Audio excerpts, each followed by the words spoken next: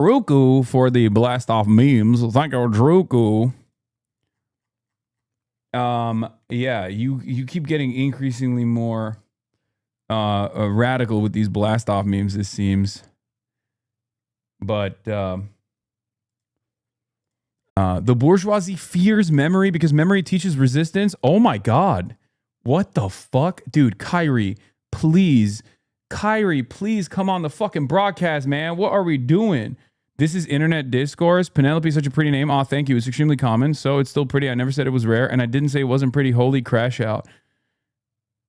Yeah, this is how every conversation takes place on the internet nowadays. It's crazy. Everyone's trying to fucking rage bait one another to feel something. It's really fucked up. We'll get into all of that and more. Let me blast off real quick because we're late already. We are delayed because I went to bed last night. Chud ass loser. You already know. Nothing going on in my life whatsoever. Watched a little bit of Fallout.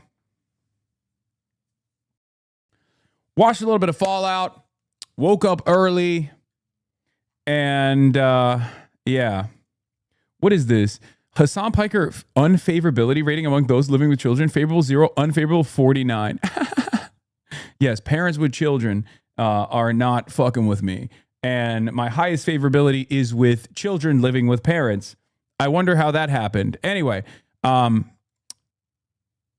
yeah, I guess I have, you were mentioning the recent Al Jazeera bottom line program. 007 game when? Maybe soon. Who knows? We'll look at this. I don't know why they keep fucking polling my ass. I am not... I find it very strange, but what are you going to do? Yeah, let's blast off. This morning I woke up early. I lifted some weights and it was great. Had a great time doing that damn thing. And also I shot the podcast. We shot another episode with the boys, all boys episode, all boys epi, pride epi. You already know. Yeah, that's why I'm late. And I apologize. My one mom complaint is that I can't listen to the podcast when my kid's in the room, so I have to wait for nap time.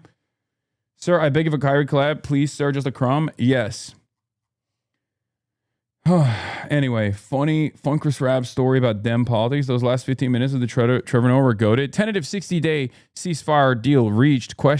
Iran and U.S. trade blows. DOJ weaponized against E. Jean Carroll, EF Day 90, Glenn on Jube versus MAGA cult, and more. Get in now, www.twitch.tv/Hasanabi. We'll, of course, be talking about some of the candidates that I'm working with, getting some decent numbers in internal polls, it seems, because we have maybe put the fear of God into these establishment Democrats that we are running against, ladies and gentlemen. Of course, I'm talking about Dareliza, as well as Claire Valdez, and how much money outside groups are going to be spending on these races in New York. Anyway, so yeah. Primary, June 2nd, Chris Benn is running for Congress, California's 3rd District, and he's standing against genocide and rejection support from AIPAC and the Israel lobby. Thank you for your attention to this matter. Yeah. Zoran is looking possibly to endorse Dareliza. I know. We got Shoykot's primary as well. Incredible door knocking operation. I am wondering. No. Breaking new Michigan poll. What the heck? What the heckiante? Is this real? Is this real? Oh my God. Oh. Oh! Oh! Oh! Oh! Oh! Oh! Oh! What the hell? Oh my God! No way! Whoo! Oh my God, ladies and gentlemen! Do not come. Ladies and gentlemen! Do not come. I'm gonna come. No, it's not. Look at the fucking poster's name. Gargantua Cox Polling Institute. No! It's fake! It's fake! I got so excited! No! No! No! No! Bruh.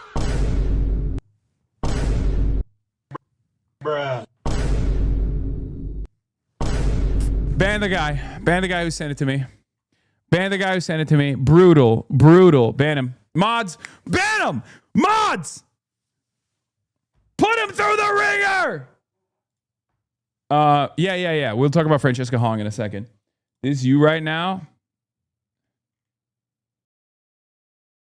Mike from PA reposted it. LA poll.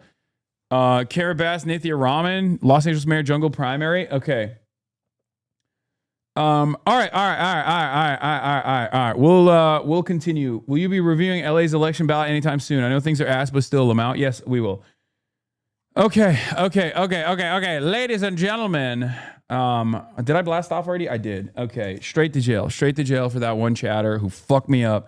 I was in a good ass mood. Dude, the Telegraph in the UK straight up running articles with fabricated quotes from you. Now it's heinous with a straight up lying man. Yeah. They're trying to get me. They are trying to get me to fucking not be allowed entry into the United Kingdom. Yeah. United fucking Kingdom. Yeah. Talk about this in a sec. Lauban. United fucking Kingdom. Yeah. In case you want to boost a pro M4A pro Palestine candidate challenging Auchincloss. Oh yeah. This guy, this Polos guy. I'm gonna need to look into him. I don't really know what his background is, but yeah, we definitely got to get that guy out of there. Auchincloss is ridiculous. Actual compilation of polls for El Sayed. Yeah, I wonder why they don't poll this race as much, but maybe it's because later in the summer. You see Asmin crashing out over what Stavi said? Yes, I did. I did see that. Yeah. Based.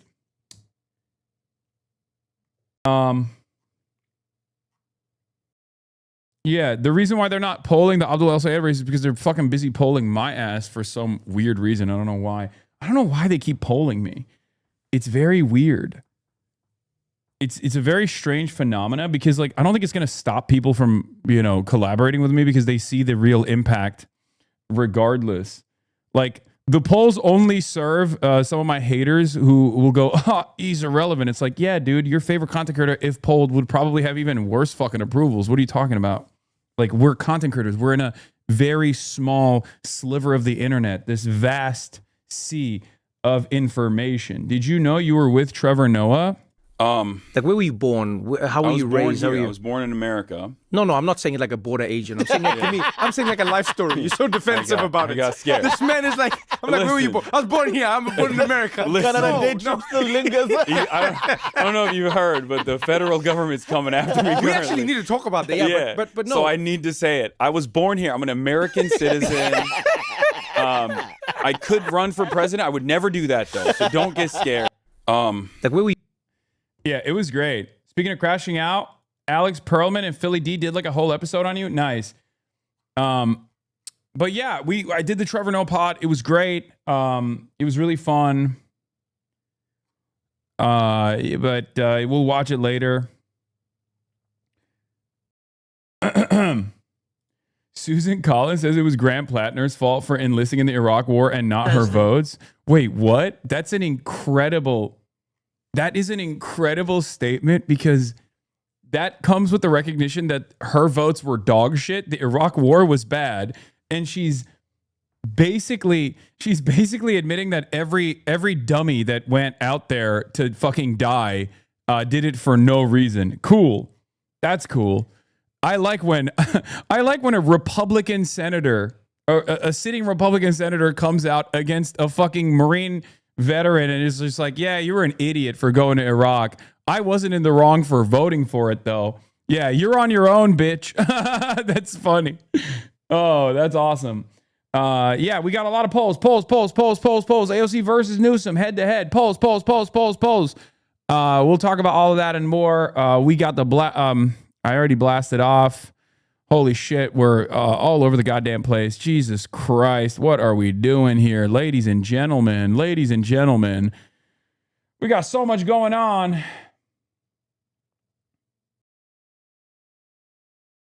Yeah. Ryan Grimm. Susan Collins takes no responsibility for her votes and their terrible consequences. 18-year-olds who enlisted in the military made their own choice. Okay, fine. But senators with fully formed frontal cortexes bear a bit more responsibility for sending them. You got lots of energy. Why are you in such a banger mood? I'm trying to get some of that. I don't know. I don't know why I'm in such a good mood, honestly. Maybe part of it is because like there might be a ceasefire deal that's imminent and that excites me. I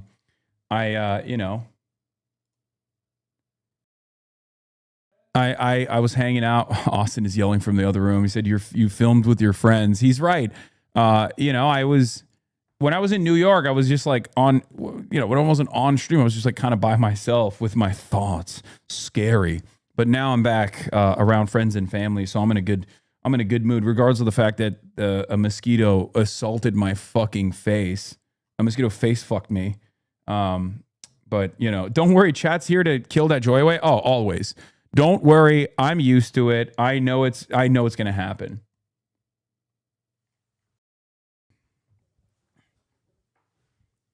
Dude, it is pretty crazy though. Like, I mean, I can't get over this fucking whopper, dude. How did this happen? It might not even be a mosquito. Honestly, it could be like a fucking a snake bite. Could be something. Aaron Rupar posting your face pics now. Wait, what? What's up with his large well under Trump's eye? Oh my God. He's just trying to be like me. He's just trying to be like me, dude. That's what this is. That's all this is. Are you sure it was a mosquito, bro? I don't know. I heard a mosquito, but it could have been like, I don't know. Could have been a snake. Could have been a tarantula. Could have been any number of different things. You know what I'm saying? Hasanabi was a mommy mosquito feeding her babies, though. I don't give a fuck. Hey, yo, fuck that mommy mosquito. That mommy mosquito, well, I can't even say could suck my dick because obviously the mommy mosquito did end up sucking my face and destroying me. So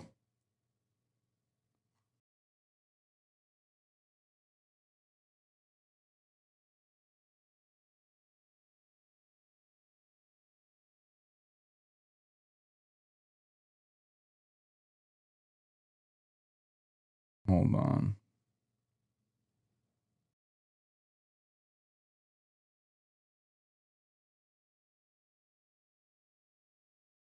Hold on. I have to post this. We're twinning. Did you spend the night in a coffin, Lamau? What? Imagine if it was a bot fly. It can be a cortisol response, I think. I don't know what it is. That looks like a spider bite. But in any event, that's not usual. Might want to get it checked out. God, it's probably fine, dude. Yeah, bro, RFK to come take all the bugs out of your house, the way he took care of those snakes. Yeah, the PDF link is not working, Themasius. I don't know why. Can you send me another one that works for the echelon poll or whatever? But yeah, before we get to all this other stuff, Overton Insights did a poll on me, and we'll take a look at that. And all the fucking all the weirdos on the internet are like, "Oh, dude, Hasan, you have no motion." It's like, yeah, dude, I know. So why do I have so much motion in your fucking mind? Speaking of people who I'm constantly occupying space in their minds, me and Stavi baby had a very wonderful time with one another. Okay. And during that wonderful time, there was a brief moment where we mentioned Asmongold. That brief moment was approximately 2 minutes long. So, of course, as expected, Asmongold, who is not mad at all, who's not crashing out at all, turned around and made a 43-minute video. Hasan Stavros spent 2 minutes reacting to Asmongold tweet calling to round people up and putting them in labor camps. And he turned around and made a 43-minute video. So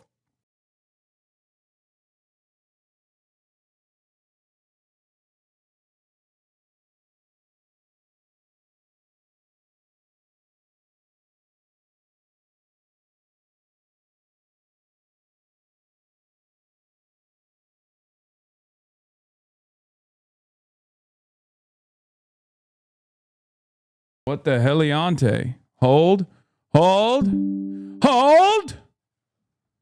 We're back.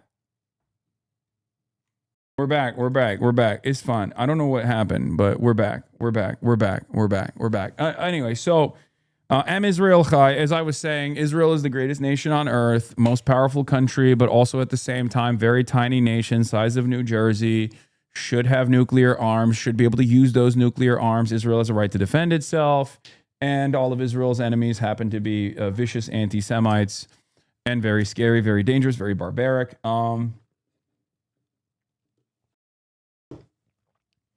This was the full clip, by the way. Yeah, the full clip was a minute long. Guy. Like, straight up, not even 2 minutes. 1 minute long, right? But that was enough for Asmongold, who's not mad, by the way. He's not triggered at all, to make a 43-minute video. Now, one of the things that these guys do always, and I think it's like a very small-brained, like insect-brained thing that these guys do all the time, like drama perverts do all the time, is instead of like arguing on, or instead of shit-talking one another, right, or arguing or debating on the issues, if there is like any sort of disagreement, is basically saying my opposition is very angry and they're crashing out and therefore I've won. I've seen this. Like, this is a very common meta, right? Yes, I know the debate is happening right now. We're not going to watch it right now, okay? We'll watch it later. That's crazy. It's a fucking midday debate in Mackinac Island. We'll watch the highlights. And it's very interesting because, like, they'll always be like, oh, you got owned and you were really, really mad. You got owned and you were unbelievably mad. And I am not mad or owned at all, even though I made a 43-minute video about your 1 minute conversation that you had, right? And I don't know why his audience doesn't understand that dynamic doesn't actually make him look good. But to the average person from the outside, they're like, you seem a little bit insane for having this kind of reaction. Mackinac is how it's pronounced. I don't care.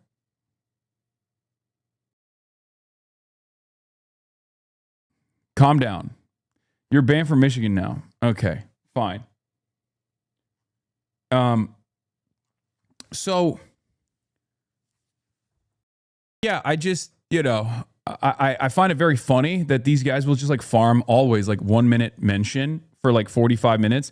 And then their cope always is, oh, I wasn't even mad. I was just farming him. You know? Oh, I'm not mad at all. I'm not even mad. I was just farming him for 43 minutes, actually. I did that because I don't care. I did that to show you how little I care, actually. And it's like, all right, if you say so, man. Sure. That fucking guy. He's fucking disgusting. How did this happen?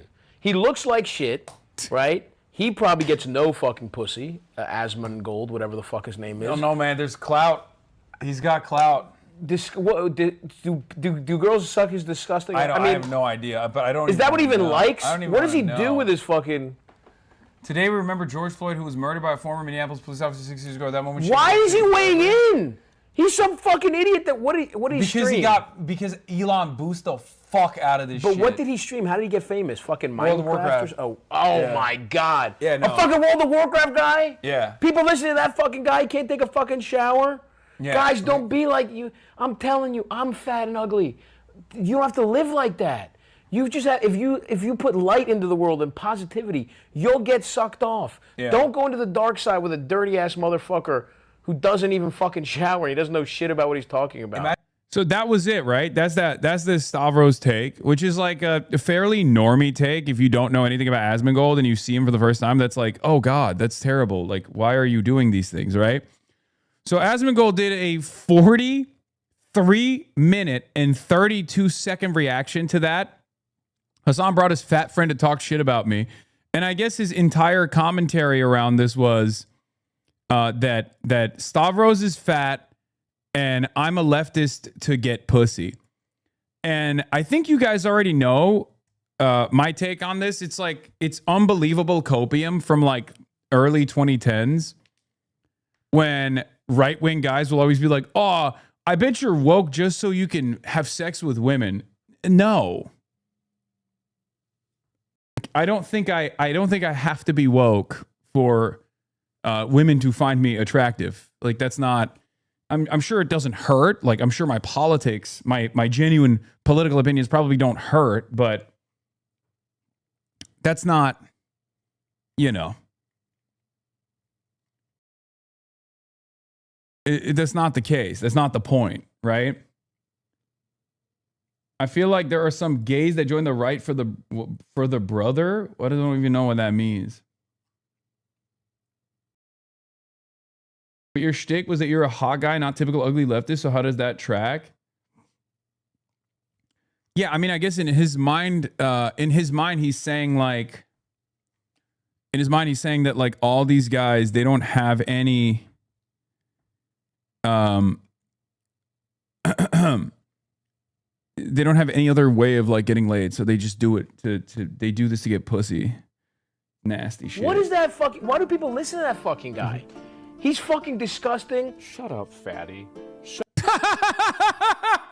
Oh, fucking got him. Dude, calling Stavros Halkias shut up fatty is so awesome. Shut up. What are you talking about, fatty? Call me. Oh my God. Oh my God. Not mad. Don't put it in the newspaper that I am mad. I am not mad. I'm disgusting. I guarantee you, if me and Stavros and Hasan had to walk 3 miles, at the end of those 3 miles, I would smell the best out of all 3 of them. I would. See, this is what happens whenever you're fat. Is that you think this is the way it is. How did this happen? He looks like shit, right? He probably gets no fucking pussy. Asmon Gold, whatever the fuck his name is. I don't know, man. There's clout. He's got clout. It's really crazy to me. By the way, I think that these guys are really kind of self-reporting. So much of men that are leftists. Dude, wait, what did he say? Between us 3, we're walking a mile. Who gets hit on the most? It's me, guys. Me, Asmongold. No, I'm kidding. I know he didn't say that, but that'd be really funny if he did. Is that you think this is the way it is. How did this happen?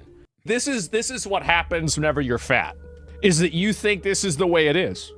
Wait, what is that? What does that even mean? And Hasan. Is he so triggered by Stavros just fucking being like, you look like you smell bad? That he's like, well, you're fat. You're fat. You should kill yourself because you're fat. You're a fatty. You're a big fat fatty. You can't even walk a mile. You're fatty. Had to walk 3 miles. At the end of those 3 miles, I would smell the best out of all 3 of them. Wait, what?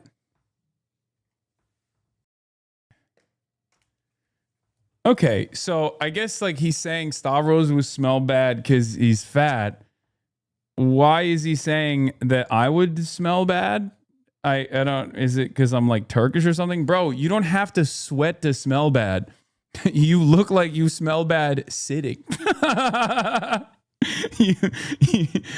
You smell bad standing in place because you don't shower. Yeah, guys. Yeah, I'll be honest. Yeah. If we walk 3 miles, if we did a triathlon, yeah. Who would? First of all, I think between us 3, if we're doing rankings on who is capable of walking 3 miles, I think Stavros got you beat. I'm not even placing myself in this equation because, come on, let's be fucking real. But I don't think Asmongold has done anything dynamic in his life for like the last 3 decades. So I assume that given how sedentary his lifestyle is normally, if he had to literally walk for 3 miles, he would just perish at like the end of the first mile.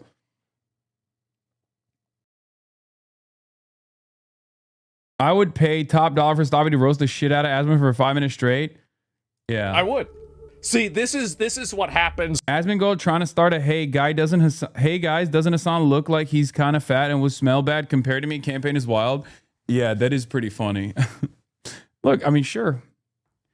Hopefully it works for you, man. Yeah. Whenever you're fat, is that you think this is the way it is. No, dog, we think you smell disgusting because you don't shower and you openly say you don't shower. and you look like you got, visible stink lines on you.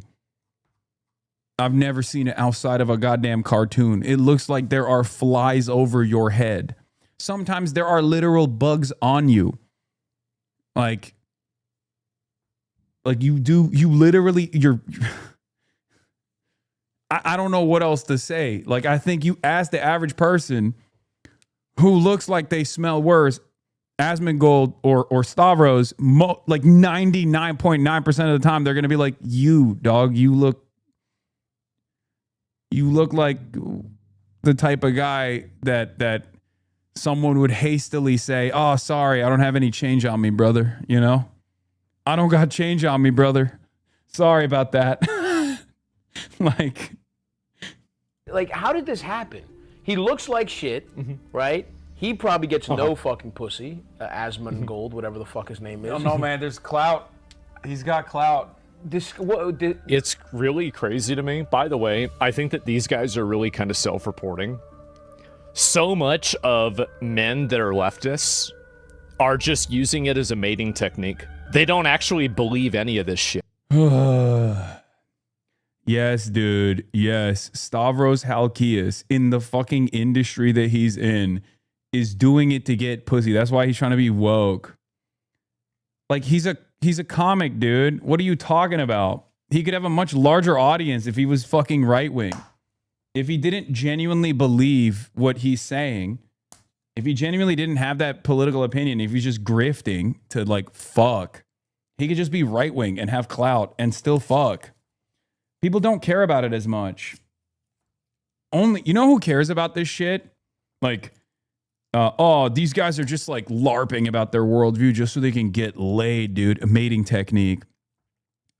Guys that say stuff like mating technique, those are the only people that actually do that kind of thing. They don't even... Like, this hasn't been a relevant perspective since like the early the later 2010s, like 2016 and onward, where it was like male feminist guy who's like genuinely doing it because he thinks like being woke is how you get pussy.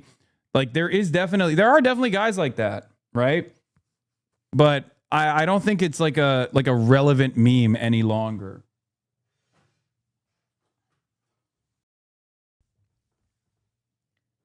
Even think any of this. They know it's bullshit. They just say it because it's a good way to get women to like them. Yeah, this is just cope. I think it's people that have like heinous and toxic politics have to figure out why other people don't share their worldview. So they just decide, oh, it must be for an ulterior motive.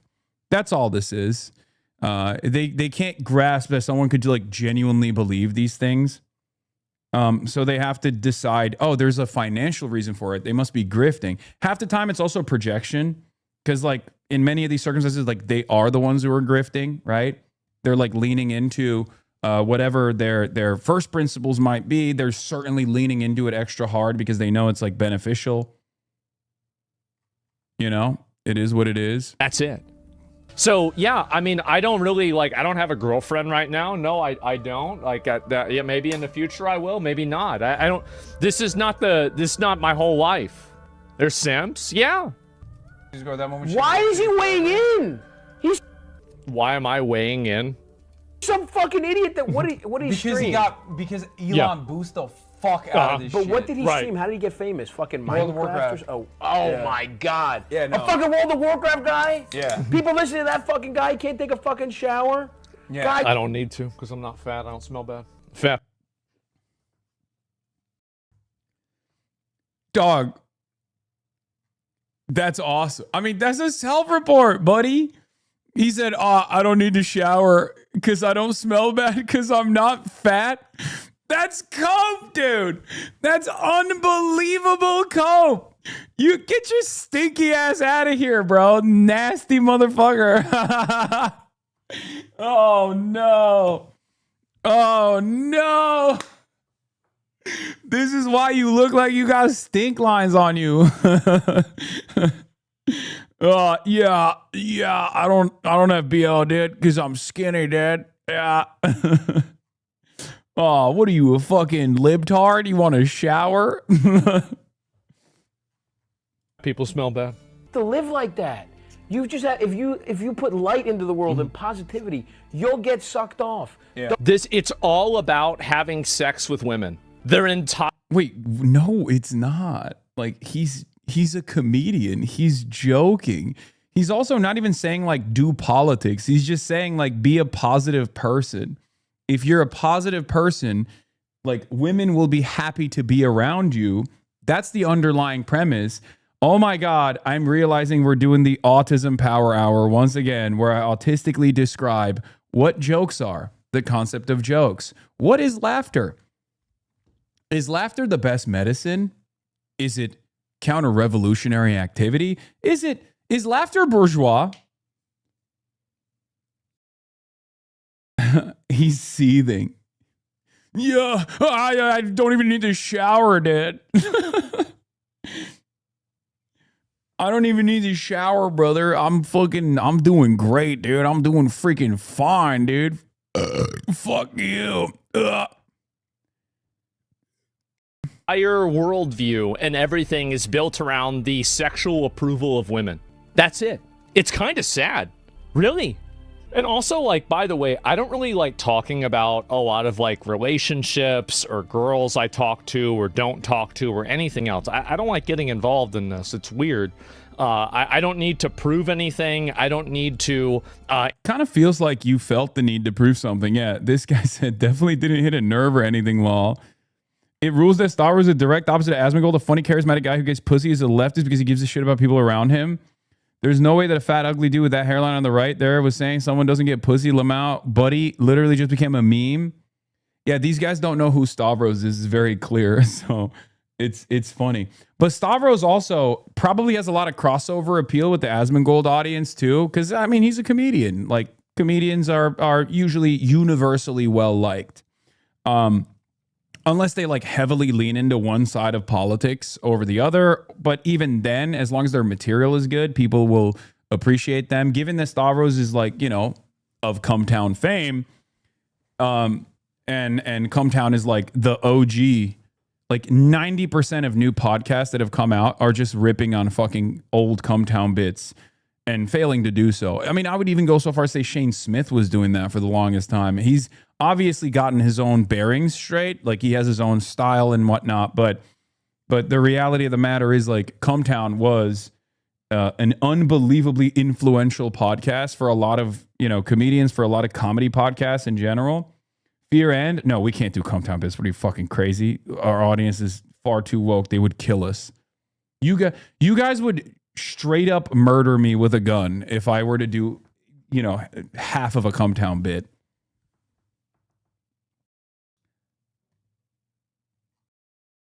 But yeah, it seems to me like our boy didn't have too good of a time here with this. Because Asmongold and Stavros, like, here's the thing. Stavros is basically the bizarro Asmongold in many respects, where, like, neither of them care too much about their physical appearance. It's obvious, right?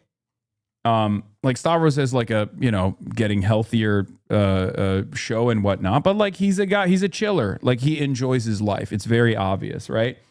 And yet he has unbelievably good vibes and is very funny, whereas Asmongold has rancid fucking vibes and is not funny at all. So, not sure if you heard Asmon's claim there, but he actually claimed that the singular reason anyone cares about hygiene is to get laid. Yeah, that's nasty. He's a nasty little gremlin. Also, I bet Stavros smells great. Yeah, he does. He smells awesome. A lot of people don't know this, but I mean, I was a fat kid too. And when you're fat, you are very sensitive about smelling bad, so you're like extra attentive. Bro, I used to put fucking powder under my titties. You know what I mean? Like, I was going crazy mode. Like, I would deodorize my whole fucking body and shit. So, you know, if you're fat, you care about the way you smell a lot more than other people do. At least that was the case for me. And that's certainly carried over to my not so fat lifestyle as well, where, you know, I got to shower at least once a day, if not sometimes twice a day, deodorize the fuck out of myself, perfumes, you know, all this shit, because I am terrified still of the time when I was a young boy and I was very fat, and I would always worry that my like ass sweat would be, you know, repulsive to people. Thing is, you know, I worked hard on it. I worked hard to make sure that it wasn't, it didn't become a problem.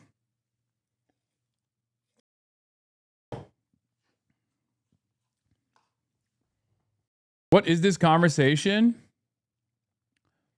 I don't know. I'm just giving you a little bit of insight into my life, dude. Giving you a little bit of insight, booty sweat, that sort of thing. You don't want to hear it?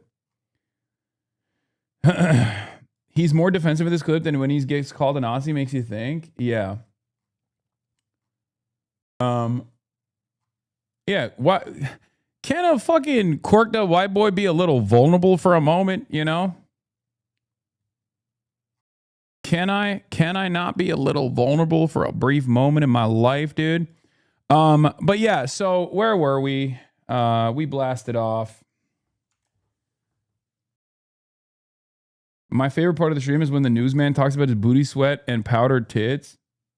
Yes.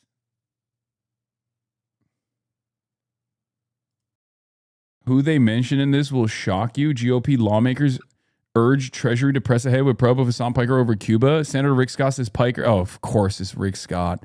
Senator Rick Scott says Piker and Kopik should be thoroughly investigated and held accountable for any laws broken. Yeah.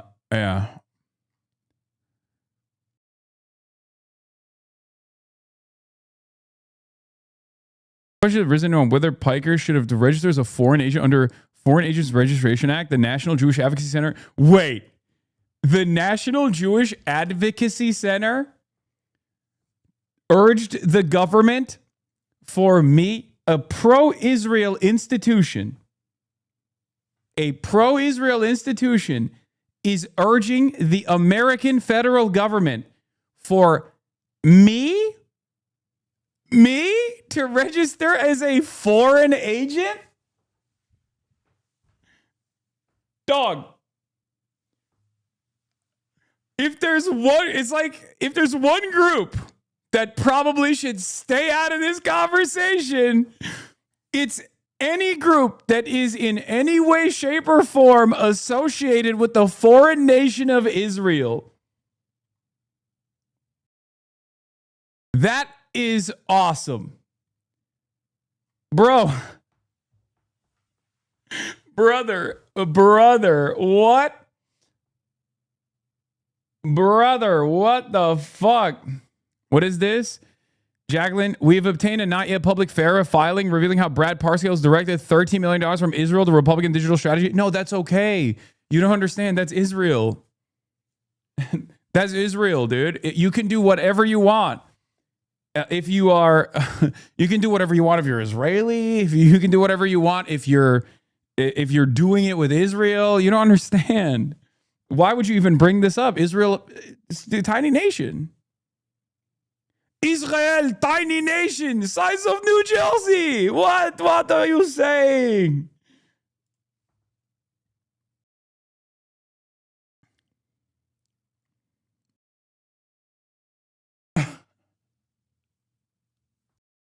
Have you actually been served a subpoena yet? No, I have not. Fox News supports DHS suspending international flights to sanctuary cities. They're going to bankrupt these companies. Size of New Jersey. What are you saying? Why are you talking shit about Israel? Israel number one. Israel not number one for you? Huh? Are you anti-Semitism? You are Hamas.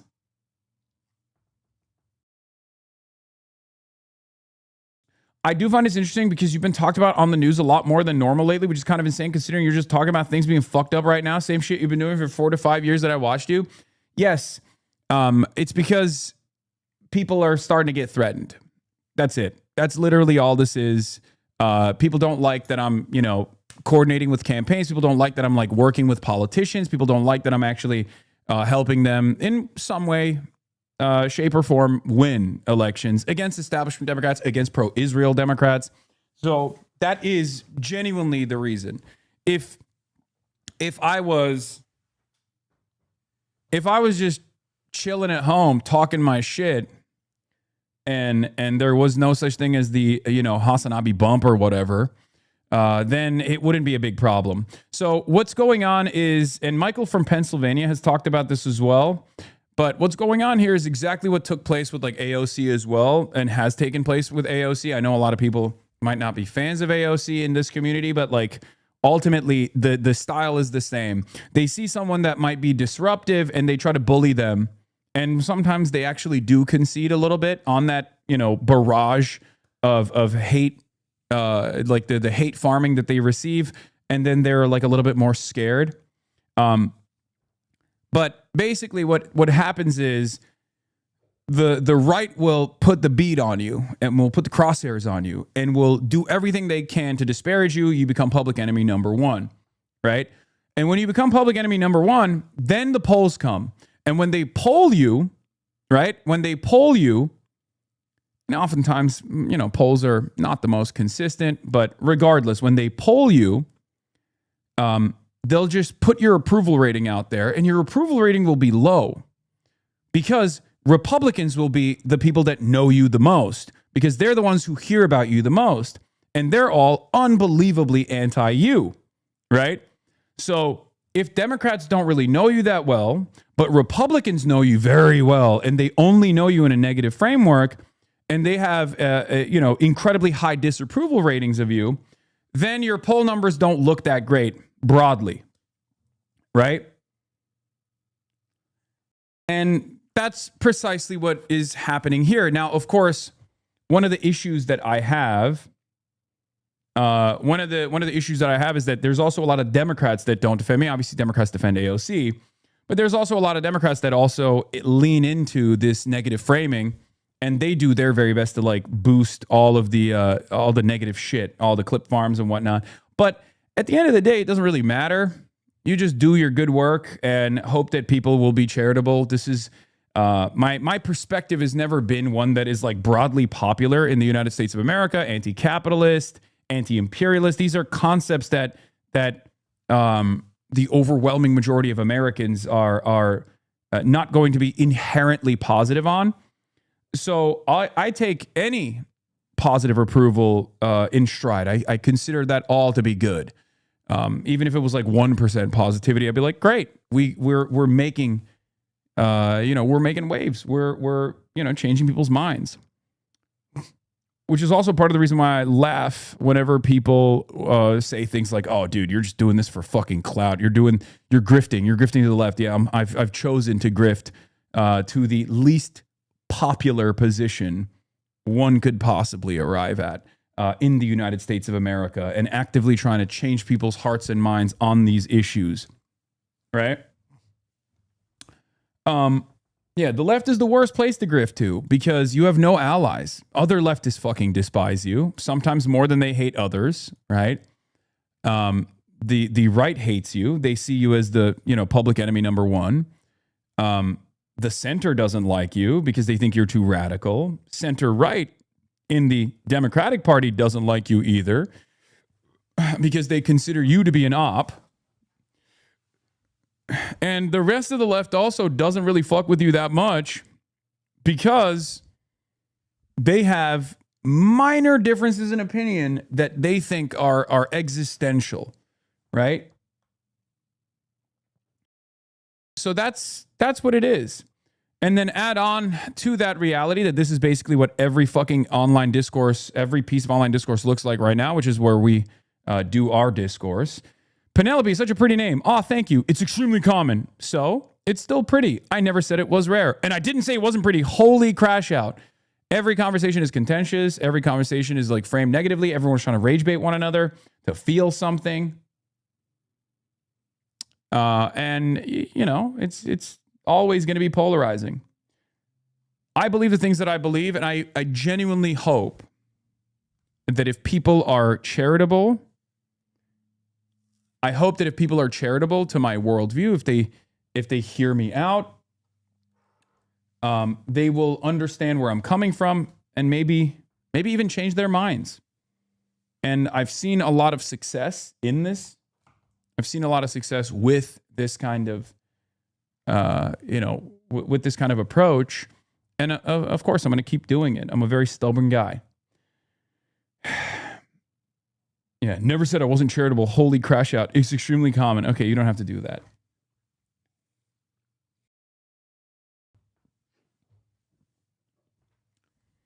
Hasan Piker favorability rating among those living with children. Favorable 0%, unfavorable 49%. Yeah, so there was a Echelon Overton Insight polls, May 2026.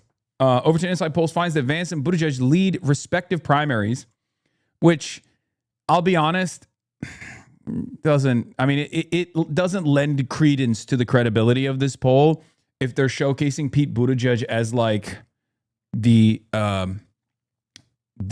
highest rated contender. But yeah, they looked at all of the stuff. They looked at the main crosstabs, gas prices, living situation, religious participation. What page is it at? Do we know? Education, living situation. Candace Owens' overall favorability is at 70% and unfavorability is at 40%. Never heard of them is at 14%. Heard of them, but no opinion is at 29%. Amongst Republicans, Candace has a 25% favorability and 32% unfavorability.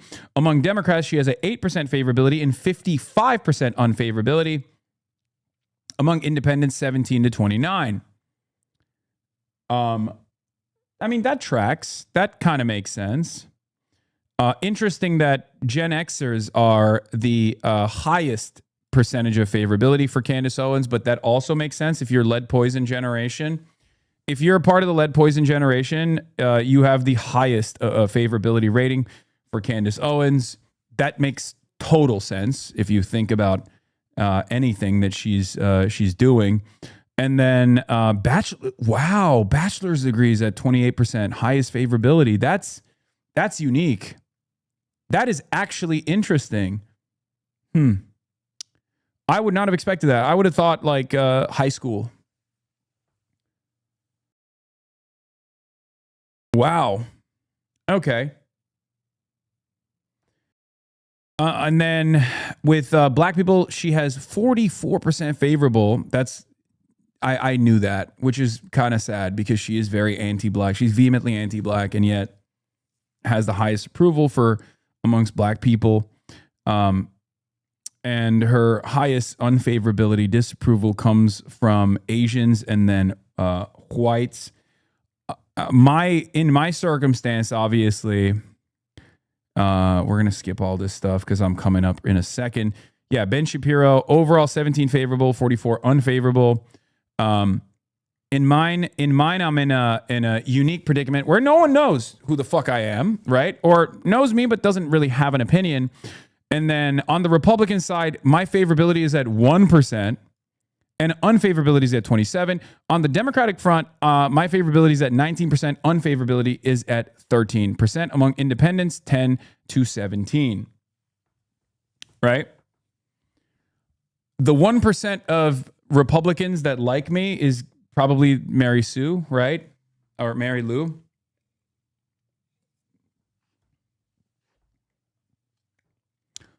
Overall, male favorability 11, unfavorability 26, female favorability 10, unfavorability 13. And the age groups, the highest favorability comes from 18 to 29, as expected, of course. And the highest unfavorability comes from 30 to 44. That's interesting. And then 55 to 64. That's the Fox News audience, obviously. Like, this is like, that's where that's coming from. You know? They didn't ask me about this. What the hell? I love when people say that. Whenever there's a poll that we're looking at and everyone goes, oh, I didn't answer this. I'm in this poll and I didn't answer it. And it's like, yeah, that's not how polls work. Okay. Education category.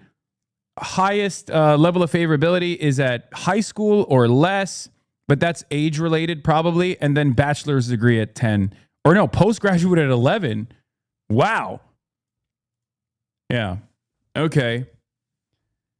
Unfavorability at the highest is some college at 25%, and then postgraduate at 22%. My demographic breakdown for, and you have to remember, the overwhelming majority of these demographic crosstabs don't fucking know who I am, right? Or know who I am but have not heard of me, right? Or know who I am but have no opinion of me. So it must be super weird to read actual polls about yourself. I don't know who they're polling, but if they're showing that Pete Buttigieg is like the top contender for the Democrats, that basically tells you like where this is at. But hey, I just want to fucking say, shout out to La Raza. Shout out to my Mi Gente Latino. Shout out to my Latinx audience. My Lord, Hispanics carrying me to positive approvals. Let's fucking go, baby. That's what I'm talking about. That's what I'm fucking talking about. Órale, wey. Let's fucking go. Showing up. Yeah, white people are not that fond of me, but black people and Asian people especially are like, fuck this guy. Fucking hate this guy. Hispanic approval just tanked? Wait, what? No, dude. What do you mean? Yeah, Hispanic approval is the only positive one, and then the rest are fucking unbelievably like, Asians hate my ass. Okay? They hate my ass. Holy moly. Yeah, living situation wise, with children, 0% favorable, 49% unfavorable. Multi-generational household, 3 to 2. Alone, 7 to 27. Oh, the loners fucking hate my ass too. And with parents, if you're still living with your parents, you have a 42% favorability rating and 12% unfavorability rating. That's my highest. If you're living with your roommates, wait, what the fuck? 3% favorable, 41% unfavorable. I wonder why it turned out like that. That's crazy. And then religious participation, never, 25% favorable, 21% unfavorable, the edgy atheist, and then monthly, and holidays only and monthly at 45 and 46% unfavorable. Yeah, so that's it. Latinx is weird. Yes, I know. That's why I said it as a joke. Okay, calm down. The other roommate hates you because you are always on the TV. Yeah, probably.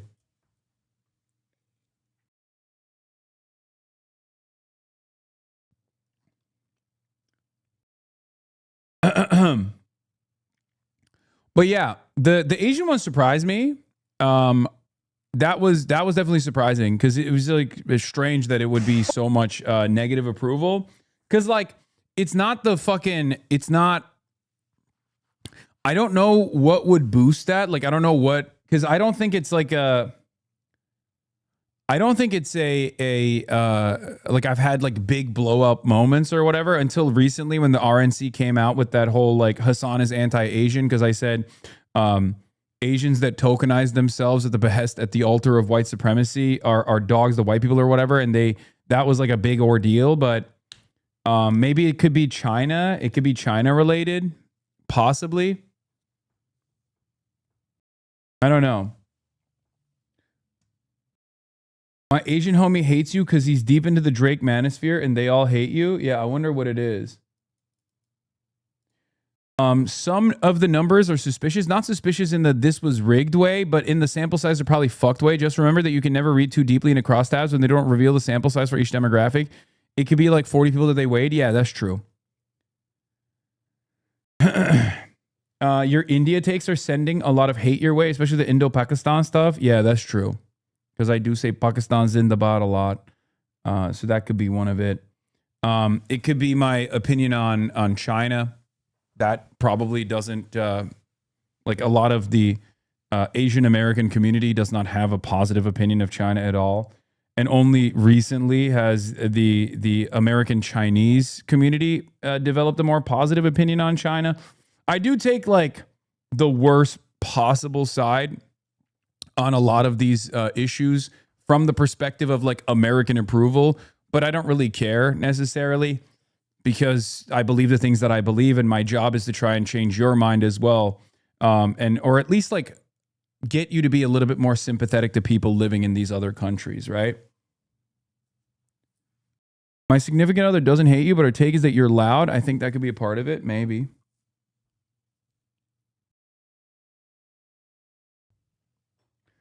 I'll be honest, bro. Indians don't even need a quote from you. They'll hate you because you're Muslim. No, I mean, that's not.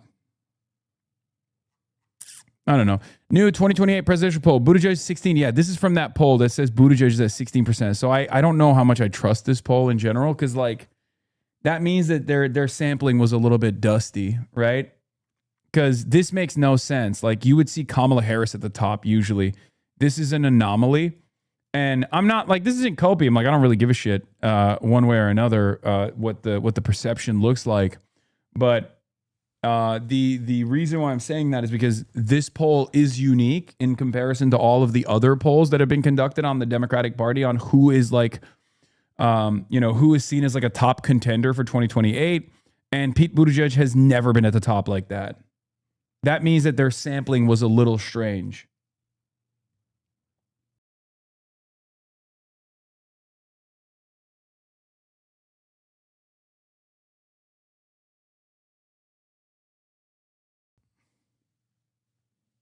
My husband doesn't like you because he's jealous. Jewish Insider reports. Yeah, I know. Jewish Insider reports that seven-figure spending will be coming soon for Antonio Reynoso and Adriana Espaillat. The Israel lobby is going to come hard for Claire and Daraliza. I know. Which is why we got to fucking redouble our efforts here. That means the internal numbers that they got don't look too good. That means that Claire and Daraliza are cooking. Okay? But we have to be careful. We cannot automatically assume that this is in the bag. It's not. Okay. What are the sampling that doesn't fangirl for Harris be in more favor of you? No, it's samples for Pete Buttigieg.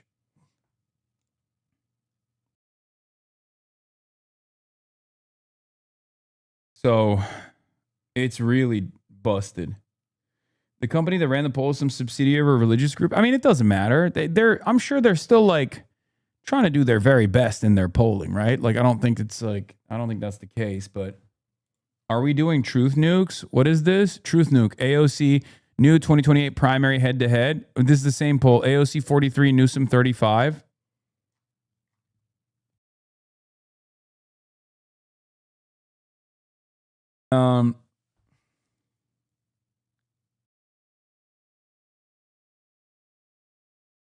Yeah. But that's good. In any case, let's get started. We got a lot to cover. I'm not going to look at Adam Silver, the terrorist. Overnight, the U.S. and Iran exchanging strikes, threatening the fragile ceasefire. A U.S. official telling ABC News the U.S. striking an Iranian ground control station as it prepared to launch a one-way attack drone believed to be a threat to U.S. forces and commercial shipping in the Strait of Hormuz. In addition to the strike, U.S. forces also shot down 4 other one-way Iranian attack drones. The official adding the action was defensive. But overnight, Iran responded. Video released by the Iranian military claims to show the regime targeting an American base in the region. Kuwait saying its air defenses were intercepting hostile drones and missiles. As the war with Iran drags into its 12th week, the president has made it clear he's in no rush to make a deal, emboldened by a string of GOP primary victories. They thought they were going to outweight me. We'll outweight him. He's got the midterms. I don't care about the midterms. The president's approval rating has plummeted as gas prices soar. Americans on average are paying $4.42 at the pump, up $1.48 since the war began. Gas prices that are still high across the country, people are paying more for travel. Does that give you more urgency to make a deal? Why doesn't it? Well, I'll tell you, the primary urgency, if I said this, it wasn't covered properly, but the primary urgency is that we can't let Iran have a nuclear weapon. But the Senate's top Republican with a different take, saying Americans will be voting on the economy. We need to ensure that we succeed there, and then also at the same time prove that we can do two things at one time and focus clearly on the economic issues that I think are going to be front and center for a lot of the American people when they vote. Days after insisting the U.S. and Iran were near a deal, President Trump now claims Iran is negotiating on fumes, rejecting the regime's demands to take control over the Strait of Hormuz in coordination with Oman. Would you accept a short-term deal that allows Iran and Oman to control the strait? And would they have to open it immediately, or would you be open to that happening over a period of time? No, the strait's going to be open to everybody. It's and who would control it? International waters. Nobody's going to control it. We're going to watch over it. We'll watch over it, but nobody's going to control it. The president telling me Oman, a key U.S. ally, needs to get in line, issuing this threat. Oman will behave just like everybody else, so we'll have to blow them up. They understand that. And Iran responding to that threat from... Fucking crazy, by the way. Oman catching a stray out of nowhere. Iran just launched? Wait, what? Wait, what? 60-day... What is happening? Wait, what? What is going on? Breaking... Is this real? Breaking, Iran launched a ballistic missile from Jam Missile City in Iran's Bushehr province a few minutes ago, followed by initial explosions in the Strait of Hormuz. I'm sorry. What the fuck is happening, bro? Curveball time? Curveball time? Jeremy Scahill, Iranian official, tells me from Iran's perspective, there's a final draft on an MOU, Memorandum of Understanding with the U.S., but Iran has zero trust in Trump or the U.S.'s word and can't rule out chance of more U.S.-Israeli strikes. Therefore, Iran is proceeding cautiously on any official announcement. Some voices on the Iranian side are concerned that President Trump may reconsider his position at the last moment, the official said. Trump needs to cultivate the image of a victor in the war. He added, we cannot regard President Trump's decision as definitively finalized until the final financial markets close at the end of this week. Oh, my God.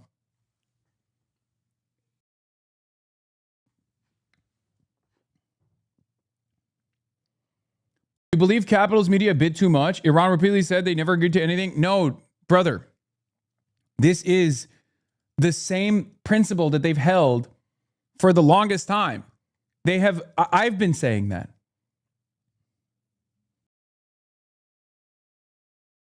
They have had their MOU point by point, well established for literally months now.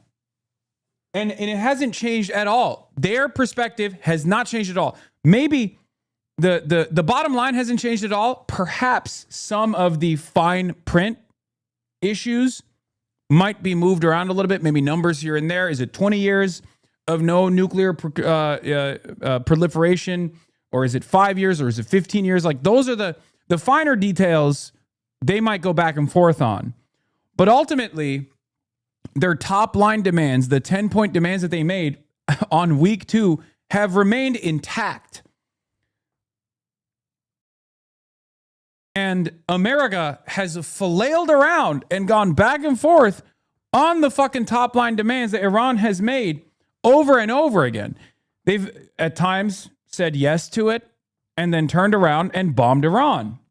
So obviously, it's up to the United States of America, and perhaps not even the United States of America, but Israel. It's up to Israel, because Israel is the spoiling party here.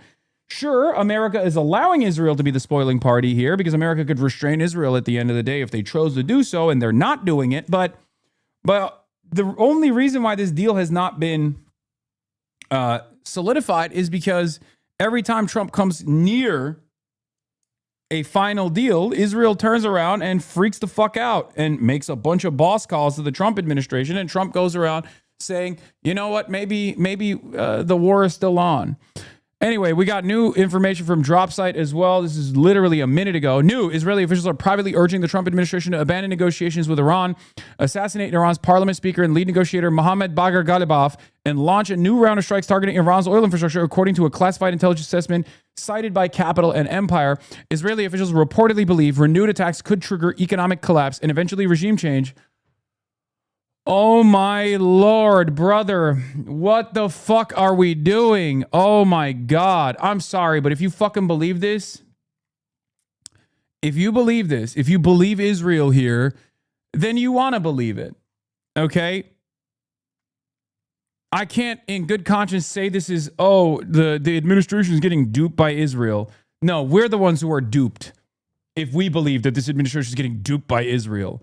At this point, you have to look at the situation and recognize that either there's like blackmail or some shit taking place, or, the Trump administration is like, yeah, we love this. We love being stupid. We love, we're all out of options. We're desperate. We know we've lost this war. So we think that we can just go as, we can go up the escalation ladder and see where that fucking leads us.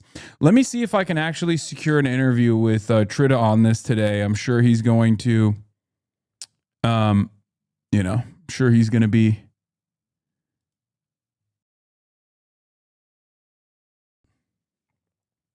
probably busy. Yeah. Meanwhile, Netanyahu is also,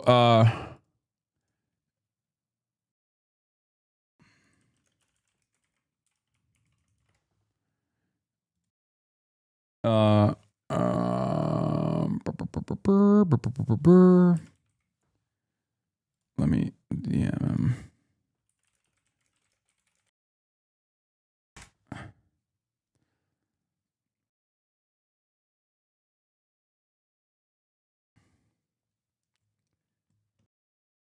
Memorandum of Understanding is like a pre-peace treaty.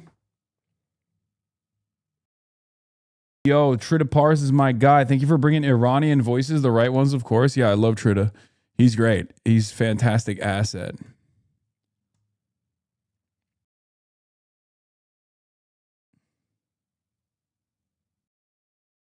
Yo, you should address stuff. There's a video from Dev, and you really don't look good. You should watch it and address it. Brother, World War III is happening like in real time right now. And you want me to watch some fucking random YouTuber that made me look bad? Oh my God. You're right, dude. I don't even know who the fuck Dev is, but at this point, he's right. He's 100% right. I am that guy. I am a really bad guy, and you probably shouldn't be in here. I am a really, really bad person. Whatever a YouTuber says, about me, just know that it's 100% true, and I am that bad guy. Okay? A very, very bad guy.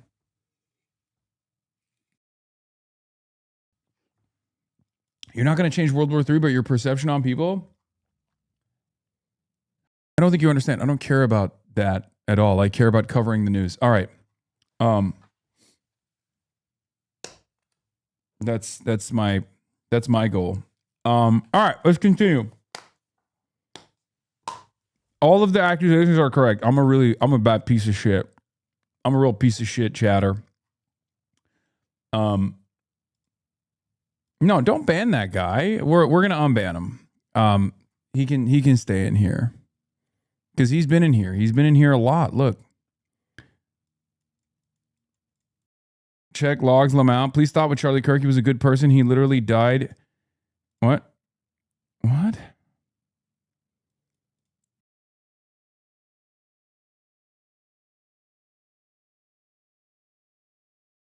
Why'd you cut out the best part of Platinum's conversation with the ex-soldier guy? Not fighting, just curious.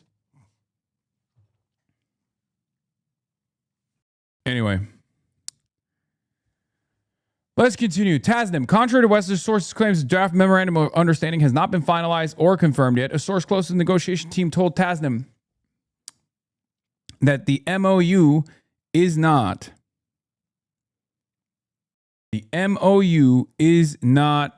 ready. Okay. Text between Iran and the U.S. has been finalized, only waiting announcement by both sides. That is not true. The text has not been finalized yet. He added, Iran has not yet informed the Pakistani mediator and the public. Until then, any Western sources' narratives about the finalization of the matter are not credible. Well, it turns out they weren't. It turns out they were not credible at all. It was just wish casting. Another exchange of fire in Hormuz is underway. Reports of missile launches taking place. Now, remember, Iran was just eating it for the last month or so. America would go in and take some pot shots. Every now and then, Iran would maybe stop the transit of oil tankers at the Strait. But most of the time, it was just America blowing up Iranian soil, blowing up Iranian assets and the like. Iran had not retaliated at all, even when America was blowing up Iranian missile sites, as they did yesterday. Now, things are different. They are seemingly retaliating. We shall see if America claims that the ceasefire is still on, or if they'll say, okay, ceasefire's over, we're back to waging war. So, the real players here, of course, Israel, are saying that they reportedly believe renewed attacks could trigger economic collapse and eventually regime change. Even a U.S. and Iranian negotiators work towards a framework to extend the ceasefire and reopen the Strait of Hormuz. The push comes amid growing alarm in Israel that a negotiated settlement could leave Iran politically strengthened, preserve its regional influences, cement its leverage over one of the world's most important energy choke points. Because that is what would happen. So what's the truth? Who's lying to me? I think in this situation, it's probably better to always assume that the Iranian side is a little bit closer to the truth. Because at the end of the day, they're the ones, if they retaliate, they are the only ones who will make it or break it. Because America keeps repeatedly mentioning that they want to put together a ceasefire deal, and even routinely claim that there is a ceasefire deal that is imminent, especially on Sundays. If you have been paying close attention, every Sunday night, you hear from American and Western news resources saying, oh, a deal is imminent. A deal is imminent. It's never imminent, right? What is this? Careful, brother. Come on. It's like you're begging for more controversy. Wait, what? What? Because I said that the more reliable information about whether a deal or not is imminent is usually going to come from the Iranian side? No, I don't think that's a silly thing to say. That's just observing reality. I've been covering this thing every single day for the past 90 fucking days. Do you know how many times the American side has just straight up fucking lied about a deal being imminent over and over again? Straight up lied specifically to manipulate the stock markets. So much so that even the stock market impact of Trump's statements have diminished over time. In the beginning, the market would fall for it. They'd be like, oh my God, it's good.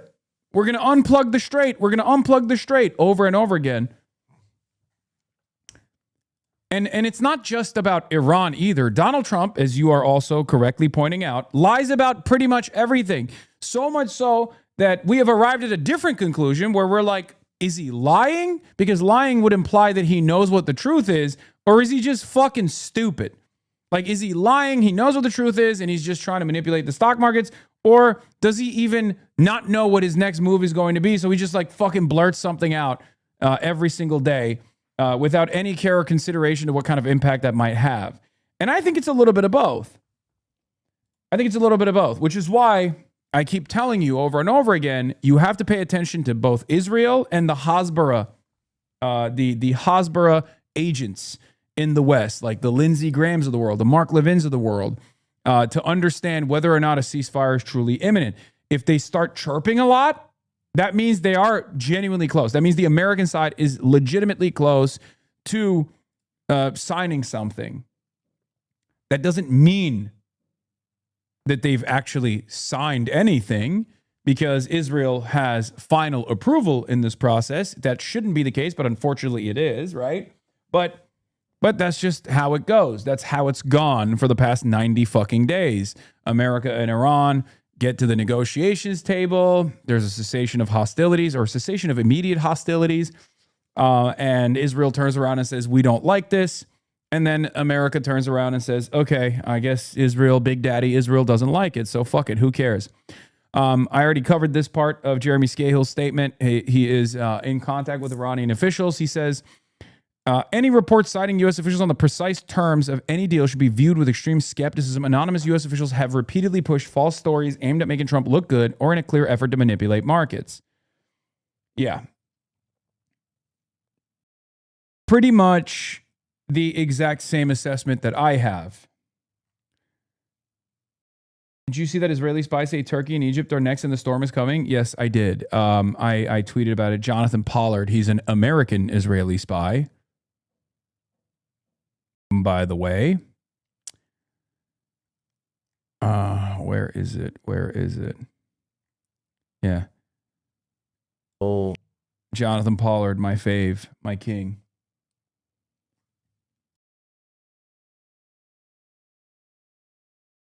Israel's bombing multiple targets in Han Yunis and in Gaza right now. Yeah, I know. Israel's also ramped up its Gaza operation as well. Again, in the middle of the war, Naftali Bennett and many other Israeli political security figures began openly referring to Turkey as the next Iran. They did not even get rid of the original Iran at the end of it, but it was a helpful clarification of the intentions of even ostensibly moderate Israeli leaders. Yeah, that's their goal. They've said it's either Egypt or Iran. It's most likely, either Egypt or Turkey. It's most likely not Egypt because Egypt is a non-entity. It's a non-factor as long as it remains in the hands of Sisi. But Turkey, on the other hand, regardless of its NATO status, is seen as a threat to Israel's regional ambitions for one reason or another. And yes, this is testing out the boundaries of Zog theory, right? Like I've said this before, I'm not a firm and committed believer in Zog theory, Zionist occupied government theory. I think it's a bit of both. Like it's a bit of like unsinkable aircraft, and then a profound influence of the lobby and numerous other arms of the lobby. What people call AIPAC is not just AIPAC; it's so many different things that exists on U.S. soil, but it would never be able to exist on U.S. soil if Israel wasn't a reliable tool for the United States of America, right? But as I've stated in the past, if Israel gets to take shots at Turkey a couple years down the line, then we know it's undisputed. Israel absolutely controls every aspect of American foreign policy, not just the driving vehicle of its MENA policy as it is currently, but it controls every facet, like 100%, right? That's undisputed, and there is no way to argue against that at that point. Because again, NATO is profoundly important for American force projection around the globe. It's one of the most consequential aspects of American force projection. It's unbelievably important for our defense contractors. So to be able to rip that apart at the behest of Israel would imply something even more insane than what Israel has urged America to do for its own regional ambitions, which is to lead them to attack Iran, lead us to attack Iran. Yes, the Zog theory is an anti-Semitic conspiracy theory, but if America were to disband NATO and allow Israel to attack a country that has American nuclear bases, American nuclear arms inside of its American bases, then it would not be an anti-Semitic conspiracy theory any longer. It would just be what is going on. Like that is the point that I'm trying to make, which it would literally just mean that like Israel does control America completely.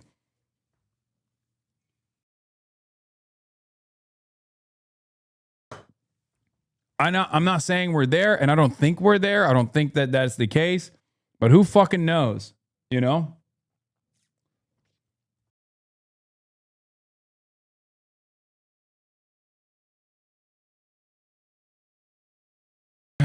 That term comes from the Turner Diaries. Yes, I know. I know it does.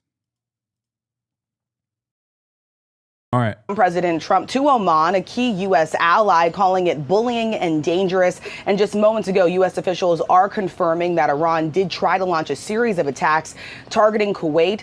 The U.S. says that all of those drones. Like it's the way I view this stuff is kind of like this, right? Poisoning the well, anti-Semitic canard. anti-Semitic conspiracy. Oh, Jews are poisoning the well. And for the longest time, this was a lie told about Jewish people in villages in Europe and Eastern Europe and the like to justify the pogroms that they withstood. But Israel does actually fucking destroy water supplies for the Palestinians. So if you turn around and say, oh, that's an anti-Semitic conspiracy theory at a time when like we can visibly see you destroying fucking water wells, yeah, then it's no longer an anti-Semitic canard. It's just what Israel is doing, right? And the same goes for something like Zog. It's a term crafted by anti-Semites from the Turner Diaries, which, by the way, Stephen Miller loves, ironically enough, right? What is this? Weird how you call out lies when you're a nepo babying LARPing as a commoner. I only acknowledge his net worth and has... What happened?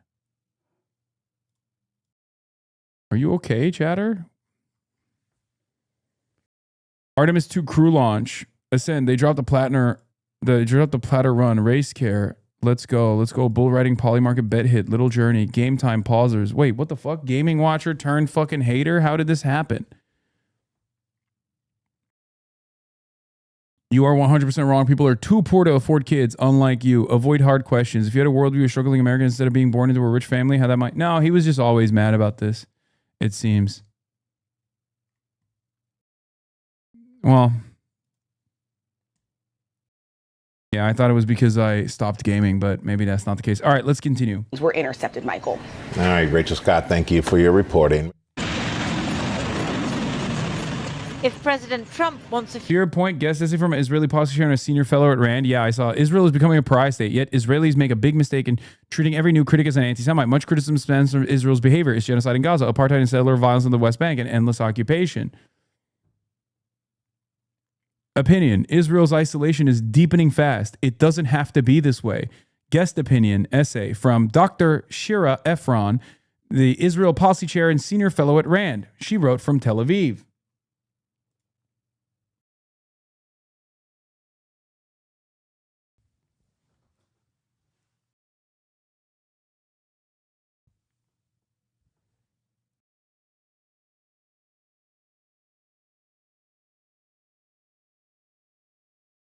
Yeah, you said before, when you're calling something blood libel, check first if there's blood. If there is, then it's not libel. I didn't say that, but it's true.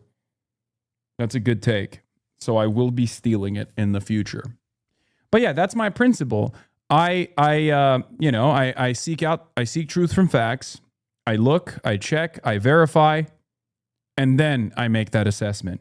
And there have been plenty of instances where I look at something that Israel has done that's like unbelievably heinous, where I'm like, is this a fucking anti-Semitic statement about like the Jewish state, right? Even though I oppose this framing. Like, are they just slandering Israel's reputation or something because it's like the country where a lot of the Jews live? Is that the reason why people are saying this? And then I check, I verify, and then I do realize like, no, Israel is genuinely doing shit that is so unbelievably heinous that it kind of feels like it is an anti-Semitic conspiracy theory.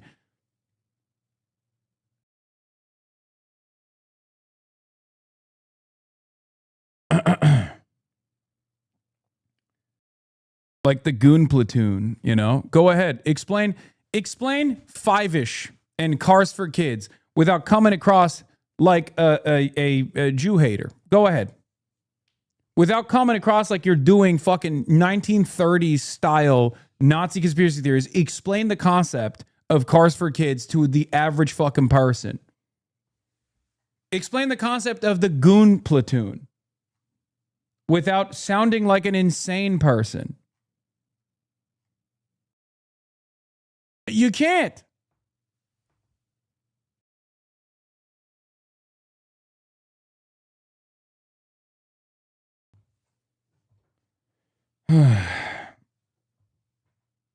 Yeah, I mean, like there are obviously very clear examples of people just like not knowing anything and then falling for the nonsense. Like when people would say stuff like Israel would never bomb a hospital during the El Ahly courtyard bombing.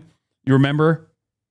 And I was like, Israel had literally bombed that fucking hospital 2 days prior. What are you talking about? And people were like, you're fucking anti-Semite, dude. Oh, you're a misinformation peddler.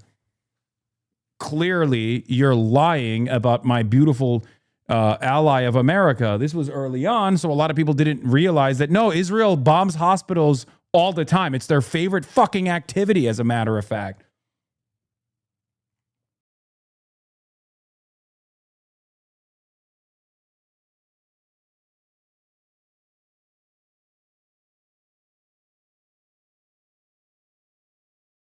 Yeah, Iran fires missiles towards specific targets, according to the Fars news agency. I guess it's happening again. Will you consider inviting Eddie Liger from Midwestern Marks on your stream sometime in the future? Why? So we can fucking tell me that I'm staving off revolutionary potential, and that everyone should join the ACP instead of like working within the ranks of the Democratic Party, which is a bourgeois capitalist party. And that you know, he has some good takes and he has some bad takes. Okay, we can have our disagreements. But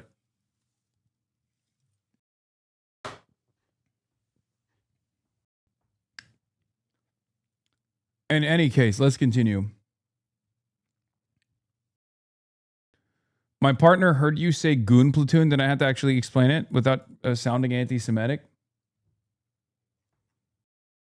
Yeah, okay.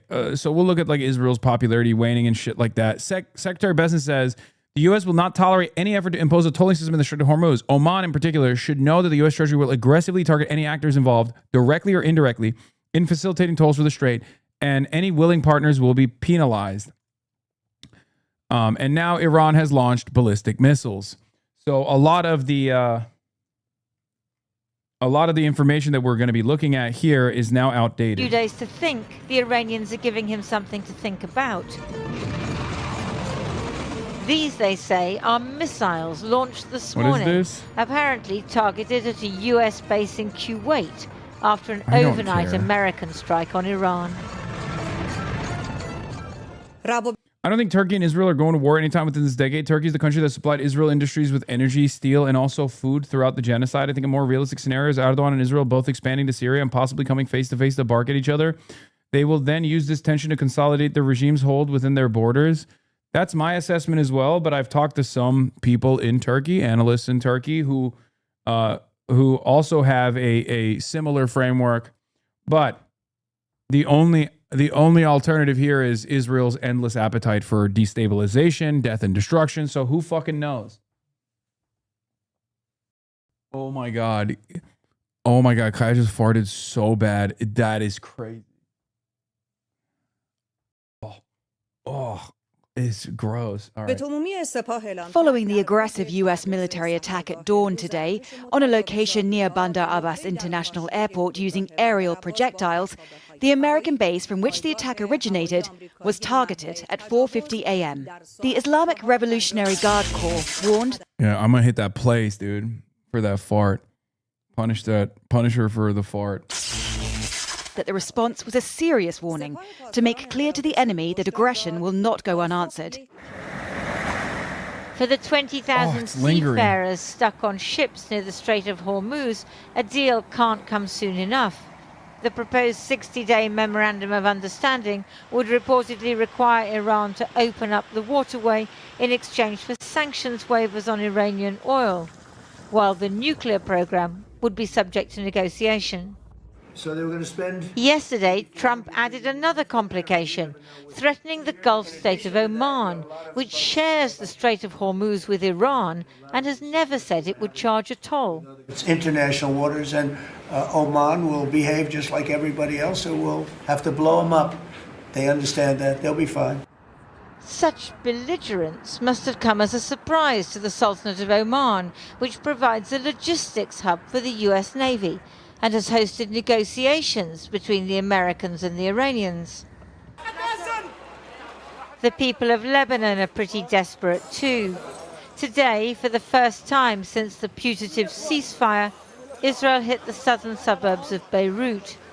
Iran has said that any deal must include Israel and Hezbollah, which is maybe why the Israelis are hitting hard now, before Trump tells them to stop.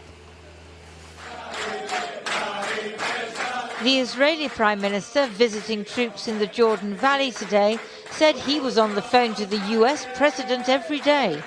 He didn't sound like a man pushing for peace. Now we attacked in Beirut. We attacked in Tyre yesterday. Our forces crossed the Litani. We are hitting them, and we will hit them very hard. We will solve the drone threat. The struggle continues. It has no end. It's so funny. Like, yeah, good luck restraining these guys. I mean, we have unbelievable power over this country. I just want to fucking point this out one more time. Okay? We have insane power over this country. We could get them to stop all of it. And that's what's so fucked up. Don't say we do ? Yes, we do. That's what's so fucked up about it. Because literally tomorrow we could cut off all arms sales. Like, it's that simple. One fucking phone call. Trump could literally be like, dude, enough. What are you doing?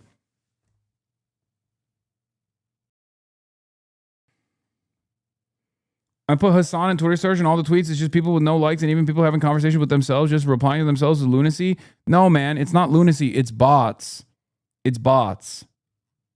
It's bots. There's a lot of fucking bot activity on Twitter. It's the most botted platform of all time. Like, it genuinely does not make any fucking sense whatsoever that we're just going along with this shit. Unless you surrender.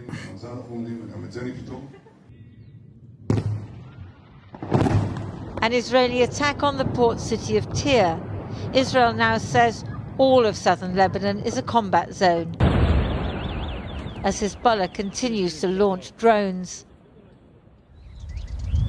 The Israel Defense Force has flattened entire villages in the south.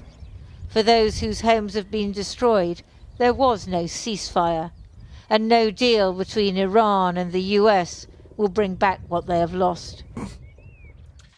Lindsay Hilson, well, now over to Washington, D.C., where the U.S. Treasury Secretary Scott Bessent has just begun giving an update. Kate Fisher has more.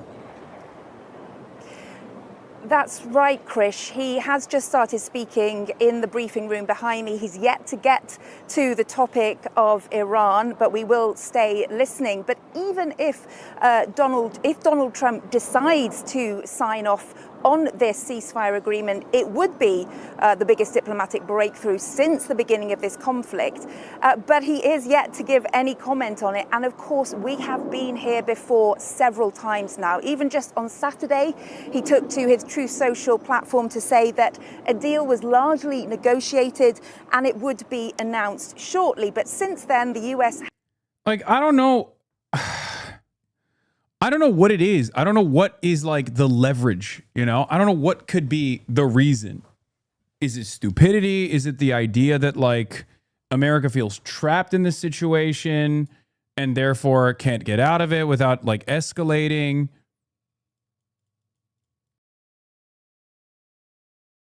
Because I just don't know, man. I don't know. It's just like it feels like it feels strange. Okay?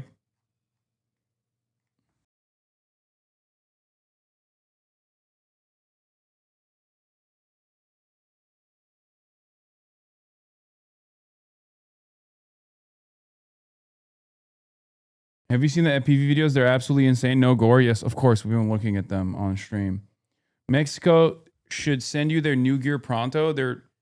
That jersey is crazy fresh. I have the new one as well. My mom was in Mexico recently and she got it for me. I love the Mexico jerseys.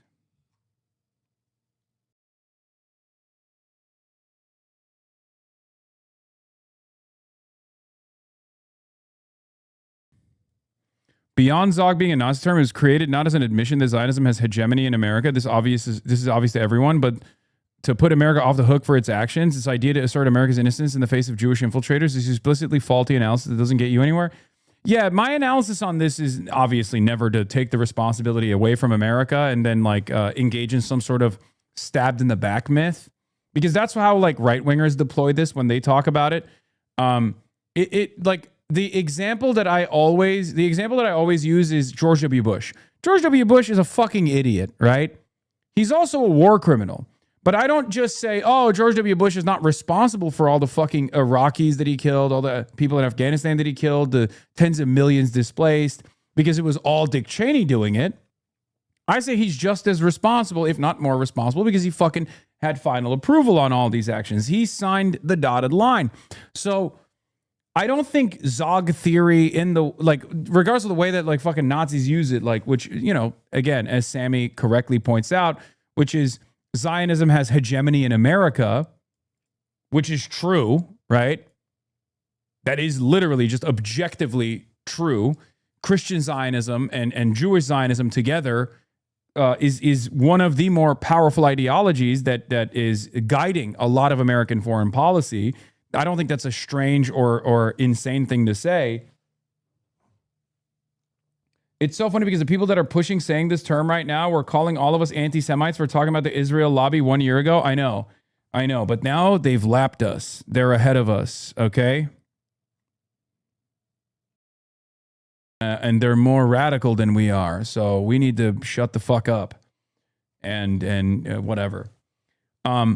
Israel's influence in American politics bogs down to one, the fact that the Israel lobby is convinced preternaturally risk-averse politicians that opposing Israel's electoral poison, which until recently it was, and two, the fact that American politicians support the actions of Israel personally. There's no conspiracy, it's just the reality of the Israel-Palestine media bubble.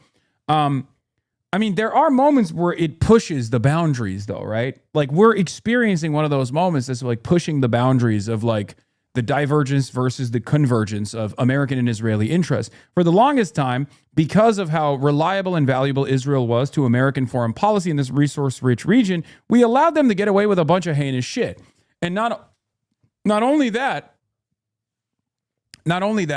but we also looked the other way or even outright encouraged their lobbying initiatives.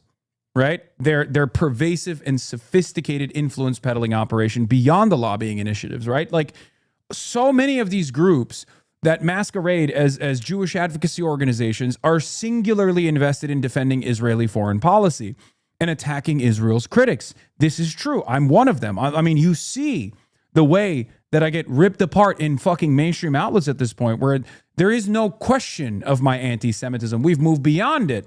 The conversation is, should I go to prison or should I be deplatformed? And that is insane, because not only am I not anti-Semitic, there's not even a question. I combat anti-Semitism, right? And people still believe that I'm doing this for some kind of like self-defense purpose or whatever. No, it's because I truly fucking don't believe that Jews are monolithic and the international Jewry has this grand design, and that's the reason why America's doing the shit that they're doing. I don't think Jewish hypnosis is a real thing. I don't think, does Israel blackmail people? Certainly. Does Israel assassinate people? Certainly. But that's not the guiding principle that is anchoring American foreign policy in the region. So the point that I'm making here is that it's not a secret.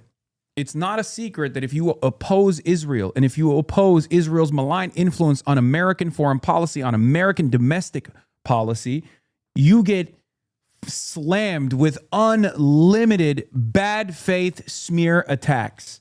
Okay? It's not a fucking secret. It's just the truth. And everyone can see it. That's true.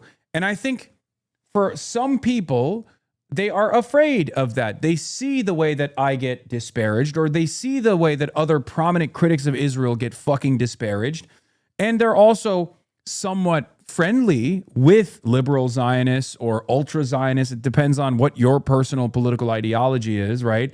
The fact that like AOC will still do a meetup with like a liberal Zionist group, the lady Amy Spitalnik that recently called me an anti-Semite for saying Jake Auchincloss was an Israel First Democrat. And she claimed that I was doing dual loyalty tropes because he literally came out and endorsed a fucking Republican majority Senate, which was unbelievable. He was like, Plattner is irredeemable, and no, I will not be endorsing him. So you're endorsing, again, a Republican majority Senate to hope, you're hoping that Susan Collins wins the fucking race then. That the underpinning motivation there is because Graham Plattner is anti-Israel. That's it. It's not because, oh, you're offended by the fucking totem cough, which I'm sure it is offensive to you. I didn't even know Jake Auchincloss was Jewish, by the way. I thought he was just like another jarhead dipshit who's like super fucking pro-Israel and super pro-American empire. But it turns out he's also Jewish. I only found out after everyone was like, this is anti-Semitic. But the point is, the media environment has shifted, and yet there's still a concerted effort to disparage prominent critics of Israel, right? And I think some people are still very much afraid of being on the receiving end of this barrage of hatred, this barrage of misinformation.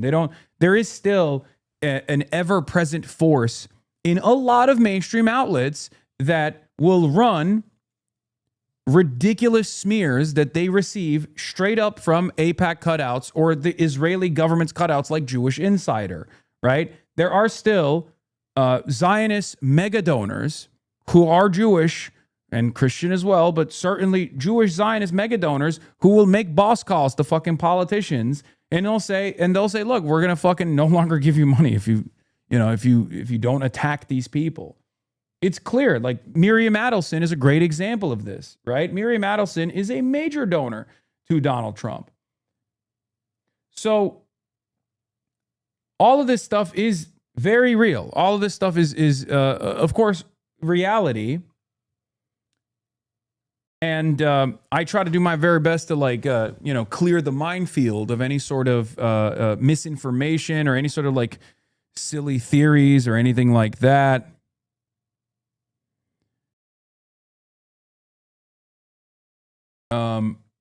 And try to do my very best when I cover this kind of thing. But at the end of the day,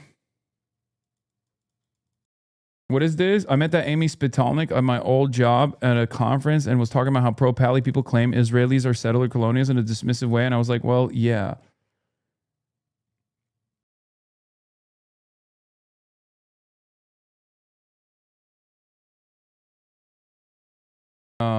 Norm covers this topic in the interview I sent yesterday. Yeah, I'll look into it.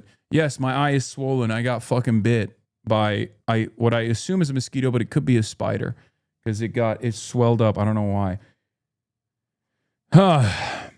In any case, I don't even know where the fuck I was going. I'm just saying that like Israel has a tremendous amount of influence over not only foreign policy but certainly domestic policy as well, where AIPAC and numerous subsidiaries are very influential in gaming out the system. I mean, look at what happened to fucking Al Green, right? Has hit Iranian targets on 2 separate days, albeit characterized as defensive strikes. And he said yesterday, President Trump, that he was in no rush to sign anything, even saying that he didn't care about the midterm elections, even as his poll numbers are falling, as petrol prices are rising. And that will be a problem for his Republican colleagues who are up for re-election and election come November in the midterm elections. However, if he does sign this deal, that could be a problem for other Republican colleagues like Senator Lindsey Graham, who is an Iran hawk, and he won't be pleased to see a deal being signed without that thorny issue of Iran's nuclear program being included. And this deal does not focus on that. So even if it's signed, we've still got to sort that out over the next 60 days. Kay Fisher in Washington.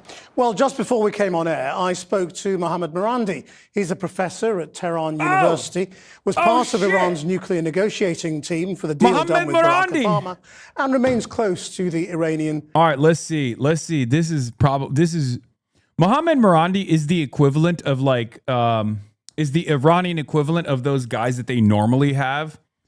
Who are, from Foundation for Defending Democracy, but for Iran, which is why a lot of people get pissed off when they hear from him.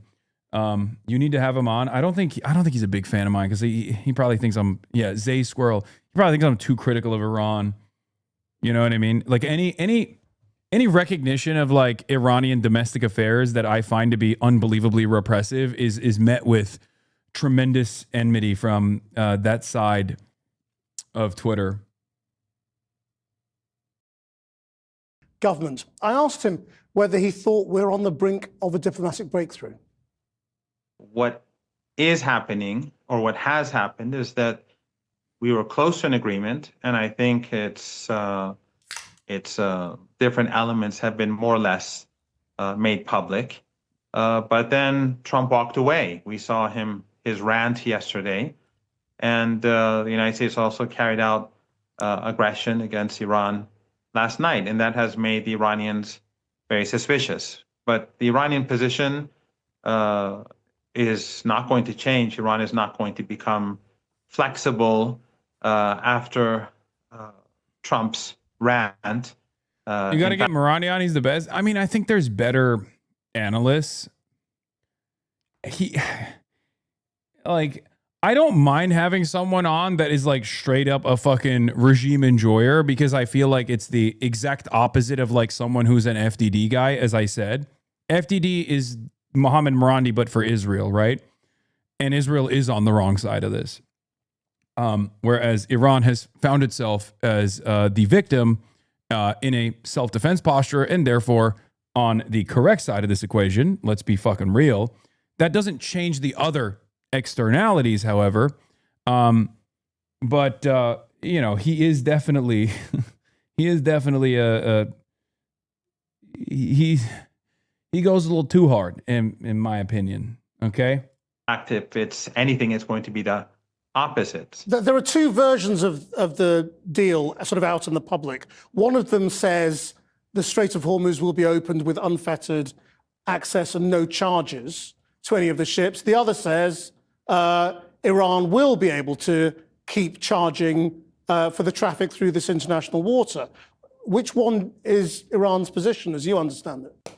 I think it's pretty clear. Iran will remain in control, and Iran believes that there are environmental issues, there are insurance issues that will definitely have to be dealt with. So you can read into that all you like, but I think it's pretty clear what they're saying. Now, one of the things the Americans obviously want is a guarantee that Iran won't pursue a nuclear weapon. Is that something Iran would say, given it was essentially its position before? Look, the Americans know that Iran is not pursuing a nuclear weapon. The Americans know that Iran was never pursuing a nuclear weapon. Joe Kent said that in his resignation letter. Tulsi Gabbard said it under oath. The IAEA knows that. The nuclear program, human rights, terrorism, all of these are about Israel. The West supports ethno-supremacism in Palestine. Iran opposes to it. So Iran has been antagonized for decades. That's the real story. But isn't it because your enriched uranium got to 60%? Which is way in excess of what you need for a civilian program and is quite close to weapons grade. Obviously, that was going to raise suspicion. Oh, no. The weapons grade stuff is so fucking dumb. I'm sorry. Like, here, he's going to say something that is objectively correct, which is, or he might not even say this, but everybody fucking knows why Iran was enriching nuclear grade uranium. It was not so that they can have nuclear arms. It was so that they can have leverage to delete the fucking sanctions. I don't know why this is a major point of contention all the time. It's like mainstream media. You don't have to always lie at the behest of the organ. You don't have to always operate as an organ of propaganda for the state. Okay. You can have independent thoughts. You can look at the situation, for example, like the JCPOA, and realize that Iran was actually playing ball with the United States of America. Why were they doing that if they were so ambitious about developing nuclear arms? It's so fucking stupid. It is so obvious that the arrangement that they had was specifically for leverage. We all know it, but we act like we don't understand that was strategic ambiguity on Iran's part to keep leverage. Yeah, it's just so stupid, though, because like factually accurate information being analyzed by people with 3.5 fucking brain cells proves that this wasn't an ambitious program to fucking engage in nuclear proliferation. If that was the case, they wouldn't have fucking dealt with the JCPOA. They would have just built the nukes. Fuck. It's one of the things that makes me mad the most is like people that know better that play stupid when they have this conversation. And it's even worse when they end up believing the stupidity. It's very frustrating. Why did Iran produce enriched uranium at 60%? Because we had a nuclear deal and we made significant concessions. The United States, under Obama, cheated us. And then under Trump, they exited the deal. And then the Europeans and the British, instead of compensating, they obeyed Trump. And then after 2 years, the Iranians resumed their program. And they enriched uranium to 60% as leverage to put pressure on them. They know that. We know that. Everyone who's been following the case knows that. But this is not about the nuclear program. This is all about supporting this genocidal regime in Palestine. So do you think we are going to see progress? I mean, you're sounding quite hopeful that there is a lot of agreement. No, I'm not hopeful and I'm not skeptical. This is Trump. And I don't think anyone has an answer. But whatever happens, the Iranians will make sure that the United States fulfills its obligations, unlike on previous occasions. And can you just give us an insight into that? I mean, because you were at the talks in Pakistan, weren't you? I mean, give me a sense of sort of how difficult it is to negotiate with the Americans from what you saw. The Americans are not in charge. The Zionist lobby, the Israeli regime, Netanyahu, these are the ones who are in charge. They're the ones who are controlling the fate of the West. Professor Morandi, thank you very much. Thank you. So it's day 90 of President Trump's 4 to 6 week war in Iran. Earlier this week, President Trump and his seniors implied we were just a couple of days away from potentially getting a peace deal on the table. Yet overnight, there was a series of tit-for-tat strikes between Iran. Stop sending me Instagram links. Stop. Iran and America, leading to the US claiming that Tehran... I did see this. Is very funny. Jacob Kornblue posts interview with Josh Shapiro and Jonathan Martin of Politico, where Josh Shapiro says, denying AIPAC money is silencing Jewish voices is so funny. Dude, like when I see stuff like this, it is hard for me not to develop the unconditional anti-IDPOL reactionary position because it's so cynical. What the fuck do you mean an unbelievably powerful propaganda and influence peddling operation of a fucking nuclear armed foreign nation state that has gotten $380 billion from the United States of America is actually the equivalent of Jewish voices? What are you saying? There's no other group that you can do this for. You understand? None. Imagine it's like, you shouldn't get any money from ExxonMobil. Oh, wow. I guess you're silencing WASP voices. What the fuck? Yeah, rejecting money from the Chinese party of, the Communist Party of China is rejecting Chinese voices. You're rejecting Asian voices. Wow, you're silencing Muslim voices if you fucking reject Saudi money. What the fuck? It's ridiculous.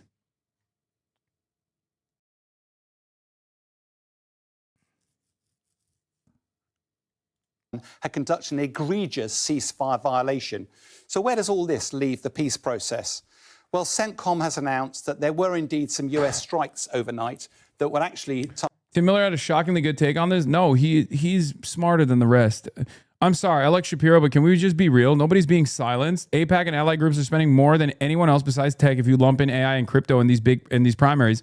If Big Oil put 30 mil into a house race and people said Big Oil was trying to buy races, nobody would complain about that. We can acknowledge that anti-Semitism is a scourge that is on the right. Hold on. Doors open. Oh, Kaya's ready to fucking pounce.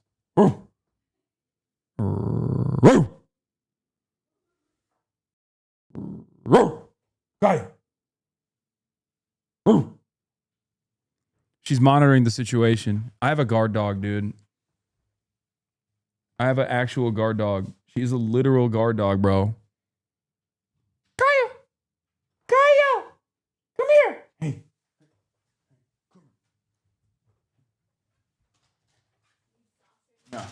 Thank you. She's ready to fart on him? Yeah. We can acknowledge that anti-Semitism is a scourge that is on the rise and that some people use AIPAC as a stand-in for Jews while also stating plainly that the pro-Israel lobby is trying to influence these races at a disproportionate level. Both of those things are happening. The former won't be helped by pretending like the latter isn't. Yeah, it is ridiculous.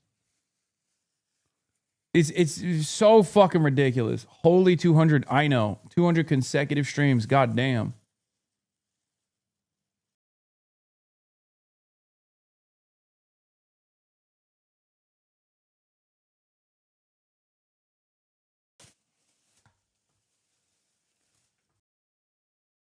Hasan Piker, California voter guide when? My California voter guide is the same as the fucking DSA LA, baby. DSA voter guide. DSA California.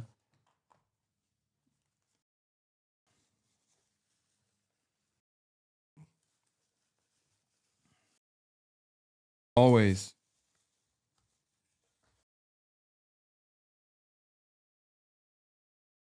I mean, on mayor, go with your heart.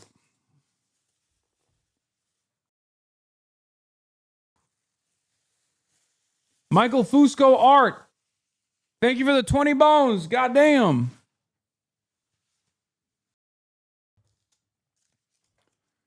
Yeah, California's fucking cooked. Targeting 5 one-way attack drones. Worst take. Fuck DSA LA. Okay, dude. Launched out of Bandar Abbas, just to the north of the Strait of Hormuz, and also attacking a sixth that was actually on its launcher. Now, all of this is a similar location to the strikes that happened on Monday, when America said that they targeted missiles, but also fast patrol boats that they claimed were laying mines in the Strait of Hormuz. No great surprises that Iran has a very different story around the strikes. They claimed American warships had been making their way towards the Strait of Hormuz, and that had triggered these attack drones getting launched. They also turned around and said that they would take retaliation action against American strikes against the American air base in the region. And we can see from here there are quite a large number of our American air bases. Now, CENTCOM has actually announced that there was indeed a ballistic missile strike around about 10 o'clock local time last night that was intercepted in Kuwaiti airspace. We don't know exactly which of the bases were being targeted, but that's where it was intercepted. Although it looks like a gross ceasefire violation, in reality, both the actions of America and Iran look relatively measured. Why is that important? Because if we had got American casualties, particularly military casualties, then there would be a grave risk of escalation. It does appear as if both sides were trying to avoid that. Meanwhile, the Israeli Treasure Train, 35% off. 5 gifted subs and more. Subscribe to the Piker Broadcasting Service, please. I need it.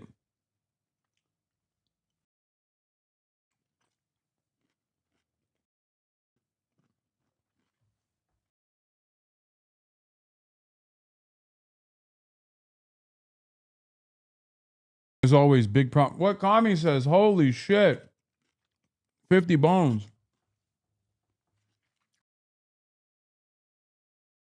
Nah, you're shameless? Wait, why am I fucking shameless? Bitch, I'm about to have a fucking long drawn out legal battle. How is that shameless? I hope not. I hope I don't have to, but...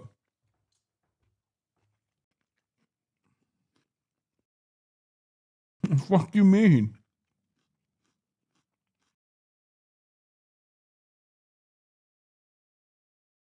I mean, I haven't gotten to anything yet, so who knows? Close Presence is back with 100 bones.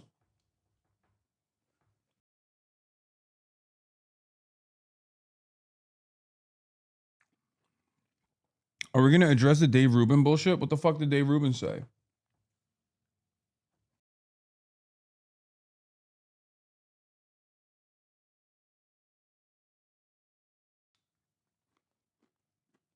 Uh-oh. You said you sexually assaulted Anna? What the fuck? Is he out of his fucking mind that you sexually harassed Anna? Oh yeah, I saw that Anna Kasparian Hasan Piker should sue Dave Rubin for defamation immediately. I was never harassed by Haas sexually or otherwise. This huckster is literally making up sexual harassment allegations and pretending to speak on my behalf just to defame Haas is sick.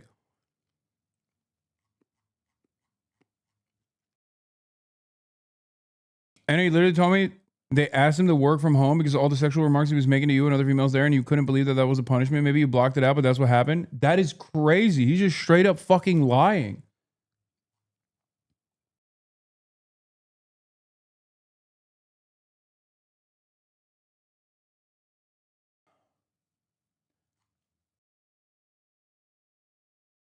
What the fuck? Dude. Man, people who are, dude, desperate times, I guess. Fucking unbelievably desperate. I can't believe his response was, maybe you fucking blocked it out. None of this is true, and since you're too smooth-brained to debate him on the Zionist genociders you love so much, you have to smear him like the disgusting, soulless little bitch for hire you are. Oh my God.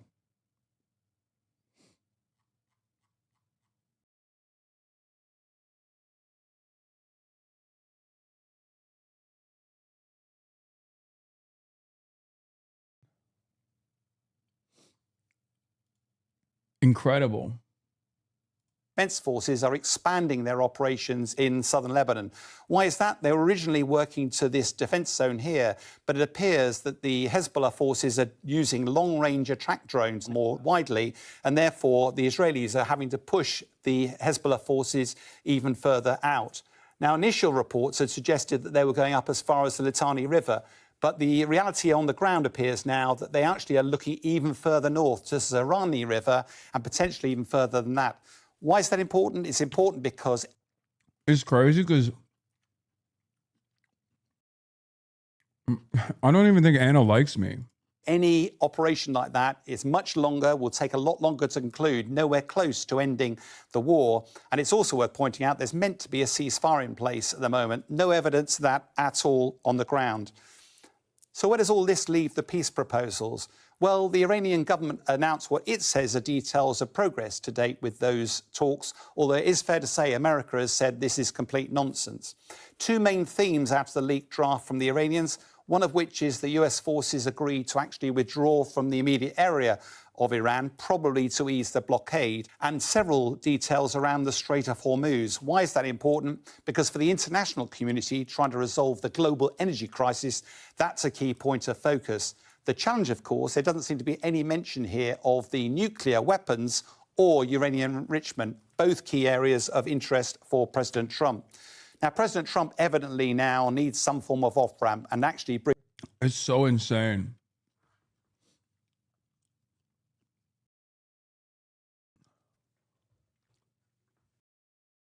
That's probably why Dave thought he could get away with it. Assumed Anna would buy into the grift since she doesn't like you.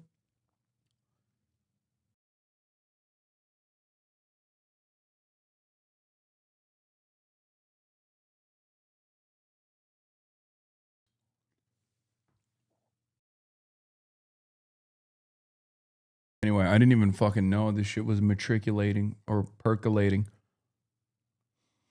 Anyway, let's continue. The war to an end. The one ace that President Trump has in negotiations is the U.S. military. It is the dominant military force in the region. I don't think Dave Rubin is doing that for clicks because he's desperate for clicks. I think he's doing that because he's working as a Hasbara agent.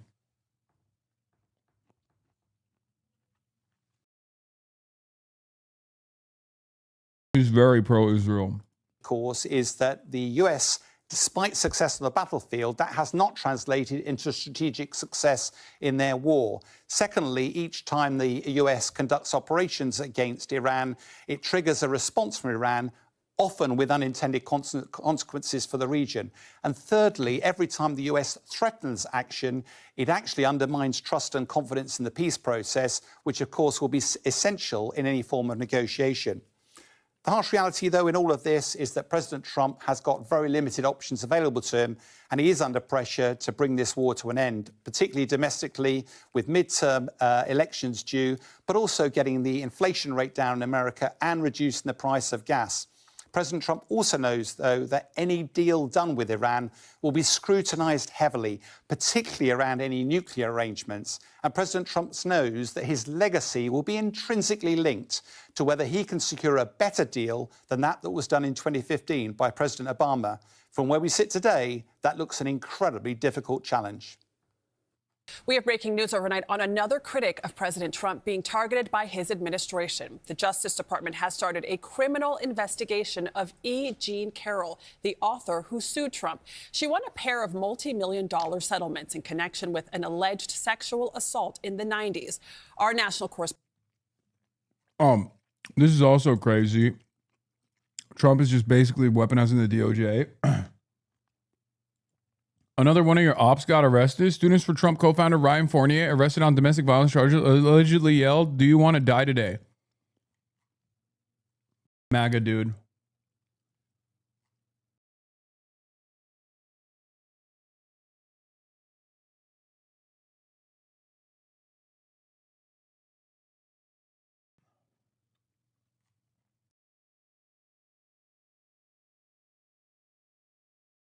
Hilarious story about Donald Trump Buffalo lookalike. What?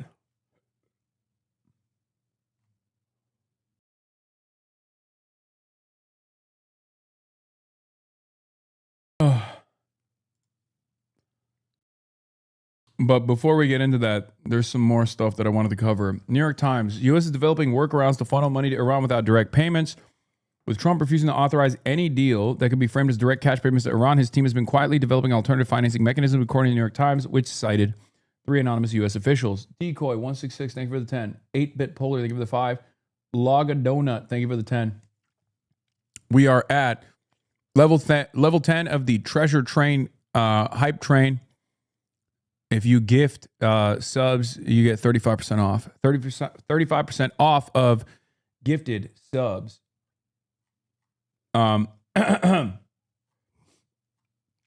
Gulf Arab states have been lobbied by Trump and his team to underwrite Iran's post-war reconstruction contingent on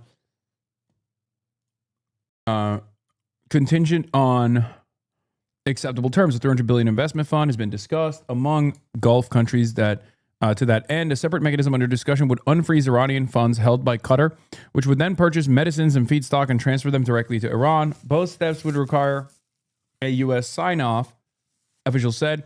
Trump's aversion to direct payment stems from years of attacking the Obama administration over pallets of cash delivered to Iran as a part of the financial settlement timed to the 2015 Iran nuclear deal. The most challenging sticking point on any form of deal, the official said, remains the fate of Iran's highly enriched uranium.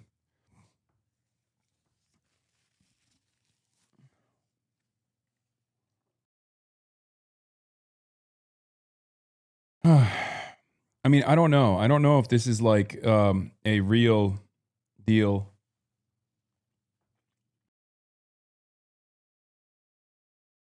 Given how little Israel wants it to happen.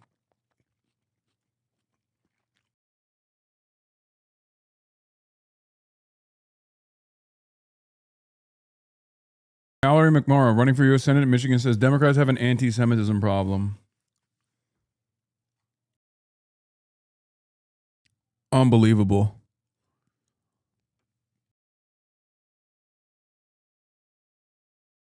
Abdul said we have to fight for a revolution on the debate stage. It is.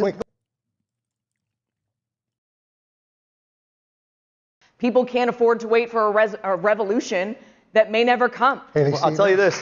Revolution's definitely not coming if we're not fighting for it. So let's play a game. If you're on the stage and you have never taken a corporate PAC check from Blue Cross Blue Shield, raise your hand. Anyway, all of that is to say, I think we really can fight for a world where everybody can be guaranteed health care. I think we really should fight for that world because too many people in this country are going without the health care that they need and deserve. $225 billion in medical debt. 225, that's bigger than the GDP of half the states in this country. Thank you, sir. We've got No, I'm not done yet. I just want to say, let me just finish. I just want to say one more thing. It is important for us to recognize that all of these issues go back to how we finance campaigns, and it just keeps coming back and coming back. Thank you. We've heard, thank you. People can't afford to wait for a revolution that may... Damn. Banger.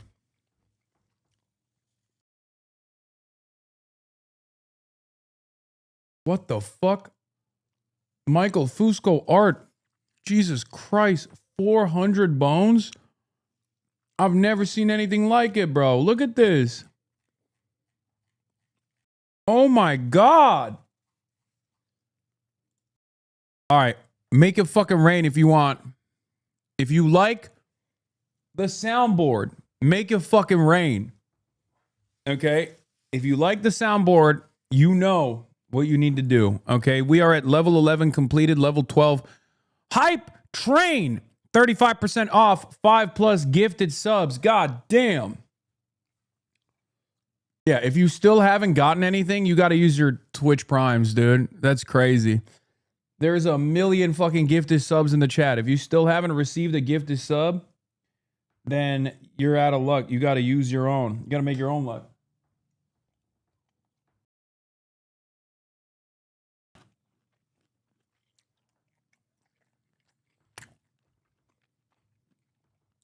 If we get the hype train level 14, I'll play it.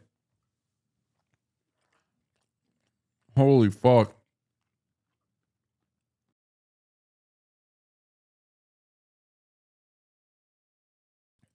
I haven't seen this big of a fucking gifted sub train since I had like election night coverage and I would run ads at the top of the hour. God damn. I need to farm subscriptions more, honestly. Oh shit, we're at level 14. Did I say level 14? I'm at level 15. That's what I meant.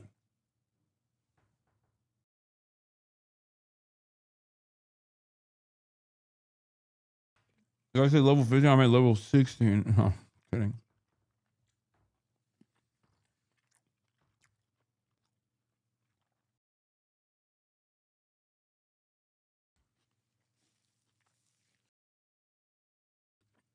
Uh-oh. Almost there at level 14 at the end.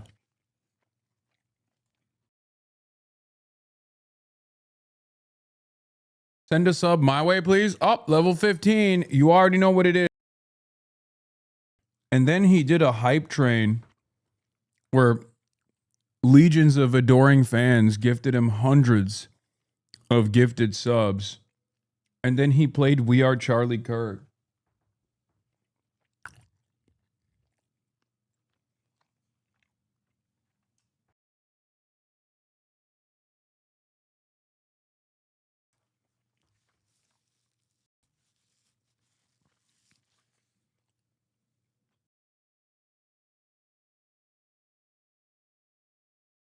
This is the highest. We've set a new record.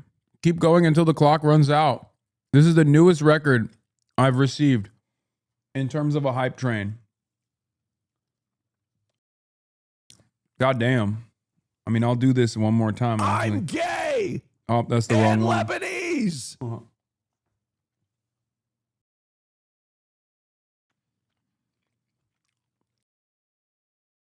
People want more. People want to get more Kirky with it. Okay. What about Blammo.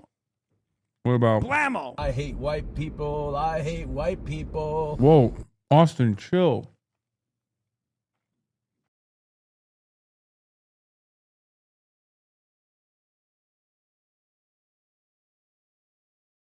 Austin, why are you saying stuff like that, bro? That's crazy.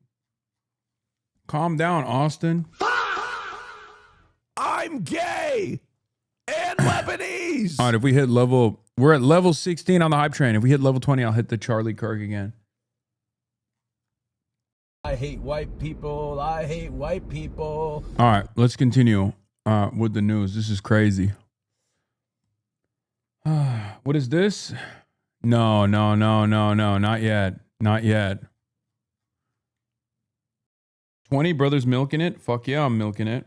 I haven't had a good run with subs in a minute. I haven't farmed subs in a fucking long ass time, dude.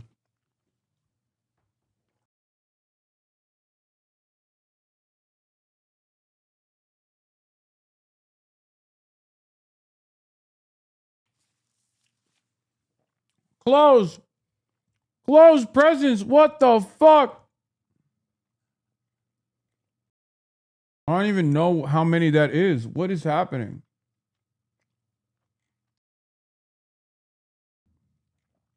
It didn't even show up on the leaderboard because it's so busted. 1,000? What the fuck? 1,000?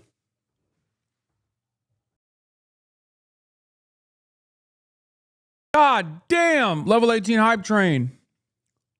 What the hell? Oh my God, no way.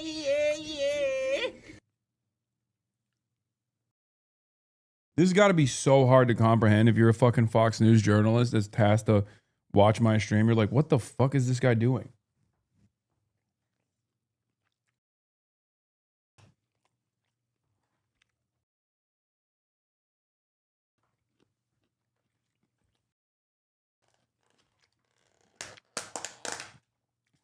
Was it you or Vinny that would rip shirts for subs? It was definitely not me.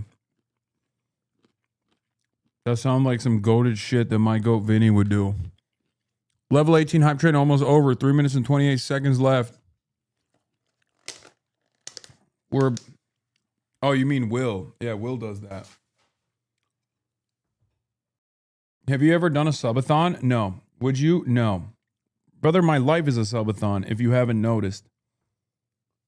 I stream every single day. The only thing I don't do on camera is fall asleep on camera. So why would I do a subathon where I just basically also fall asleep on camera too and work out on camera as well?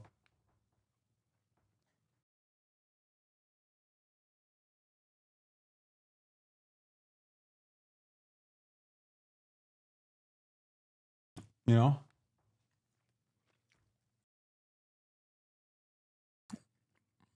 Uh-oh, we're about to be level 19.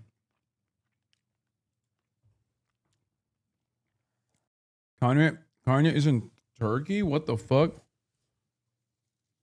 No offense, but why all these gifties now is a random ass Thursday mid-news coverage? I don't know.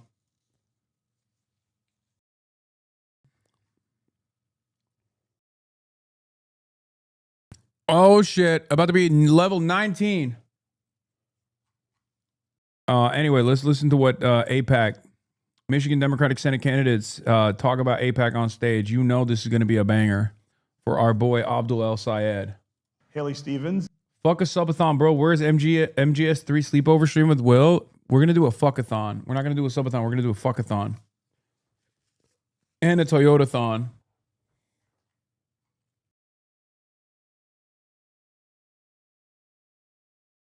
Level 19! One more level remaining until level 20. Take money from AIPAC. Walk us through what that money means and what it buys and maybe what it doesn't. Well, look, my campaign for U.S. Senate for Michigan is a love letter to our state, and I am deeply proud to have grassroots support coming from grocery clerk workers to retired teachers to factory workers and the like. I'm also deeply and the Israel lobby. Honored to have the support of former Governor Jennifer Granholm, Congresswoman Brenda Lawrence, and Debbie Stabenow standing alongside me, individuals who fight for Michigan and win for Michigan, which is absolutely what I want to do as Michigan's next U.S. Senator. Look, Michiganders are frustrated because we have not done comprehensive campaign finance reform. Mike Rogers will not vote for comprehensive campaign finance reform like I have in the House of Representatives. We squarely need to put people at the front of our agenda. And look, campaigns are about movements of ideas, Stephen. Campaigns are about movements of ideas. And I articulate positions of freedom and democracy and what Michigan needs to succeed at the global stage and national. And you're also just not answering the question. Go ahead. Look, at the end of the day, it also buys $3.5 billion sent to a foreign military that could be used here to give glasses here, to provide healthcare here, to build schools here. That's where our money should be used. And look, people know me. I say the same thing everywhere. I come to Mackinac, tell you all I want to tax billionaires. I go down south, tell people I want to tax billionaires. I say the same thing to everybody. If you want to support my campaign, fantastic. If you don't, if it comes down to having more money from a donor or having a message, I'm going to choose a message every time. And I think that's the difference. That's what we need in our politics. We're gonna go to Mallory McMorrow next. I appreciate that. And messages are great, and you actually. Oh my God, bro. Stevens is so bad. The only solution is to shit your pants on stage in hopes that it makes no one remember what you said. Yeah, Haley Stevens is incredible. I mean, this race would be over if it was Haley Stevens versus Abdullah Syed. Okay? This is not real, chatters. People are getting duped by this. I hate that it's not real. And by people, I mean me. I got duped by it for a second. I was dancing my fucking pants off.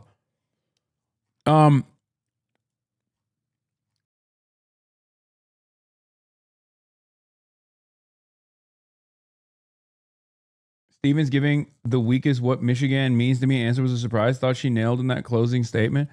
Yeah, this dude, this debate is here. I'm gonna tell you exactly what it was going to be. Okay. Haley Stevens comes up and says, my campaign is a love letter to Michigan. I love Michiganders. Michiganders want me to take want me to take tens of millions of dollars from Israel. I love Israel. I close my eyes. I think about Israel all the time, which is what Michiganders care about. And then Mallory McMorrow comes up and says, oh, well, you have great ideas, but the reality is I'm actually pragmatic, and I don't think better things are possible.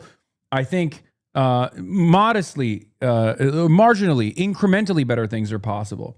Okay? And that's what Mallory McMorrow is going to say. And then Abdul's like, I will literally physically engage fascists if necessary. I put up 3 plates. I've never taken a single fucking dime from a corporate PAC. And we have to start punishing ICE agents, and also billionaires are the enemy. And then everyone else there looks silly in comparison. Everyone else looks fucking silly in comparison on that stage, because he's just like, this is it. Level 19 at 10. Oh no, we're not going to make it to 20. It's 9 seconds remaining.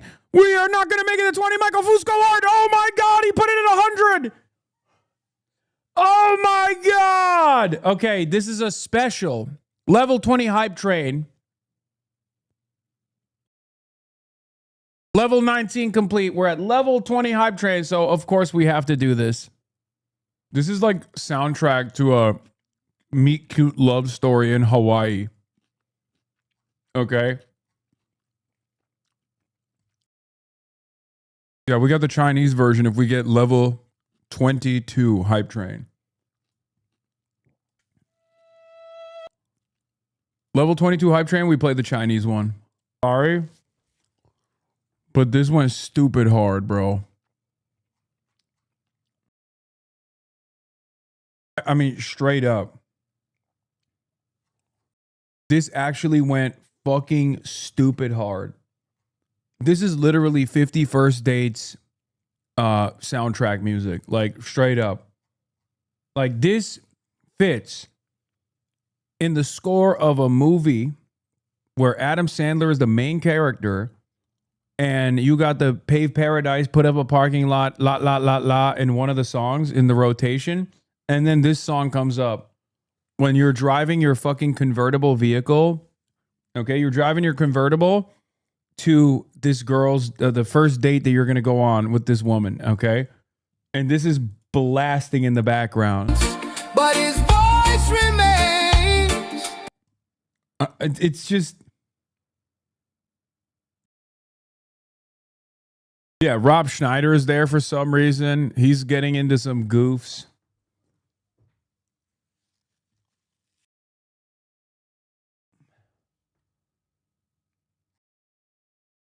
Please never direct a film.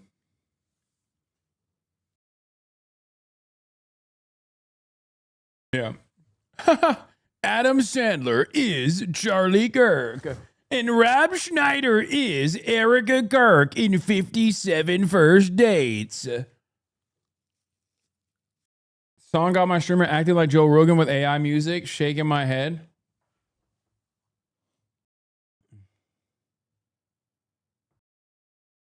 This is a banger.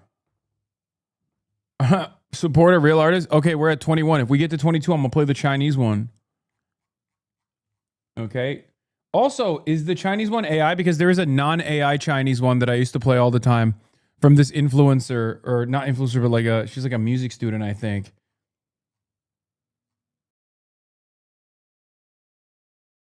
You know, there's a real version of this, right? Oh, this is the one, I think. Okay, never mind. This is not even AI.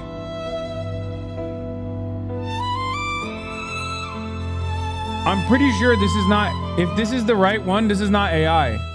Oh, never mind. This is AI. Sorry. There is one from a woman.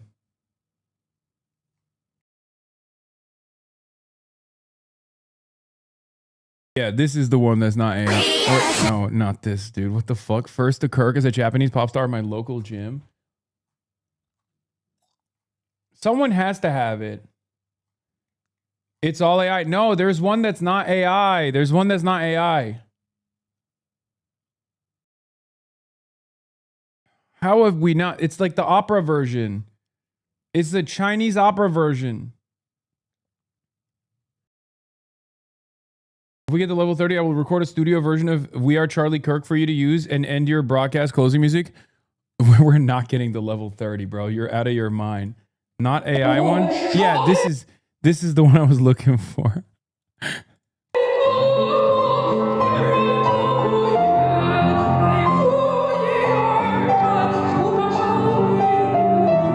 I wish this was longer. This is why black people don't rock with you. You are embarrassing. What? I'm sorry. But I think black people would also appreciate the Chinese opera version of We Are Charlie Kirk.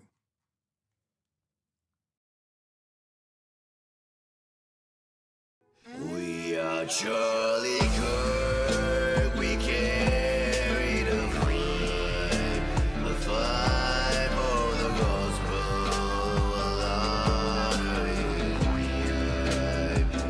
We are Charlie Kirk. It's good and wrong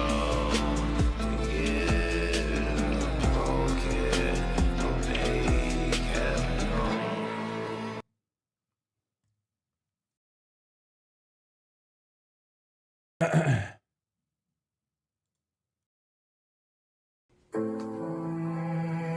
Okay, enough. What am I doing? We're at level 21. We're not getting to level 22 anyway. This is how I know you don't listen to music anymore. Please start again. Even if it's M83 and the strokes in your cute little millennial glasses, please listen to music again. Wait, are these glasses millennial? Am I fucking wearing millennial glasses? What the hell is millennial about these glasses? Support real artists. He did not actually say they tried to tell us that Black Lives Matter. As in, the implication is like everybody obviously understands Black lives don't matter. What? I'm sorry. Oh, 30 seconds left on the hype train. Level 21, 20 seconds left. 20, 19 seconds left.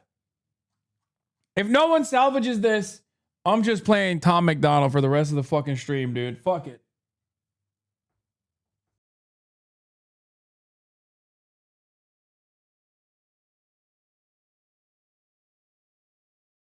And then it's over.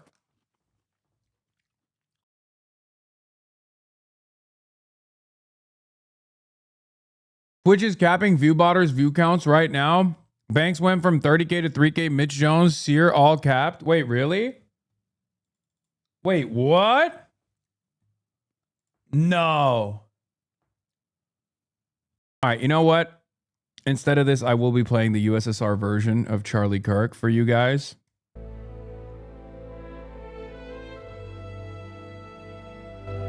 Just because we got to fucking level 21 or whatever. Он стоял непоколебимо,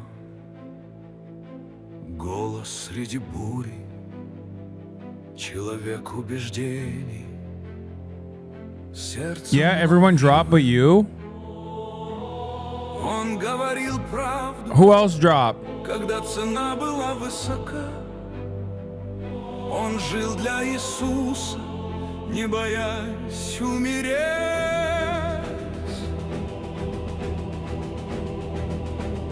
Мы Чарли Кирк, мы несем пламя, мы будем сражаться Wow. за Евангелие, мы почтим его имя. Мы Чарли Кирк, его мужество наше, вместе несломленные мы откроем небо миру. Муж и отец, семья рядом с ним, дом, построенный на Писании, на вере без страха. Мир пытался его заставить замолчать, но голос его остался, он звучит в нас и поддерживается Христом.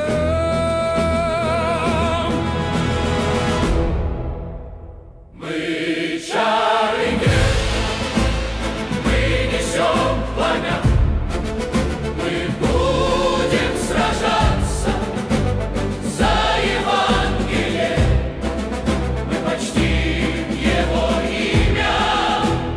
Мы Чарли Кирк, его мужество наше, вместе несломленные мы откроем небо миру. Битва бушует, тьма падет, мы поднимемся его дух. A whole lake dead because of this song, and buddy, it was worth it. Counting or not counting, chains unbroken.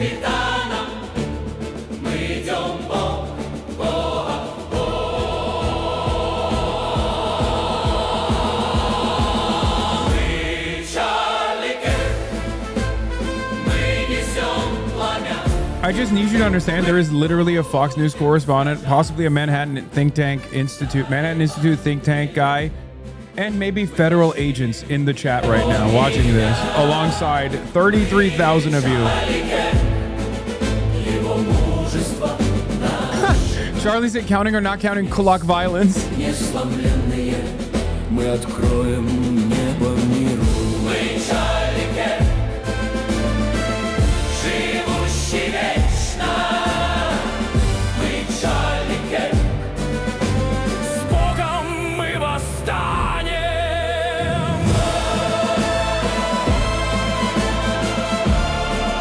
I see him everywhere, man. I see him everywhere I go. I see his tiny face imposed upon larger skulls. He's the first thing I think of in the morning and the last thing I think of at night. Charlie's light might have been taken out, but his revolutionary spirit lives on. That's right. Charlie said, be undeniable to fight for the gospel and to carry his flame. All right, let's continue. Getting back to the AIPAC conversation at the Michigan policy, the Mackinac Policy Conference, a quest for common ground. I thought 9/11 was the first thing you think of in the morning. No, that's what my haters think. Yeah.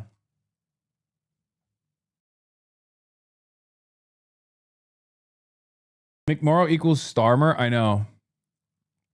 We need to know how to deliver them. On this campaign, I have not taken a dime of corporate PAC donations. I have not taken a dime of AIPAC donations. This campaign is entirely funded by 120,000 individual donors, more grassroots support than my opponents combined, the most amount of money from Michigan, and we are building up a campaign that shows that we can run very differently, that we can win very differently. Thank you, but we want to focus. I just want to ask about the last two campaigns, though. Mr. El-Sayed, we want to focus on the issue and get some more specific. And we were talking about foreign policy, but yet we're talking about campaign finance reform. Excuse me, Ms. Stevens. We want to focus on this question. This is a divisive issue.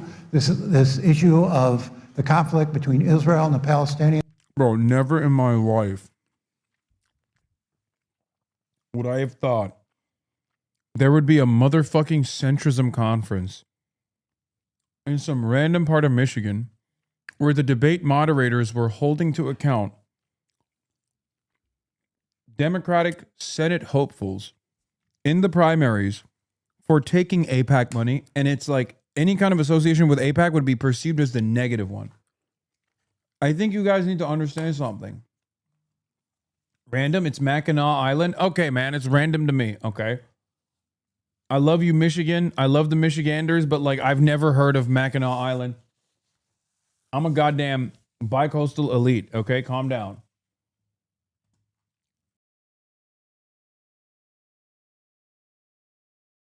Also, that's not the main point. The main point is not Mackinac Island's like his historic importance, okay?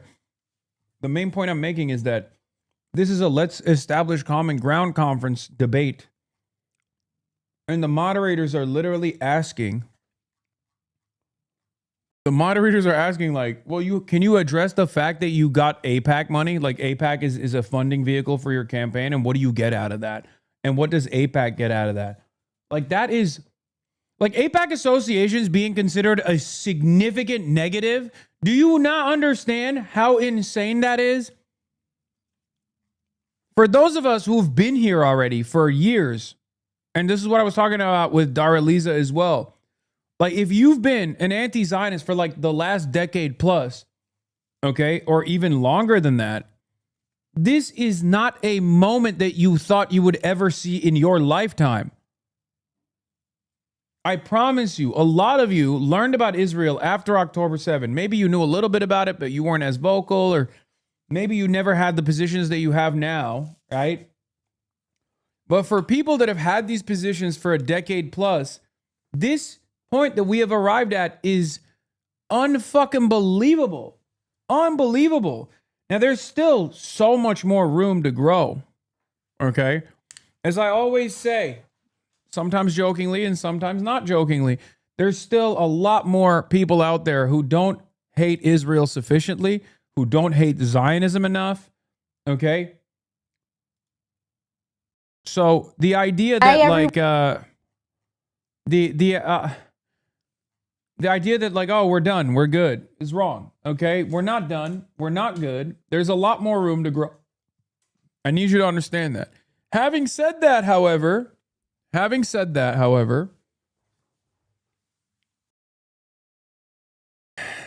given what this conversation used to look like, given what the overarching attitudes used to be, it is unbelievable that we're here. It has divided obviously the three of you, but also your party. And you have many Democrats, Jewish Democrats, raising concerns about anti-Semitism. Is there an anti-Semitism problem in the Democratic Party? Ms. McMorrow. There is. At the Democratic convention, an attendee yelled an anti-Semitic slur at my husband, who is Jewish, who was walking with my 5-year-old daughter. That is terrifying. We need to be able to state very clearly that what the Netanyahu government is doing is wrong, that the violence needs to end, that we need to bring about long-term peace and... Okay, don't say cap, chatters. Like, that probably did happen. Okay? Don't be ridiculous. The point, however, is, like, the correct way to approach this is like, dude, anti-Semitism exists in the United States of America. And yes, there are going to be Democrats who are anti-Semitic as well. But if you think that, like, there's a significant amount of anti-Semitism on the Democratic Party side, as opposed to the Republicans, you're a delusional person. Okay? Like, anti-Semitism is morally repugnant. It's completely unacceptable. And unfortunately, it happens. So we have to analyze why anti-Semitism grows in this country. But the unfortunate reality is many people don't want to ask that question. Anti-Semitism grows in this country historically during unprecedented levels of violence that Israel commits against the Palestinians, against the Lebanese population, against Arabs as a whole. Because Israel does this unlimited violence with unlimited tax dollars from the United States of America. And it also claims that it is doing this kind of violence for Judaism. This false conflation is a very dangerous one, and it is one that teaches Americans that Israel is an institution, a country that is for the Jews, by the Jews, and is incredibly important for Judaism. It's not true, but that's what we're teaching people anyway. Of course, this generates anti-Semitism. Your appearance on Trevor Noah's show and your take on Joe Rogan is making people like you. The Joe Rogan of the left. How do you feel about that? I mean, I have my opinions, but I want to know, because you're the person they're speaking about. Yeah. You know, what you think about it. I mean, I think Joe Rogan is a goon, but a goon? Yeah, he's what a funny word. He's kind of a dumbass, but not a word my friend would use. Goon. That's not me. Yeah, I'm not a goon. Yeah, Trevor would never say Joe Rogan. Goon. No. Trevor would say friend. Yeah. Confidant, trusted confidant. Yeah. Yeah. Ally. Yeah. Fellow. I was leaning into Trevor's homie and cooking Trevor the entire time. Co-hunter. Yeah. Exactly. Broadheads galore. Elk eating. Yes. Yes. I mean, I don't align with Joe Rogan on virtually any issue, especially as of late. No. But I think what they mean is like they're saying I'm like reaching out. They're saying you are. Yeah. There's this school of thought that says you are what, ironically, the Democrats said they needed after Trump won. Even. Yeah. I forgot that Trevor came up with the nickname Tim Houthi. He didn't. No, we were just cooking him, chatter. Because he was being evasive and a little worried because he's like it was jokes. He didn't actually come up with it. Chatter, you're so funny. Oh my God, no jokes allowed. I can't believe I went to the podcast of a comedian and cracked a couple fucking jokes. And now chatters believe everything sincerely. No, it's because Trevor is a little bit of a lib. And that's why. That's why I was like egging him on. I was like, yeah, he's got Trump on speed dial. He talks to him all the time. They're best friends. And then going into like Trump's second term. Trump 2. Yeah, Trump 2.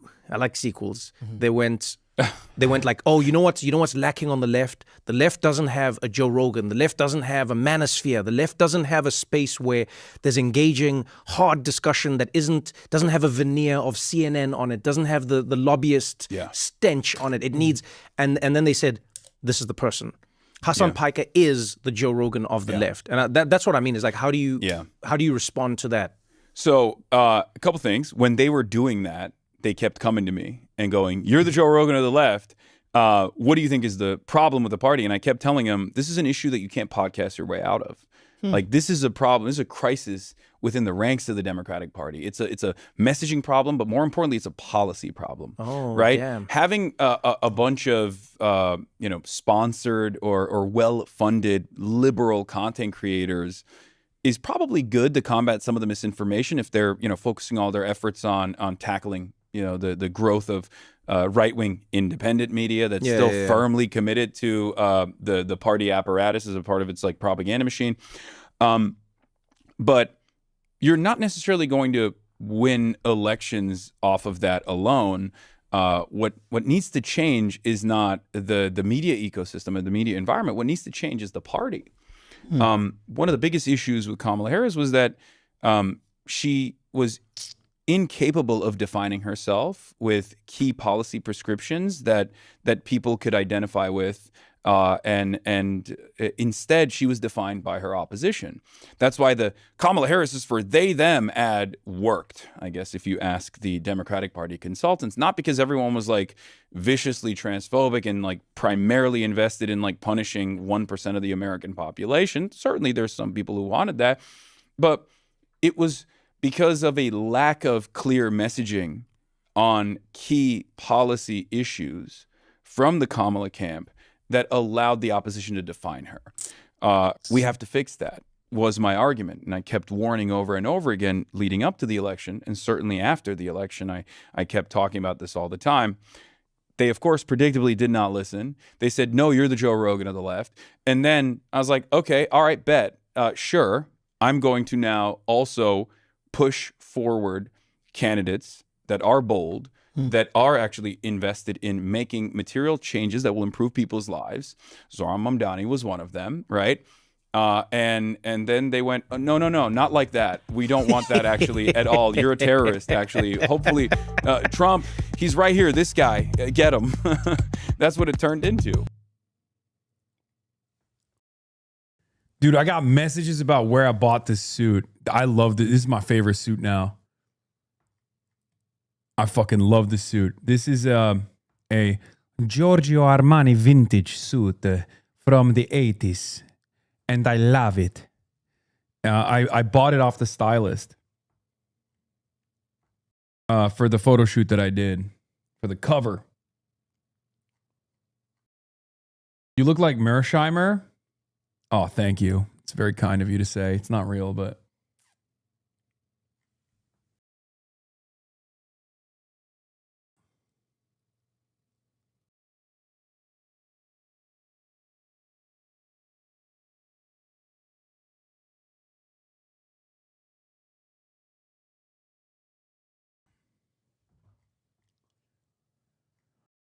Yeah, it's a 80s suit.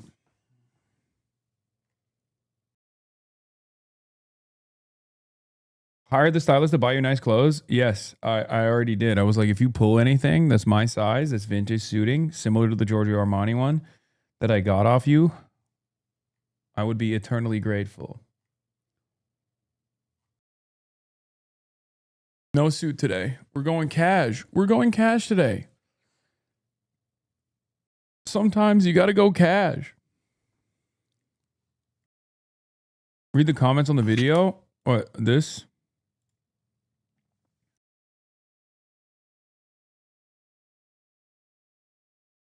Hasan, who was his own main witness due to the recording, everything is being federally investigated, thinks Joe Rogan is stupid.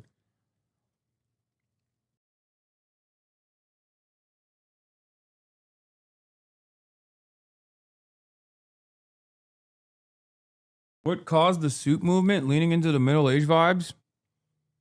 I mean, I am getting older.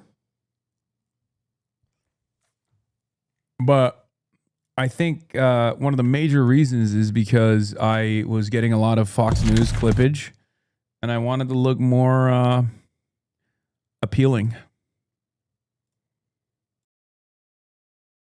One step closer to meeting Dua Lipa. Trevor Noah has now interviewed all the Hassans. There might be a couple left.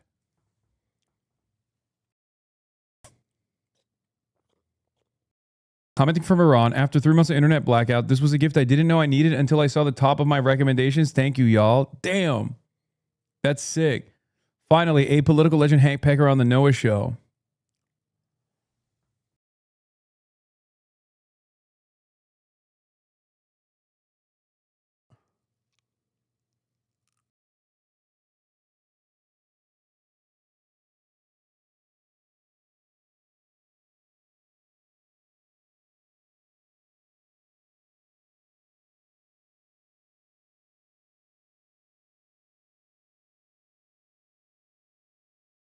Suits and leisure wear and natural fibers are also in right now, so vintage suits are very stylish at the moment. Yeah.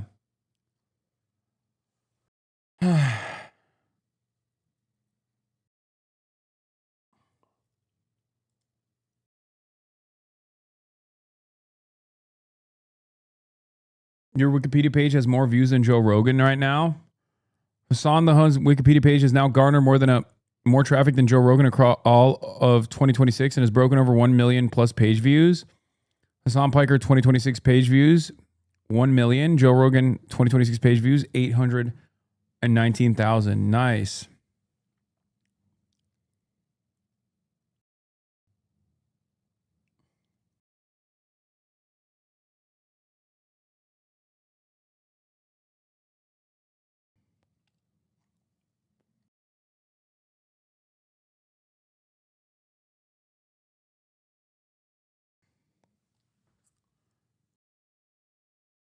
That's because no one needs to read Joe Rogan's wiki page. They already know who he is. True, but why you got to make me feel bad?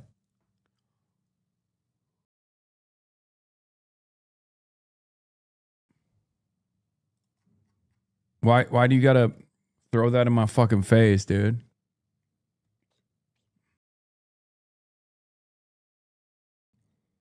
Hasan Piker responds to viewers how many subs it would take for him to wear a jean thong. Bro, there's no shot. I got too much heat for that. I got too much meat for that. What are we doing? 1,000 subs. Oh my God. This one had me dying. What brings you to this point? Like, we meet you at this moment in your life, but like, how does Hasan Piker come to be?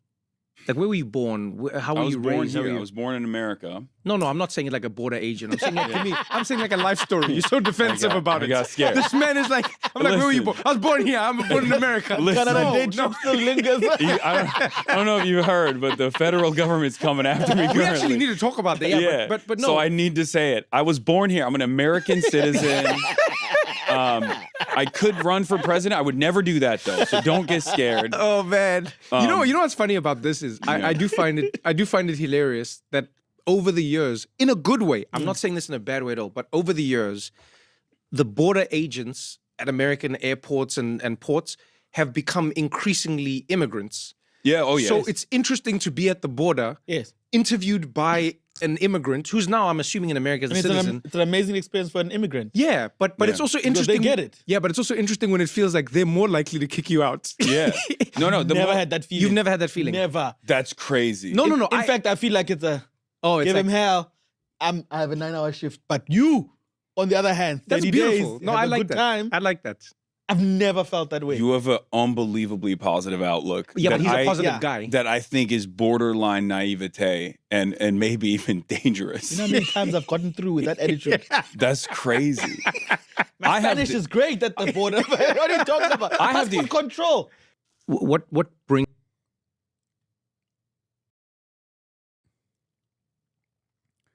Yeah, when I heard him say that, I was like, what the fuck is this man talking about? That was one of the first things he told me, too. What's with the Vosh beef? I thought he was chill, genuinely asking. I don't know. Where is the Vosh beef? What do you mean? What Vosh beef? What is happening in this chat, dude? Is there a Discord that was lit up or something? There's like a couple people that were like, yo, what about, why do you have beef with Vosh? What? In the year of our Lord 2026? Yeah, exactly.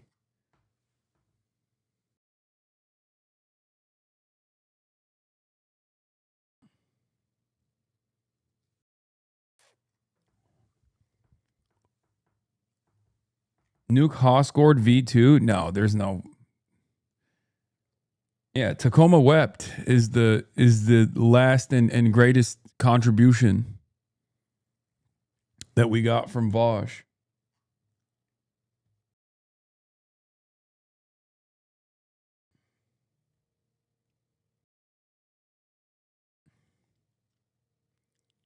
Anyway, let's continue. Security for Palestinians and for Israelis, and that turning that into not an anti-Netanyahu, but an anti-American Jewish message is dangerous. But at that convention, you said,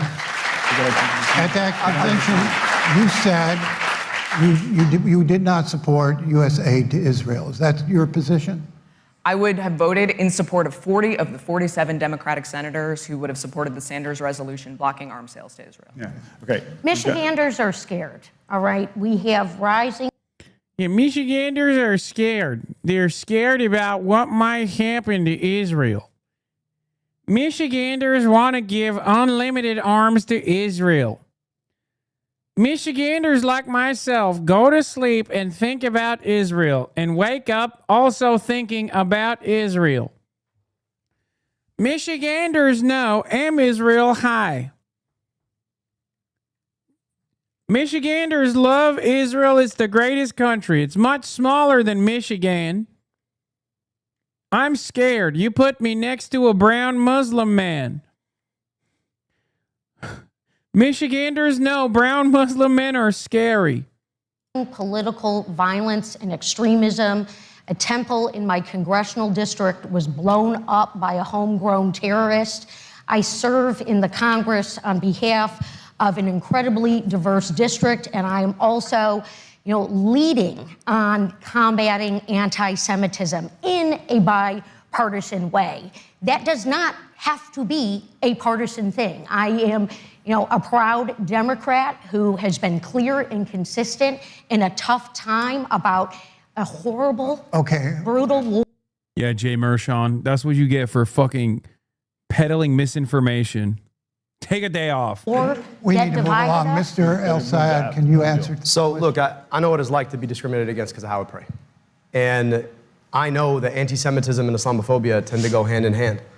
And the real issue when it comes to either of them is the scourge of white supremacy.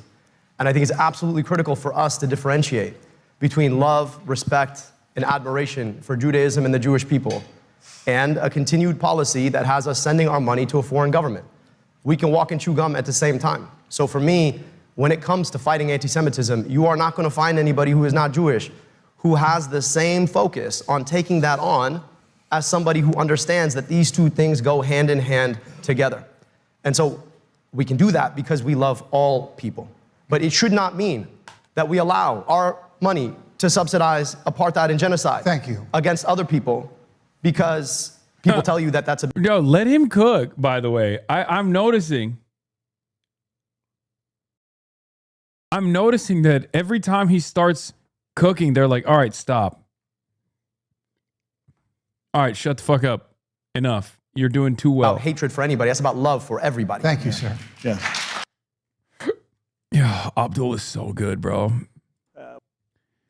Bizarre moment at the Michigan Senate debate after Haley Stevens says the filibuster must go. She asked the Democrats should use the filibuster to not allow the big ugly bill to pass this increase their debt. Pressed on whether she opposed or supposed to filibuster, Stevens says we should remove the filibuster so Democrats could have voted down the legislation, the tax bill. That's not how the filibuster works. Removing it allows all Senate bills to pass at 51 votes. It would not have allowed Democrats to stop Trump's tax bill, which was already exempt from the filibuster. The filibuster. Yeah, the other side of this is that, like, a lot of people assume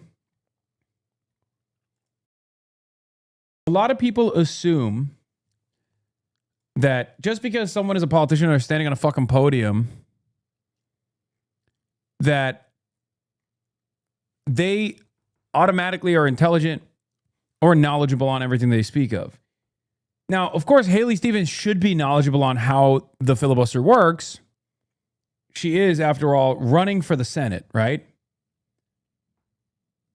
But you'd be shocked at how not knowledgeable the average politician is. Must go. The filibuster must go so that we can codify health care. And by the way, Nolan, to your other good question about the debt and the deficit, we should use the filibuster to not allow the big ugly bill to pass that increased our debt and at the same time eradicated So we're not going to filibuster Medicaid. here. So wait, you said you would get rid of the filibuster, but you also want to use it. Which one is it? I said I want to remove the filibuster. Right, but then you just said you should filibuster what's going on with the deficit, right? I mean, it's pretty simple. While we have it, we should use it. And when we have the power, we should eradicate it, is what she should be saying. But I don't know if she understands that the bill that she's talking about was not something that you could have filibustered anyway. I'm saying that I want to change the rules, of which I've been a part of. I voted for rules packages on behalf of the people of Michigan. And I believe, Stephen, what I said is we should remove the filibuster so Democrats could have voted down the legislation, the tax bill. That's what I was saying. Democrats should have been able to vote down the tax bill, Stephen. That's why I said we need to get rid of the filibuster. That tax bill should not have happened. Okay, let's talk about the rule.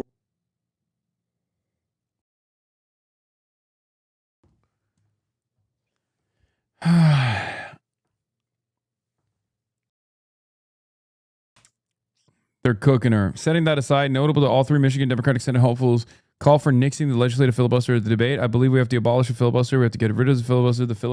The filibuster must go. Michiganders. Gaslighting the debate moderator about what she said. Yeah. Who's worse, Fetterman or her? I mean, Fetterman is genuinely the worst. Like, I probably think Fetterman is worse than Haley Stevens, but that's not really a metric because Fetterman is not just like any Republican. Fetterman is one of the worst Republicans in Congress, even though he's a Democrat. So it's pretty fucking hard to find a politician, especially one that's currently running in the Democratic primaries, to communicate on issues that is going to be like John Fetterman. Buddy, John Fettermans are in the Republican primaries. Okay, there are like Ken Paxton is the John Fetterman. Do you know what I mean? Like he is, like John Fetterman is almost entirely aligned with all of Thomas Massey's horrible instincts and horrible policy prescriptions. And then simultaneously, he's worse, far worse than Thomas Massey on the issue of Israel.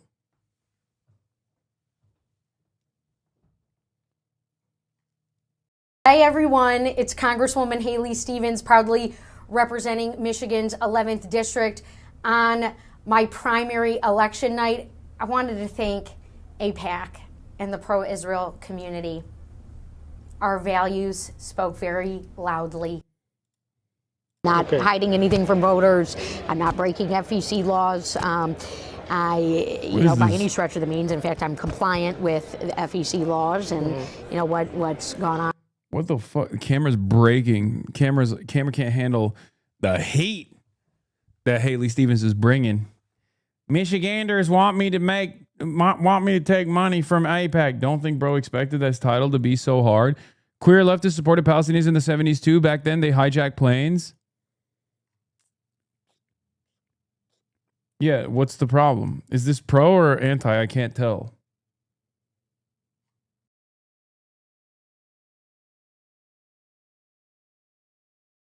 Yeah, there's no issue there. Yeah, beast mode. Is there anti-Semitism? Oh, we already watched this. All right. It seems to me like I'll say it cooked. Speaking of Massey, he has started using the word genocide to describe Israel's actions in Gaza. Wait, what do you mean? I think he's been doing that. That's not new. Dave Rubin versus 24 left Democrats this Sunday. Oh my God, he's going to get fucking cooked. Because he's so unbelievably stupid. Why would he fucking agree to this? He is going to get destroyed.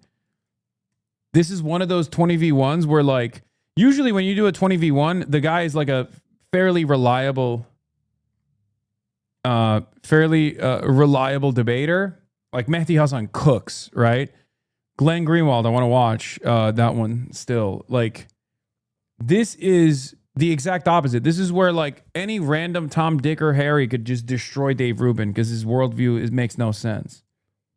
Things economically were better under Joe Biden. At the end of his administration, absolutely. Yeah, so can you give me an example of how? Yeah, GDP growth was better off. Real median wage growth was better off. Inflation was better off at the end of his administration. Unemployment was better off at the end of his administration. We had the worst year of job growth in the past 4 years, just this last year under Trump's administration. Was the Rubin report, did that also accept Russian money? What show did I do for Russia? No, I'm not saying you did a show for Russia. I'm saying Russia saw you as a stooge who could easily say the talking points that benefited them. What law is stopping you from doing anything that another person cannot do? Laws are not protecting trans people. If they were, trans people would not be disproportionately unemployed, unhoused, what would you like? What would you like the law to do for you? Again, the law can guarantee equality. It can't guarantee protection, right? So yes, it certainly can. My first surrounded claim is that wokeism did more damage to America than Trump ever did.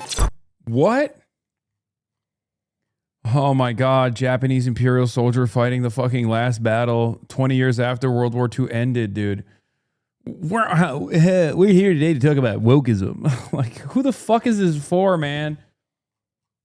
You're either just a straight up Nazi at this point, and even Nazis don't even talk about fucking wokeism. It's like Asmongold's audience is bored of fucking wokeism conversations. Like, you have to make it more entertaining by talking about DEI or some shit in video games. Wokeism destroyed the country. Like, this ain't 2018 no more, okay? My next surrounded claim is if you still vote for Democrats in 2026, you're voting for broken cities, broken schools, and broken borders. My next surrounded claim is that progressives push normal, moderate Americans to the right. My final surrounded claim is that the modern left cares more about ideology than reality. I'm Dave Rubin. Okay, that's terrible. I will probably not be watching that, but I will be looking forward to the dunks that he received. Many of the dunks that he received. Okay, So yeah, Jake LaHood says, I genuinely have no idea what Haley Stevens is actually trying to say in any of her answers. Extreme platitude heavy. Unclear if they are set pieces or off the cuff, which is not a good sign. So far, this is the McMorrow and El Sayed show. Am I Sen? I really don't mean to harp on her, but just to be real, what in the world was her strategy coming into this thing? It's reminding me of Matt Mahan and the California governor debate.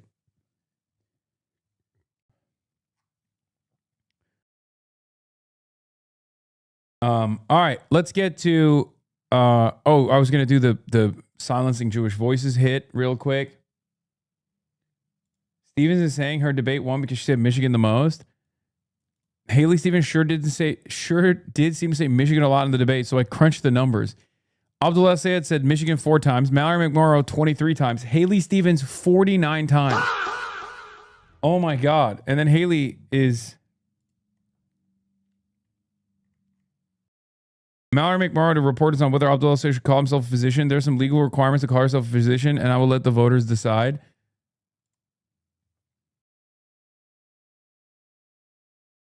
Yeah.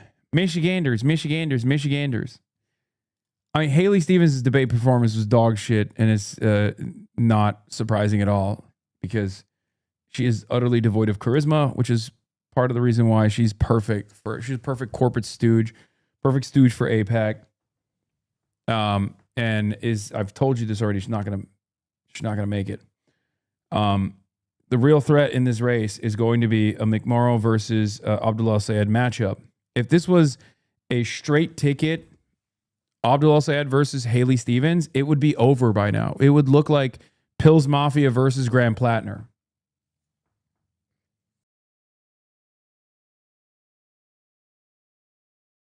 Communist Mujahideen Susan Collins says Plattner serving for imperialist military should be questioned.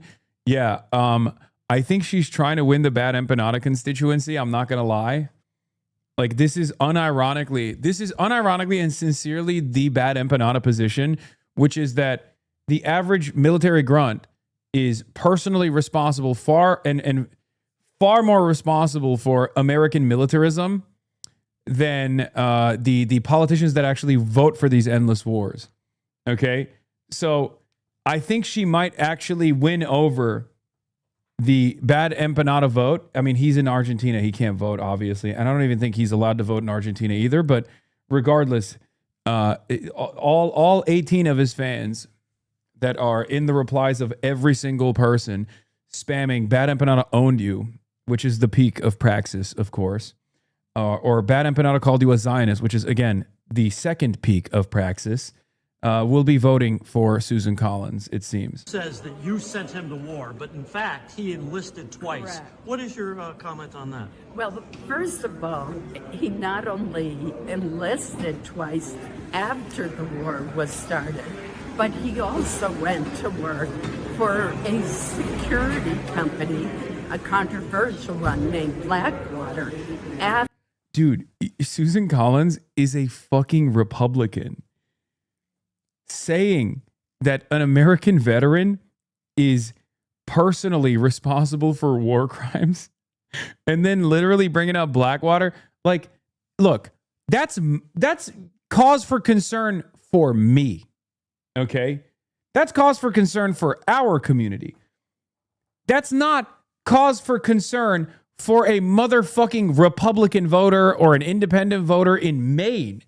What are you saying, lady? I'm so confused about this statement because it is verbatim. It is verbatim something that you would hear from Bad Empanada, right? And it's not even the wrong analysis, or at least it's not even completely ridiculous to be like, yeah, okay, you did fucking join Blackwater in 2016 or was it 2018? It was crazy, right? But for the average American that is receiving this information, not us, the average American that's receiving this information is going to hear this and go, yeah, of course, a fucking Marine Corps guy joined security contracting because they had no other option or he just didn't know what to do with himself. And he thought he could just like go back to waging war because that's all he knew for fucking a decade, right? It is very funny that Susan Collins is hitting this attack line as a Republican in this race. After his term in the service was over. Did Plattner not kill in battle? I find it hard to stomach Plattner from that alone. Fuck Susan Collins too. Guys, this calculation is utterly fucking insane. I don't know how to explain this to you, but the politicians are still far more consequential and far more responsible than the fucking average grunt is. Hello? Like, it's very shocking. It's a shocking point of contention, like that I don't understand. Where people were like, "Well, Marjorie Taylor Greene is a better leftist than Graham Plattner is," like because Marjorie Taylor Greene never actually took up arms and like killed someone. Okay, but she voted for wars and continued to vote for wars when she was in office. Like, if the politician's vote is blameless and the trigger man holds all the responsibility, why are we even voting for people? If we're talking about like condemnable behavior, I still think the politician is far more consequential and is doing something far more condemnable. And it's in the Constitution, the responsibility for war rests with the individual soldiers and not Congress. Yeah.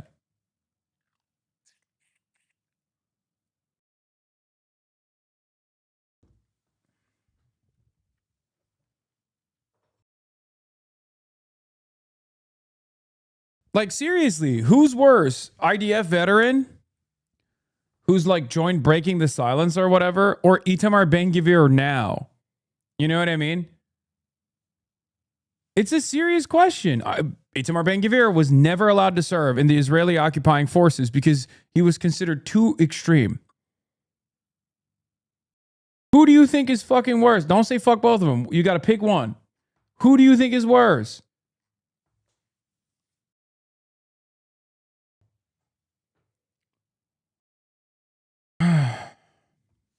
Neither. Hasanabi is worse. That's the correct answer. I'm glad that you have arrived at the ultimate left-com position. The ultimate ultra position is trick question. The answer is always Hasan.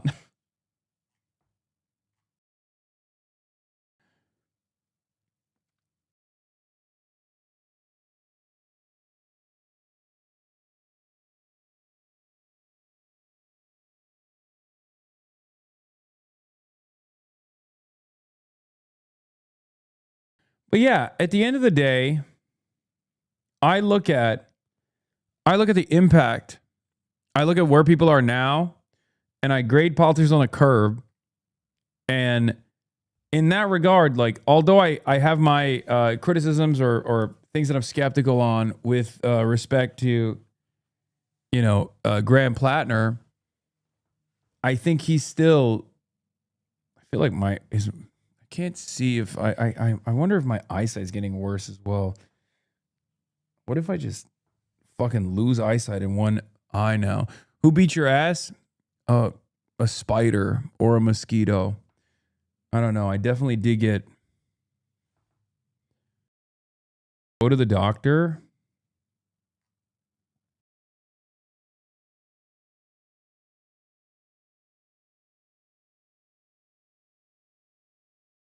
It looks fucking terrible. I know. It is terrible. It's huge.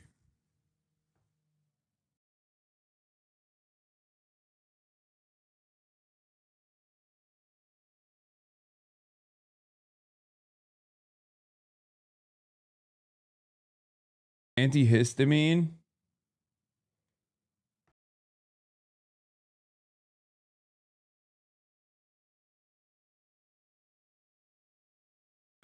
Antihistamine's pronto. Is it itchy? Not really.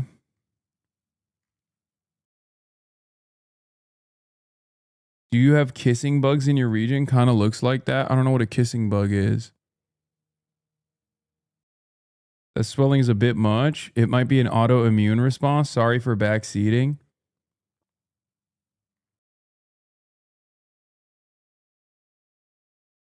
I think I need to put a cold spoon on it And no, I'm not losing vision in it. 500 subs to pop that shit on stream. Y'all are fucking crazy. Anyway, lines in your Josh Shapiro. party. We saw it play out in this primary here in Philadelphia, in which AIPAC, which historically was a bipartisan group that supported pro-Israel candidates, came in and helped the candidate who wound up coming in third place, I think, and lost.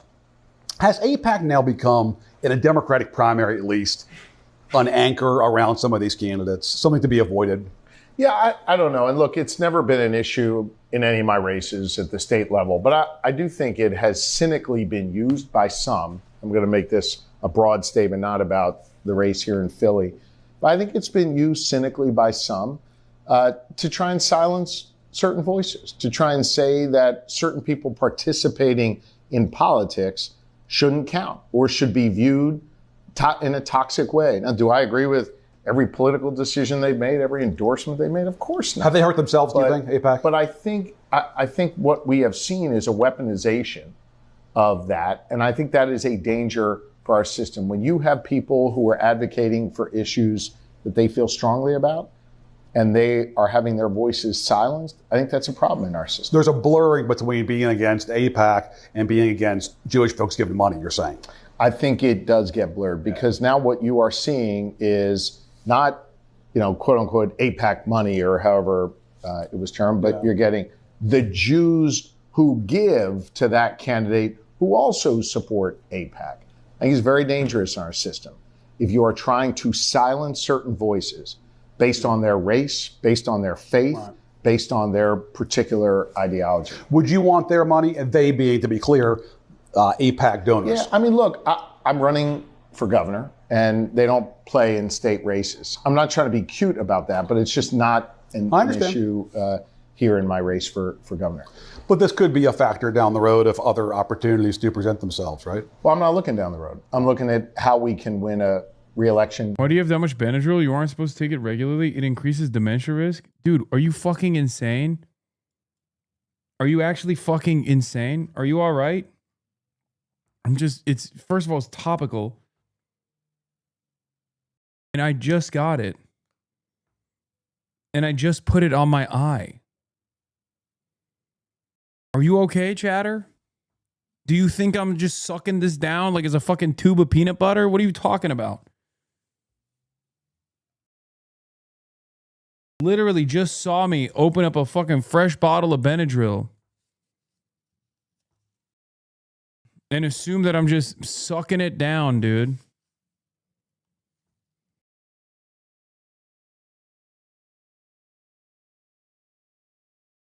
How many tubes you eating a day? You're doing the Penelope thing? No, I'm not. You're the one who thinks that I'm like doing something crazy here. I literally just have topical Benadryl, and you were like, whoa, why do you have so much Benadryl? You better stop.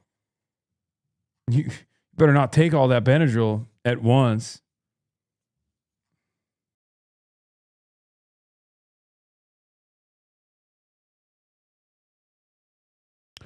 To be clear, what Shapiro is saying is actually way stupider in that he's arguing spending is more speechy than speech criticizing it. But to get there, you have to go past Citizens United. Yeah, this is essentially the reasoning of the majority in Citizens United.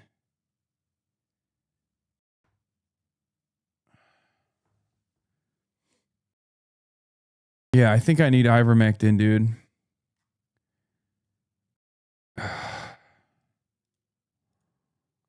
Oh, I was going to show you this as well. Jonathan Pollard, U.S.-born Israeli spy Jonathan Pollard admits Israel will have to go to war with Turkey and Egypt once they finish off Iran, Gaza, and Lebanon. I'm not so sure that we will have as easy a time with the Turks as we've had with the Iranians. I've been following Turkish military doctrine, and the strongest army in the Middle East. The storm is coming. Yes, of course. And they're a member of NATO. And even worse, they're a member of NATO. So I look at Iran as a problem we absolutely have to finish, and I'll explain what I mean by that. Gaza, same thing, and the Hezbollah. Why am I fixated on this now? Because we have to be prepared. They are a part of NATO, a strongest army in the Middle East. We must defeat them. We must delete them. For the next war, which will be probably against Turkey and Egypt. I'm not. Yes, Turkey has the second largest standing military in NATO after the American one. Turkey's military is also trained in counterinsurgencies as well against, Kurdish militias and villages. But the Iranian defense systems are far better than the Turkish ones, let's be real. And yes, Egypt is not even a point of contention here. Yeah, I mean, as I said, it's NZEG, right? This is NZEG shit. It's NZEG mindset. Straight up. That's what it is. People who are, there are talking heads in Israel who legitimately are trying to push for this. And that's where we're at. Yeah, Berkeley IGS poll shows top 2 vote getters advanced in November. Karen Bass, 26%. Nithya Raman at 25%. Spencer Pratt at 22%. And Ray Chen Huang at 9%. Spencer Pratt also, Matt Hamilton reports, new last week, Nithya Raman's campaign staff pushed activist Ray Huang to drop out and back Raman with discussions of financial support and possibly a seat at the table, as Huang told me. You can be the savior of the left, Huang said. Her staffer was told. Huang refused. And then Spencer Pratt said, Ray Huang is a real one. I disagree with her on almost everything, but I respect that she actually walks the walk, unlike these corrupt champagne socialists like Nithya. Guys, please don't say based. Oh my God. Oh.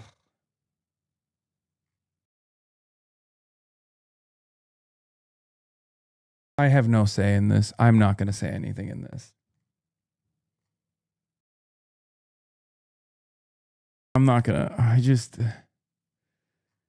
Oh, God. Oh, yeah. We're getting Bass again, aren't we? Maybe. I think it's the point where it's looking like it's going to be a Pratt-Bass matchup. And Bass, if we're lucky. Oh, this conversation was insane. I saw this last night.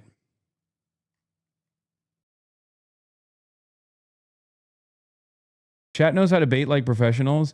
No. Nithya is the spoiler.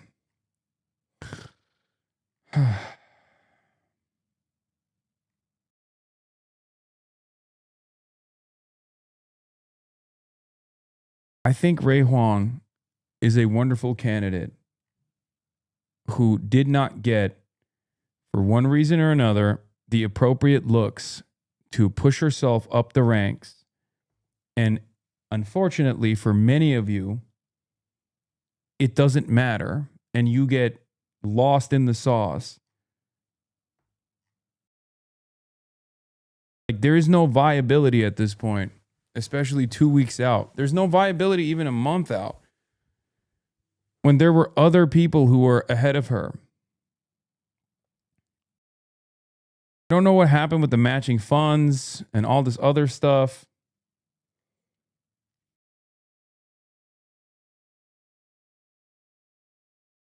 But it's just like, Hasanabi bump didn't work this time. That's why, I mean, listen, I've already told you guys this, but like, me linking up with a candidate is not going to make it or break it. It's not the end all be all. And I purposely stayed away from the race when there were 2 DSA candidates. I don't even want to touch it with a 10-foot pole. It's unbelievably busted. Address this. It's time. Okay, calm down. It's not happening. The real crazy one is, if Tom Steyer straight up said Israel is committing a genocide, I would have fucking pushed for him. And he might still win he might still get in the top 2 without my aid. But he just could not commit to it. I think if Tom Steyer came out and actually cut above. I mean, he did communicate on the issue of Israel far better than all the other candidates, but like he still would not commit to saying Israel committed a genocide. And it was, I think that would have literally dusted Becerra. Like if he came out and was like, Israel did a genocide, we got to do it like as a governor, I'm going to commit to making sure that we're not, spending our resources on a country that is, doing war crimes, all this stuff. I think that would have genuinely put him far ahead of the pack. Israel would have been an actual point of contention in the conversation, and it would have made everybody else look ridiculous. Okay.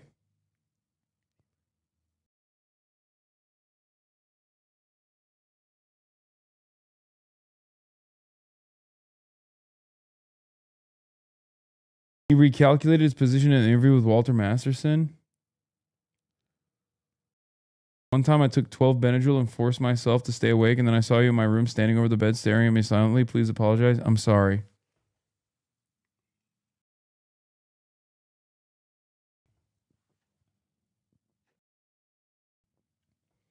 Did you see this? I don't get why Nithya entered the race. Ray was polling well before she entered. We didn't need her. Yeah, but she did. So what's the conversation here? You know what I mean? I know.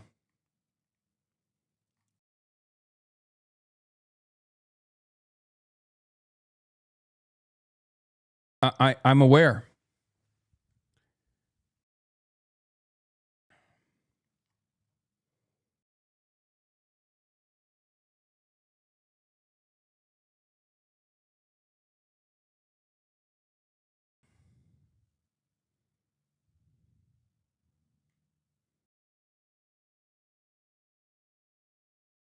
Anyway.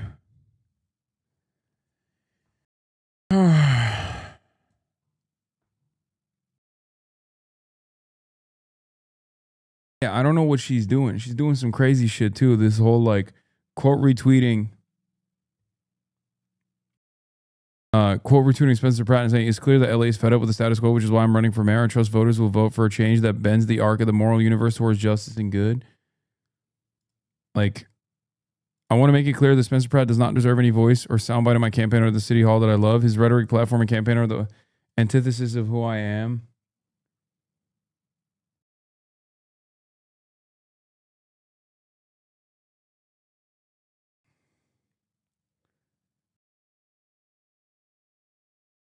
Is Steyer versus Becerra? Steyer needs to lock the fuck in.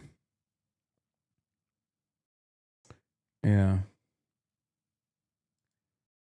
The numbers guy might be in hot water.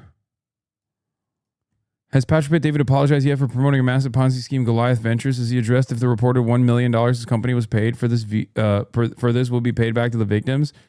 I reached out to Patrick Bet David directly about this. No response. Conference this year is brought to you by Goliath. Wait, he's a numbers guy. CoffeeZilla. He's a CoffeeZilla. I'm a numbers guy. What do you mean? I'm a numbers guy. Patrick Bet David was recently subpoenaed by Goliath Ventures in the legal case, so I wouldn't be surprised if he's forced to hand back the money one way or another. The alleged $1 million paid to Patrick Bet David Consulting comes from a Channel 9 investigation by Darylene J. into Goliath Ventures. CoffeeZilla, you're not a numbers guy. Have you connected with DSA Long Beach? No. Why are you guys asking me this question over and over again? Is DSA Long Beach in the chat? Why are you guys asking me if I've contacted DSA Long Beach? Why am I supposed to contact DSA Long Beach? What the fuck's going on at DSA Long Beach? What happened?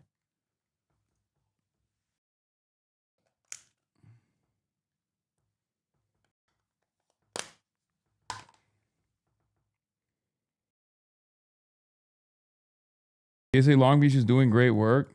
But why? Why did they want me to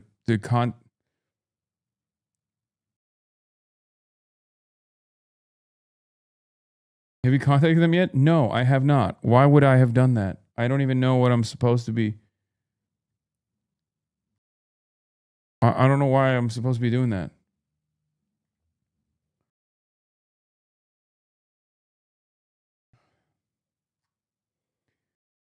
New banger alert.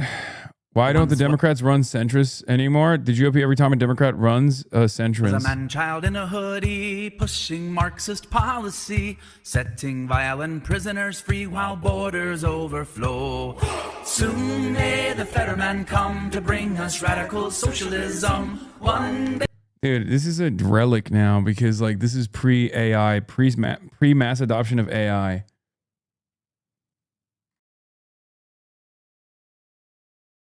I remember this ad. I played it a lot. God, it's so embarrassing. Also, Fetterman wasn't a centrist when he was running. Let's be real. When the nation is done, we'll wish we'd told him no. Soon may the Fetterman come to bring us radical socialism. One day when the nation is done, we'll wish we'd told him no.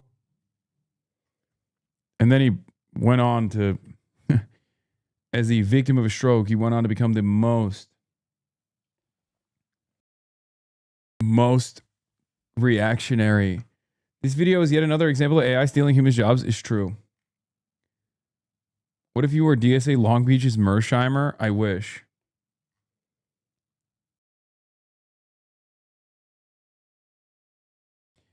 All right, we're going to get to DOJ weaponizing, or what is this? Asked to keep in mind suffering of Palestinians, not just Jews. Jake Sullivan responded, that's smack the whataboutism. They're both equal. That's unacceptable.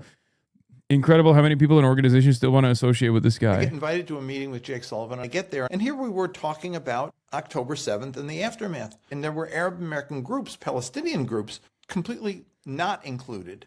He spoke first and talked about the trauma being experienced by the Jewish community. And when he finished, I said, I understand that. And I grew up with a mother who made me very sensitive to the plight of Jews during World War II and the aftermath. I know from Jewish friends how traumatized they were. And it reminded them of the pogroms. It reminded. Dude, I can't this conversation is so so unbelievably frustrating. I hate this shit.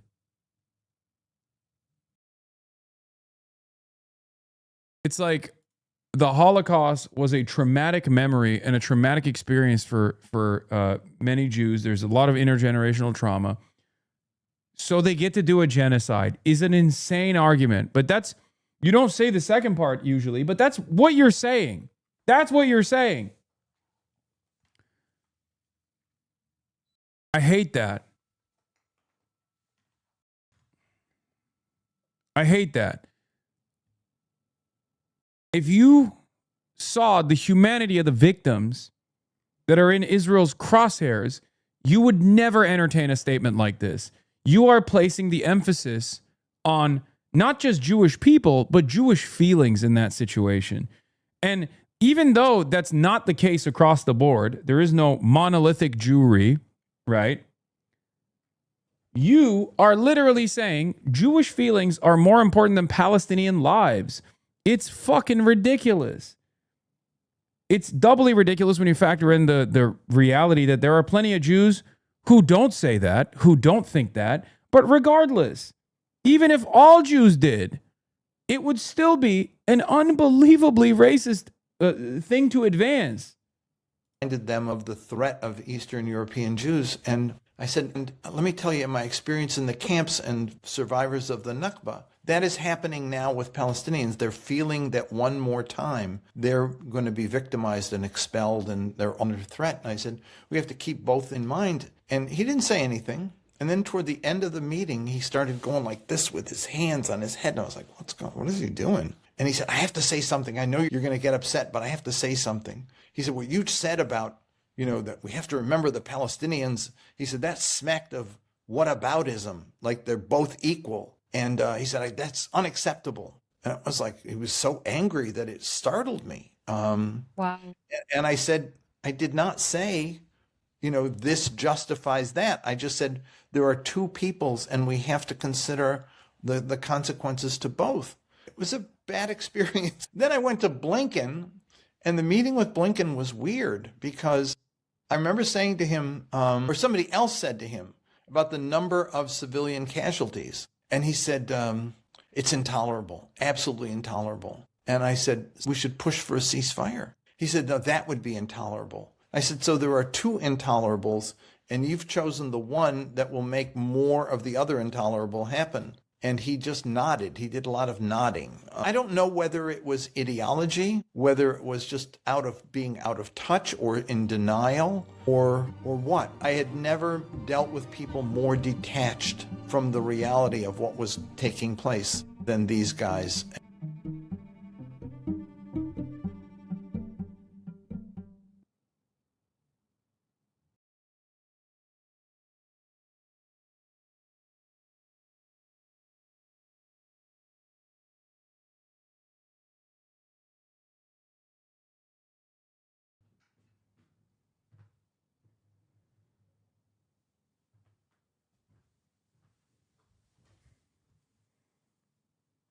Dead air, dead air, dead air. FBI got him. No.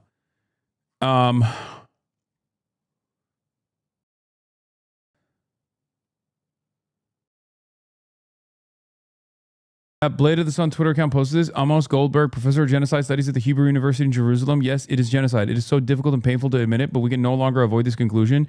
Jewish history will henceforth be stained. Yeah, you're going to start seeing a lot more of that, by the way. That's why, like, Omer Bartov talking about, like, well, Zionism wasn't supposed to be this, but it's turned into this, is actually kind of important. So Omer Bartov is another Jewish Israeli Holocaust scholar, right? And he got to the genocide conclusion far before many of these other guys did, even though it was also still very late. But he's still trying to like rewrite or whitewash or launder or maybe come to terms with what Zionism has become now, when in fact that's what Zionism always was. But I'm not going to constantly fucking yell at people like this because it's going to take a while for them to get there. Okay? I know that a lot of people will yell at those people. You can just disagree with them. I know Omar Bartov just came out with a new book. Yes. I'm talking about a Jewish Israeli Holocaust scholar who recognized that it was a genocide, wrote about it in the New York Times when it was like a year and a half in, right? Or something like that.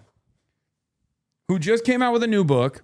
And in the new book, he talks about Zionism and how Zionism is turned into fascism. Okay? The problem is, it always was fascism. But if you have a prominent Holocaust scholar, a prominent Jewish Israeli Holocaust scholar, basically even linking Zionism to fascism in this current iteration, he's only one step away from openly recognizing that from the start, from the Nakba, and what Zionism always has been, is fascist. The point is, it takes a long time to get there for a lot of people, especially a lot of people who are older, especially a lot of people who have seen this their whole lives. And by the way, Crystal Ball did a fantastic job here with J Street founder Jeremy Ben-Ami, who, once again, as a liberal Zionist, wants to maintain support for Israel, wants to maintain a relationship with Israel in America. That's the job of J Street. But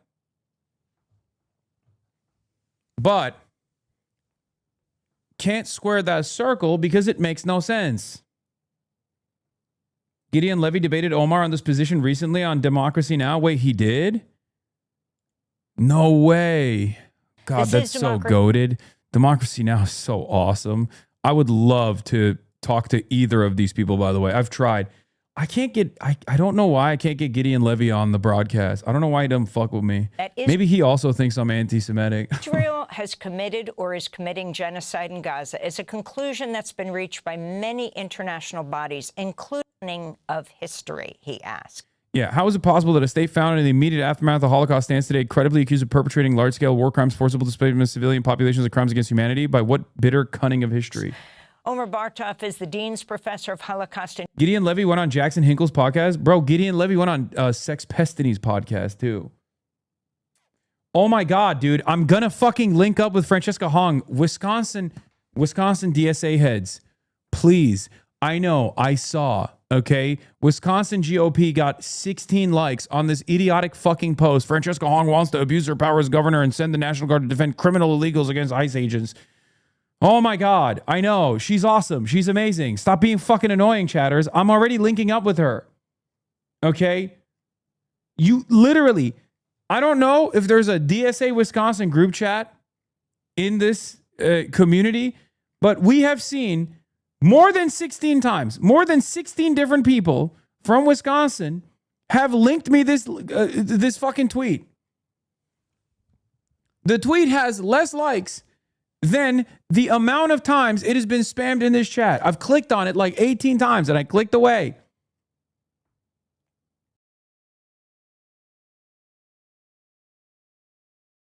Please.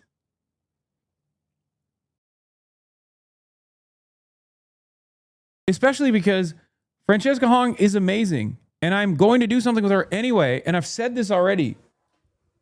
I am the DSA co-chair in Northeast Wisconsin. We are mighty. I know you guys are all mighty in your own way and you're doing a fantastic job. Please stop spamming shit. They just jealous since you came to Minneapolis. Hasanabi, ignore the noise.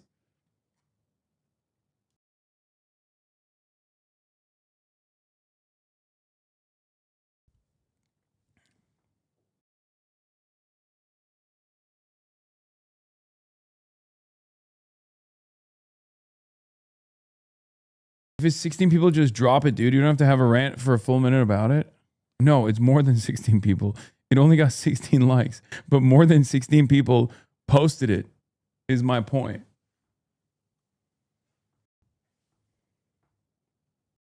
They told you they'd take your good mood away. I know.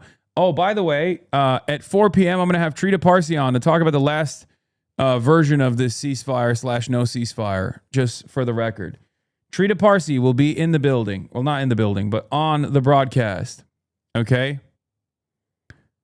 Let me tweet that out, actually. Talking to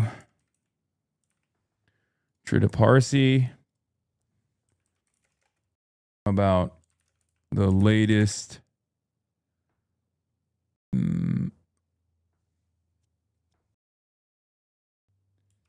updates on the ceasefire / resumption of hostilities over the Strait of Hormuz at 4 p.m. PST. Anyone? Hasanabi heads in Discord, New Hampshire? What?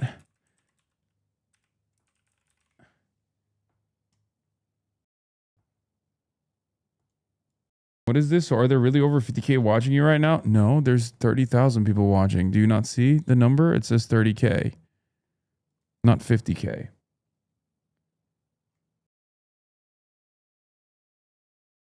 Take more Benadryl so we can get the Hat Man on the broadcast later. Who's the Hat Man?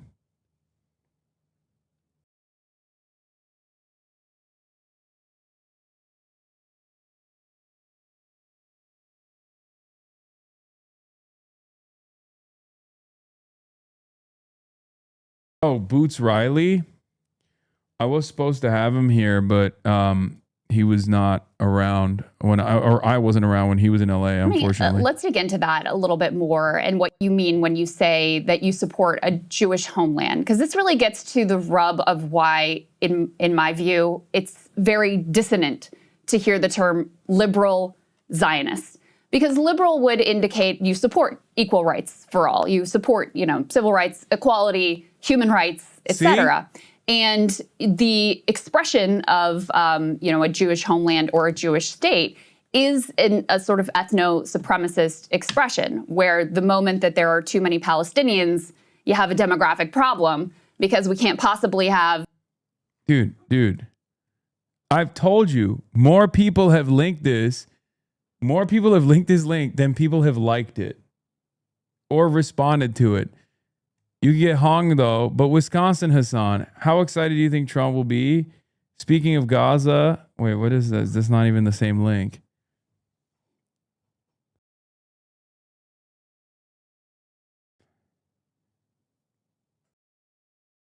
Chud's crashing out over Fran in Wisconsin.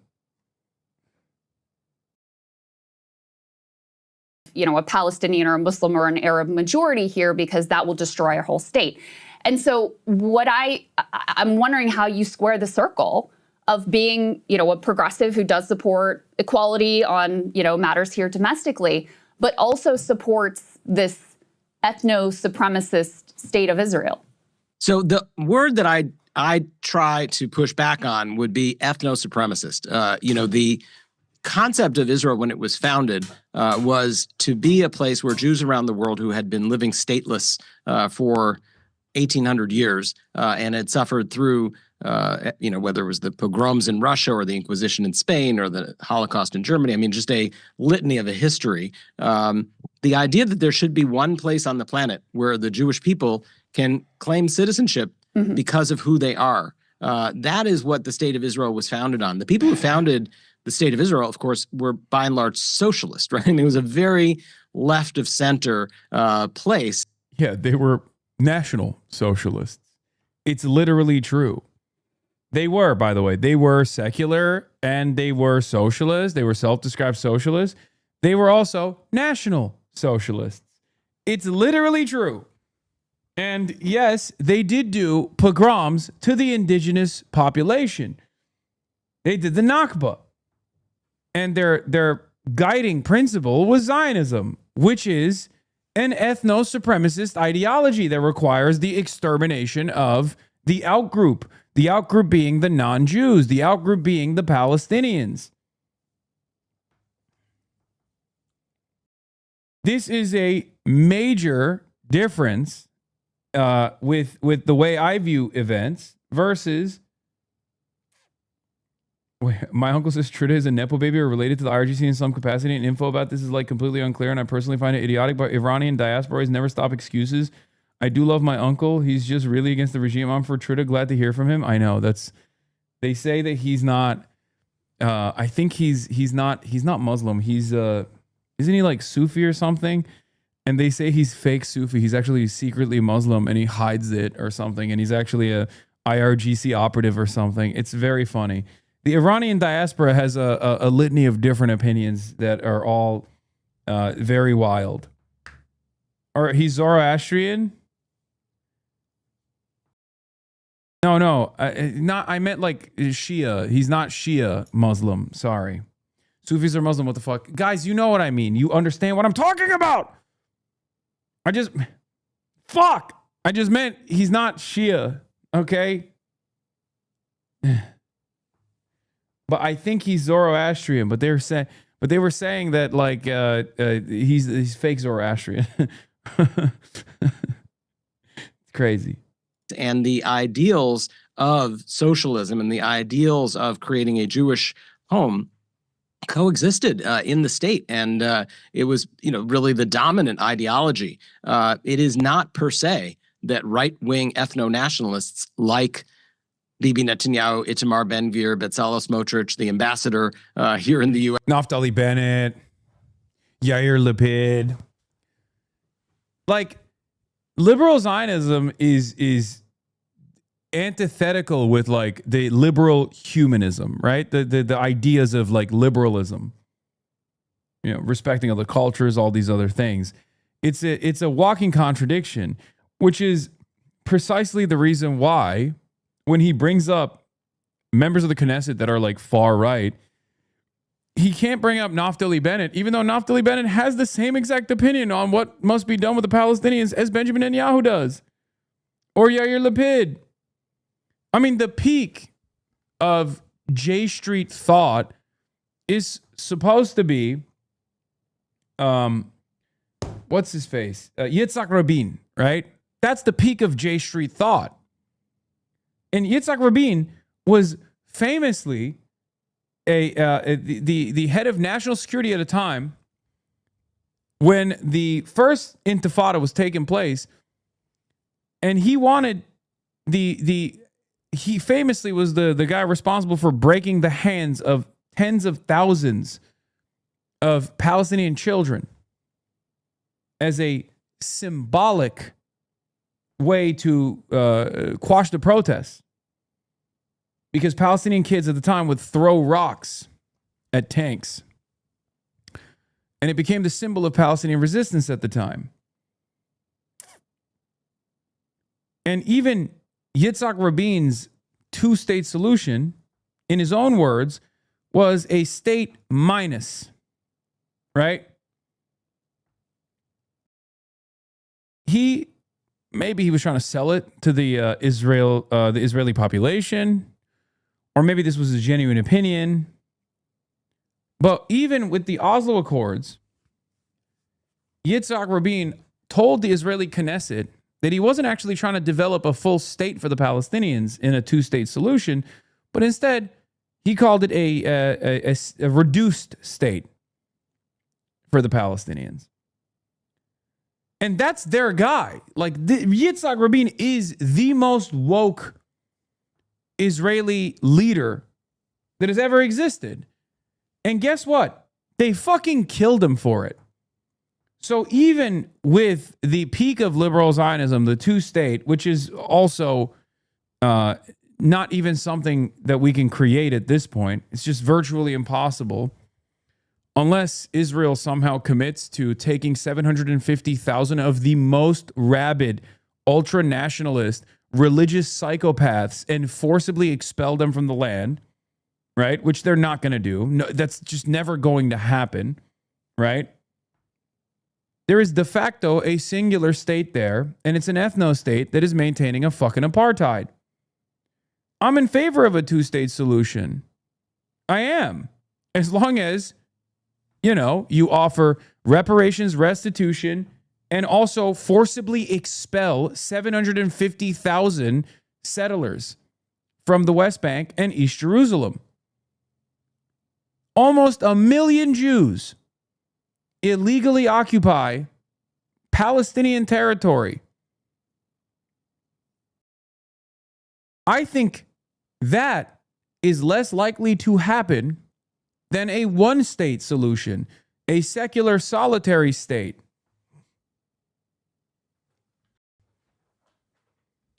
A secular solitary singular state that has equal rights and representation, that offers reparations for all the stolen land and for all the death and destruction to the Palestinians, that offers a right to return to all the Palestinians.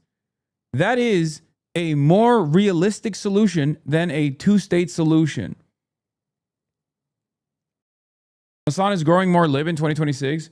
Brother, you are not listening to my words. For some weird reason, whenever I talk about this shit, people lose their fucking minds because they just shut off their brain. Okay? Either of those options are fine by me.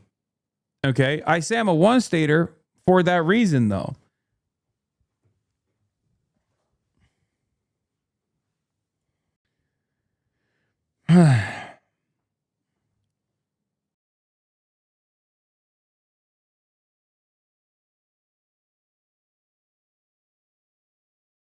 That's far less likely than expelling illegal squatters and is also not supported by any rule-based order bullshit. What do you mean? I mean, I just don't think that that's going to happen. I'm in favor of it. I'm in favor of it.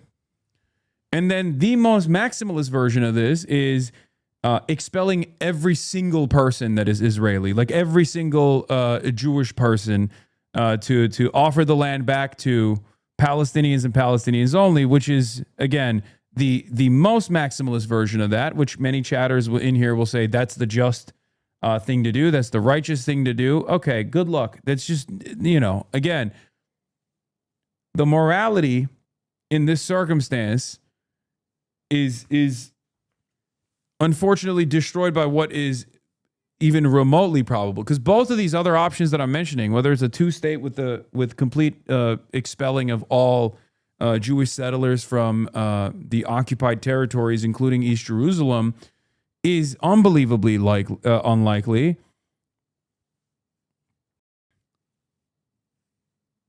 I personally think the abolition of the apartheid with forcible recognition of you know the war crimes and the creation of a singular state where everyone has equal rights and representation is more likely. The least likely scenario is that you expel, 6 million Jewish people that came after 1948. It's just not a thing. Like, that's not ever happening. And when I say that, people go, oh, fuck you, you're a Zionist. Well, I guess I'm a fucking Zionist then. Jesus Christ. Like, I just live in the real world, you know?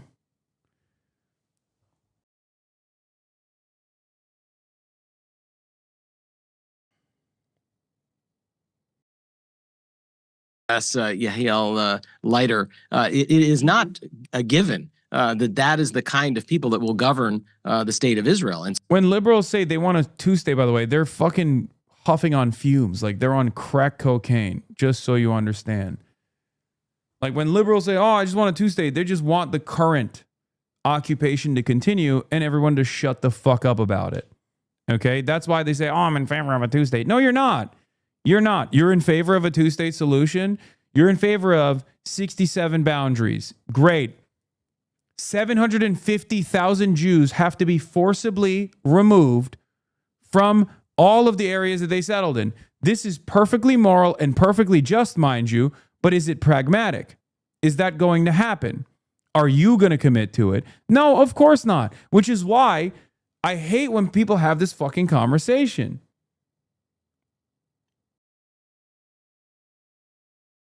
"67 borders, two-state." Yeah, you're just saying that. You're literally saying that, and you are not actually invested in that at all. You know it's never going to happen.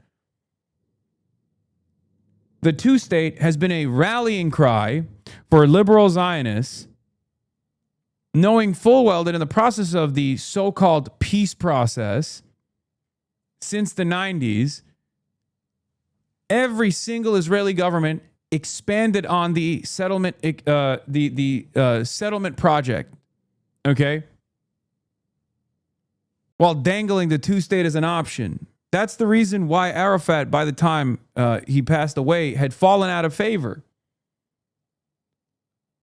Yasser Arafat was insanely popular at the beginning of this process.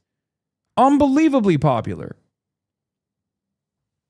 And a decade plus of back and forth negotiation, passed away, assassinated, whatever you want to call it. But a decade plus of back and forth negotiations that led nowhere, as the Israeli government was utilizing, dangling the peace process like a fucking carrot as they continued to design a non-contiguous Palestinian state that they completely occupied militarily. Palestinians recognized that all they were getting was Bantustans if they're fucking lucky, waiting out their time until they were completely purged from the land.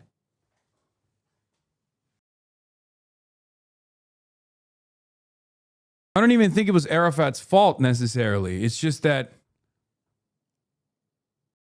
it's just what happened. Israel and America did this to the Palestinians.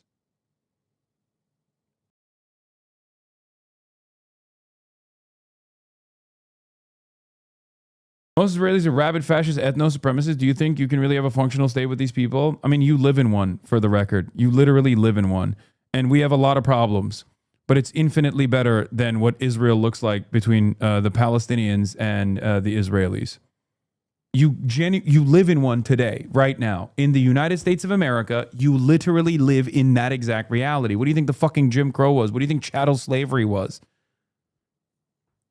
It took 200 years of evolution to get to this point, and this country is still unbelievably white supremacist, but in comparison to the shit that Palestinians have to go through, I think it's a much more positive, a much more improved set of circumstances, don't you think? And we're still working through those issues.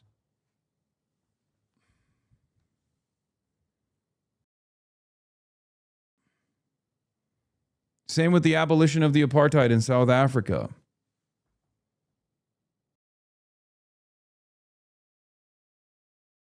Anyway, let's watch the rest of this. So I But doesn't that become a sort of inevitability once the core of your project is we must maintain a Jewish majority?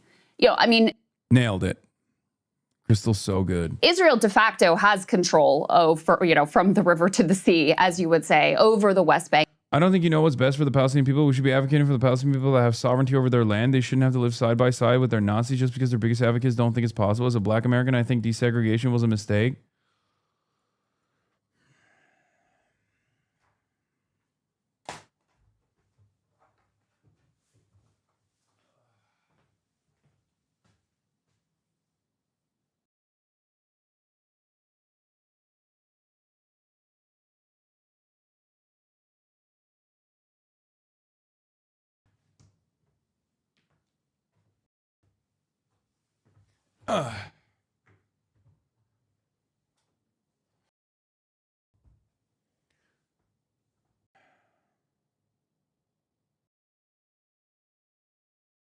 It's not bait, it's enfant door.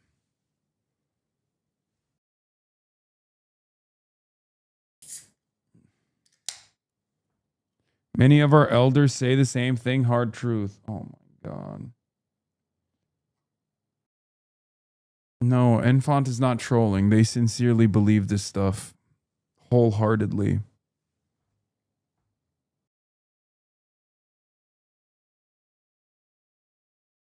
You know, you agree with Charlie Kirk on that, right? And I guess your elders too as well.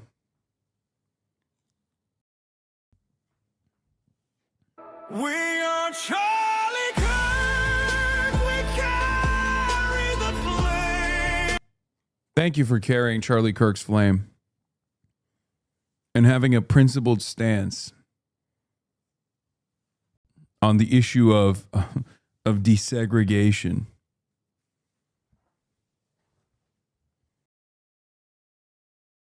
Oh my God. That's not a hot take. A lot of foundational black Americans believe the same thing. I know. And that's why it is a fucking hot take.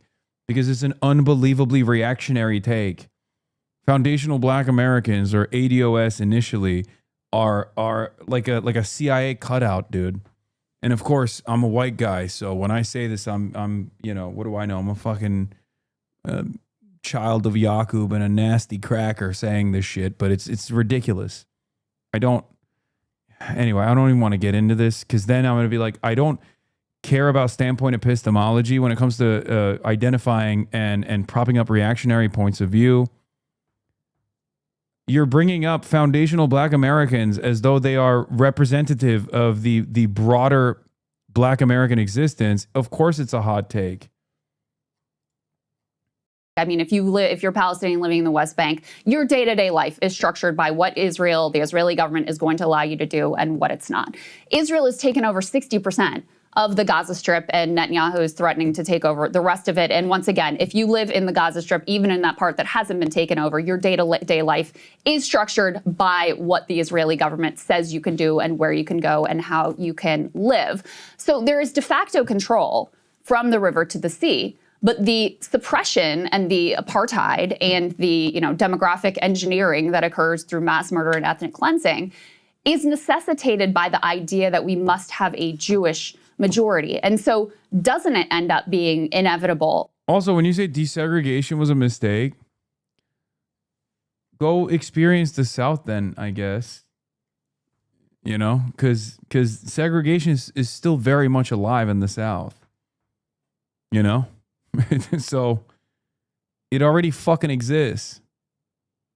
Yeah. So I don't know what we're talking about. You can go and experience it still to this day. And given the trajectory of white supremacy in this administration, we might see segregation. You will hardly understand just by visiting. Yeah, I'm just saying, go live there for a little bit and you'll see. And not only that, but also we're moving in the direction, we're rolling back the clock on all of the gains made through the civil rights struggle, regardless with this administration.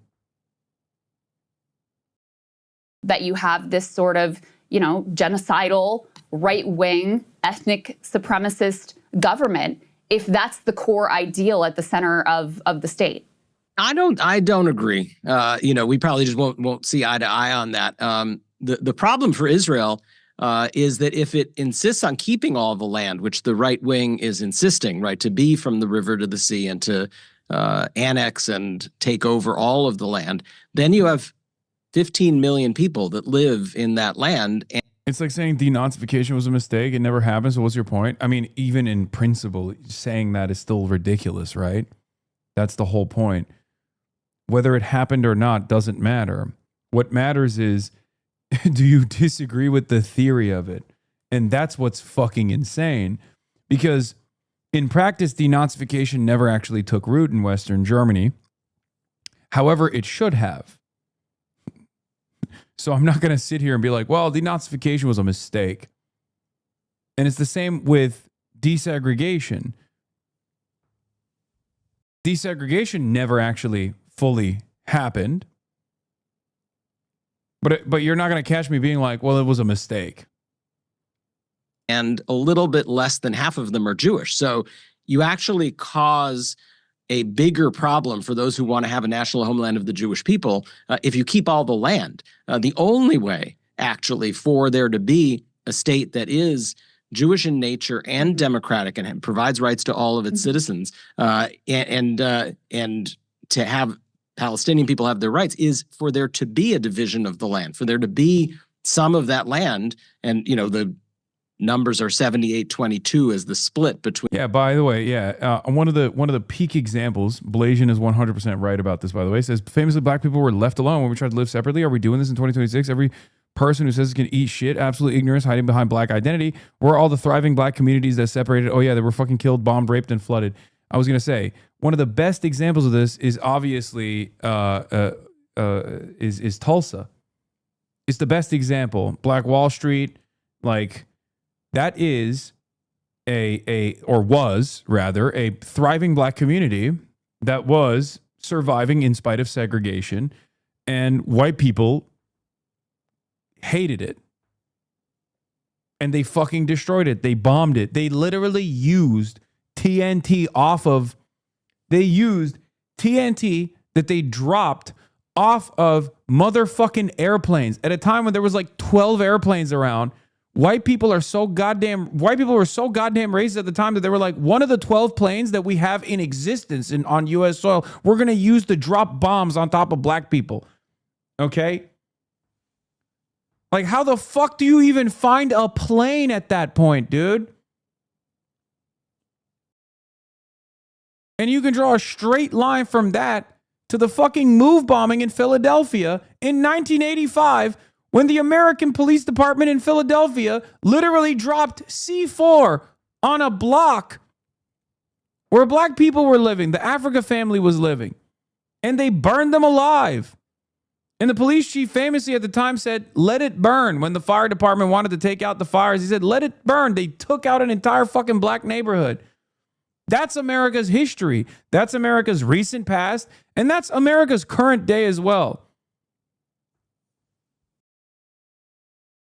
It doesn't even end there. The depravity doesn't end there. They took the bones of the Africa family's remains and they were in Princeton University until like 3 years ago. Anyway, it's 4 p.m. I got to talk to Black Excellence. Capitalists can run into the arms of Tucker Carlson and every other Nazi ready to devour you. Let Jay-Z and LeBron save them then. I'll be here fighting the top of this fuck-ass system. Anyway, we're talking to Trita Parsi. Hold up.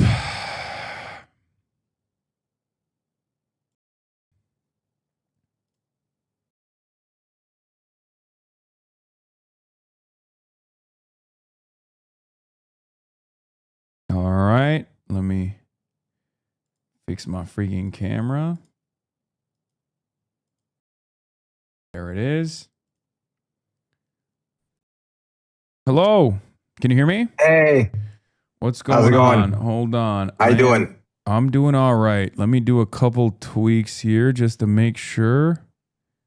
Welcome back from Cuba. That we have everything ready to go. Has it been that long? Oh, hold on. Yeah, it's been that long. Okay. Yeah, I mean, don't even bring up Cuba right now. I don't know if you saw the news. I did. I don't know if you're familiar. How's it going?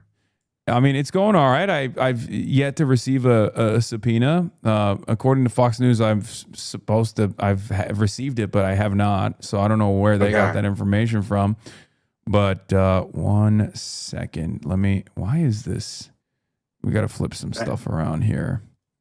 I assume you lawyered up? Not. I mean, yeah. I'm gonna be talking to a lawyer soon. Yeah. But so far nothing has taken root. So I don't know. Okay, I think. Hold on. I'm just sizing your thing real quick, and then. Okay. This is, again, one of the byproducts of just doing real-time production in a one-stop shop. You want EVP of Quincy Institute, right? Yep. Okay. And then if you could. And I'm going to plug your Substack as well. Awesome. Yeah, and that we would should be awesome. Yeah, mods, you should spam Truda's Substack. Wait, oops. Okay, and then we're going to swap cameras real quick. Okay, I did it. I think we're good to go. Boom. All right. That sizing is terrible. I'm going to fix it. All right, Truda Parsi, thank you so much for coming on. It's an interesting day to be talking to you, but there's been many interesting days. It's day 90 of Operation Epic Fury, or as I like to call it, Epstein's Fury. And seemingly these past couple of weeks, there was a real will they, won't they style situation where everyone was wondering if we were finally going to arrive at a reasonable conclusion. Was the Trump administration going to concede on the quite reasonable points of contention that Iran was addressing? Israel obviously did not enjoy that at all. They didn't appreciate it. I like to look at what the Hasbara side is saying and what the Israeli government is saying to figure out like how likely it is to arrive at a ceasefire.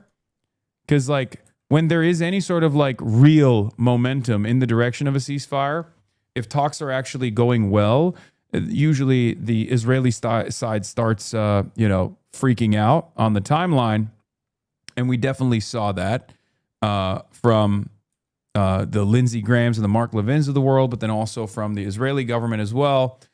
And lo and behold, Israel is, intensely bombing Tyre in Lebanon, and now is talking about and is bombing Gaza as well, and reasserting its control over additional chunks of land in both of these countries or in both of these regions, places.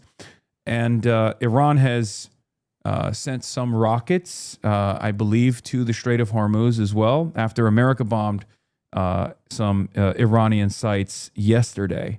So where are we? So let me first say something about what you started off with, looking at what the Israeli and the pro-Israeli reactions have been. And I think there is an important distinction. The pro-Israeli reactions have been a complete meltdown publicly, particularly when they thought it was really close. They've calmed down a little bit because clearly there's some problems in the negotiations. We'll deal with that shortly. But I think it's also important to note that initially there were some harsh reactions from the Israeli side, not from Netanyahu himself, however. And Netanyahu has now instructed his cabinet members that they're not allowed to talk to the media about this. I think there's a reason for that. The Israelis are going into their election season. There's going to be an election there soon. Netanyahu is not doing particularly well. He's not been able to translate the support for the war that exists in Israel into a political win for him. And simultaneously, Trump is still polling very well in Israel. And I don't know if you saw, but about a week ago, out of nowhere, he started saying that he's polling at 99% in Israel and that he might even run for office in Israel. I think that was a warning to Israeli politicians to say, look, I'm actually very popular in Israel. If you go against me, if you take on this deal directly, criticize it, attack me, I'm going to come after you. And you're going to be quite vulnerable in this election era. And as a result, I think it was fascinating that even Netanyahu, even when people were expecting a memorandum, was like issuing AI generated pictures of himself standing next alongside Trump rather than actually going up against him. Let me be clear. I think the Israelis will do everything they can to sabotage the deal, but it will not be overt. Because overtly, it's too costly for them to directly position themselves against Trump. Now, in the talks, clearly there's a lot of challenges. There's some details that apparently were not entirely clear. I think also to a certain extent, the Iranians are starting to get some cold feet. A lot of questions are being raised as to whether Trump really can deliver on the sanctions relief. Does he really want a deal, or is it just a pause for him to attack again? Why is he suddenly talking about the Abrams Accord?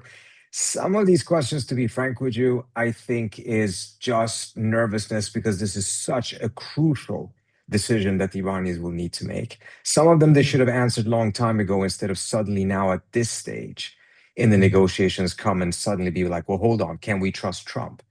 Well, clearly you cannot, but at the same time, if that is a hurdle, why did we do this whole negotiation up until this point? So I think there's some divisions within that system. There's nervousness in some of the other regional states because they do believe that most of the issues have been resolved, at least for the memorandum, and they're just waiting for the Iranians to sign on.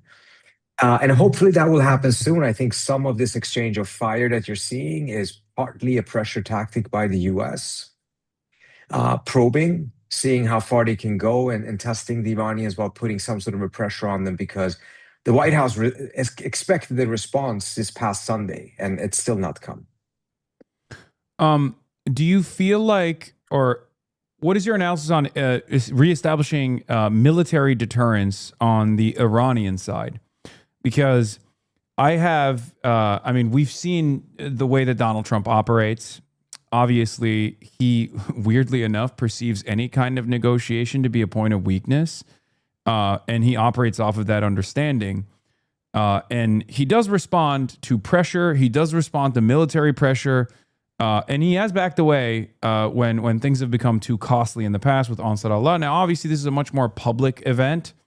And it's much more embarrassing. It has actually already diminished American force projection capabilities.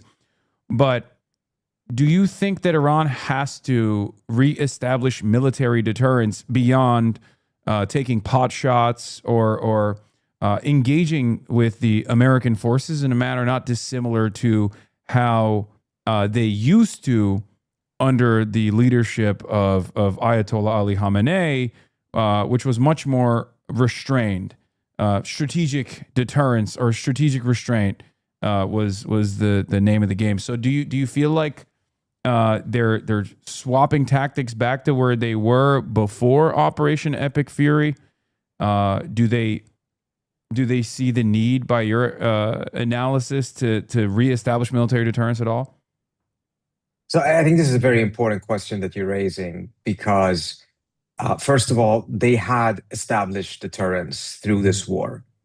And they had also established escalation dominance. And now we're seeing these exchanges of fire. The American side has struck the Iranian mainland, not Tehran, but they've struck the mainland. So it's not just a bunch of islands or ships in the Persian Gulf. It's actually the mainland. Yeah. And the question, of course, is that if this, that the Iranians are wrestling with, if this is not responded to, then this will be a new normal. It will start again to look like how the Iranians behaved under strategic patience in Syria, in which the Israelis constantly increased their attacks. The Iranians did not respond. By the time they responded, it was seen as underwhelming, which just invited further attacks. And eventually, the Israelis felt that the Iranians were so weak they could just start a full-scale war. Of course, afterwards, we see that that wasn't the case. It was reversed, but there's a lot of strategists in Iran who believe that if the Iranians had responded much more forcefully, much earlier, the war could have been avoided altogether. And now, if they don't respond, there is the risk that they're running that once again, the deterrence that has been established will start to erode. And a new normal will be in place in which apparently it's okay for the US side to attack Iran, Iranian mainland. That's tolerated under the ceasefire. This is part of the reason I think that they struck an American base or tried to strike an American base in Kuwait yesterday. I don't know exactly what they were aiming for. I don't know whether there was perhaps some damage that was caused, because I think we have to be very careful. Remember that in the beginning of the war, we were constantly told that 90% of Iran's navy had been sunk, and that 90% of the missiles had been intercepted. And later on, turn out, of course, that there was far more damage that had been inflicted by the Iranians on US bases and on other assets. So I don't know whether they actually succeed or not. There's an official story that says that it was intercepted, but I think we should withhold judgment. But there's a danger as well that if they do respond very forcefully, this could escalate out of control. And they're back into a direct military confrontation. Now, there's some in Tehran who actually think that that may end up in their favor. What is very important, however, is how you get to that end state of a full-scale confrontation. It is much better for the Iranians if the US actually attacks Iran, or if Israel attacks Iran, and Iran can say, we're just defending ourselves. But if it is this murky tit for tat, it's not entirely clear who started it, and then eventually ends up in a military confrontation, the Iranians lose a degree of international advantage in terms of how other countries will be seeing this, and whether there will be some degree of understanding for Iran's position. I don't think the US side, frankly, is trying to escalate matters towards a conflict. I think they're trying to increase a degree of pain on the Iranian side because of deep frustration that the Iranians haven't answered yet. It's still very risky. I'm not saying it's right or that it's wrong or anything like that. I'm just trying to explain how I think that the US side is thinking about this. And I don't think the US side necessarily has targeted the most important sites in Iran either. So there's clearly an effort to make sure that this doesn't escalate completely out of control. But it's a very dangerous game at the end of the day. And there may very well be a situation in which the Iranians feel that unless they strike back really hard, their deterrents have been eroded, and they're trying to restore that. And inadvertently, they end up in a confrontation that neither side actually may have been aiming for. So as far as reestablishing deterrence, though, isn't this somewhat proof that the hardliners are no longer as prominent in the conversation? Because I feel like if there are hardliners, or maybe they're all they're all arriving at the same understanding, and this time they're making the calculation that restraint is the more appropriate way to follow through, and that as long as they hold on to the control that they have over the Strait of Hormuz, that America is inevitably going to cave and concede on their demands. But on the American side, I have some questions for you. So one, there's new reporting that Israeli officials are privately urging the Trump administration to abandon negotiations with Iran, as they have done so publicly as well, but they're privately also urging and demanding that they assassinate Iran's parliament speaker and lead negotiator Mohammad Bagher Ghalibaf and launch a new round of strikes on the oil infrastructure. And the claim is that just one more attempt at what America and Israel tried for the last 90 days, and then you won't even need to do a ceasefire deal. Iran will be begging for you to do a ceasefire deal or whatever, right? Like, they'll be able to achieve their military objectives. What do you make of that? I wouldn't be surprised at all if that is what the Israelis are pushing for. I think they're probably going to have to be a little bit careful of how they message this. I do suspect that there isn't enough creativity in the arguments that they're putting forward, because all of them are looking the same. You just need to threaten war with Iran. That's what the message was back in January. Later on, it was like, well, just a small war. Later on, it was like, well, if you just take out the supreme leader. And then once all of that was done, it was like, well, now you actually have to bomb their oil facilities and power grid. And now we're hearing that apparently if they just take out the Speaker of the Parliament, that will be a game changer. There's this pathological search for a game changer that gives the United States and Israel the upper hand in a manner that enables them to avoid any negotiations against essentially get the Iranians to surrender. And unfortunately, the US side has fallen for that argument, both because of internal voices favoring it, and of course, because the Israelis have aggressively pushed for it. None of these measures have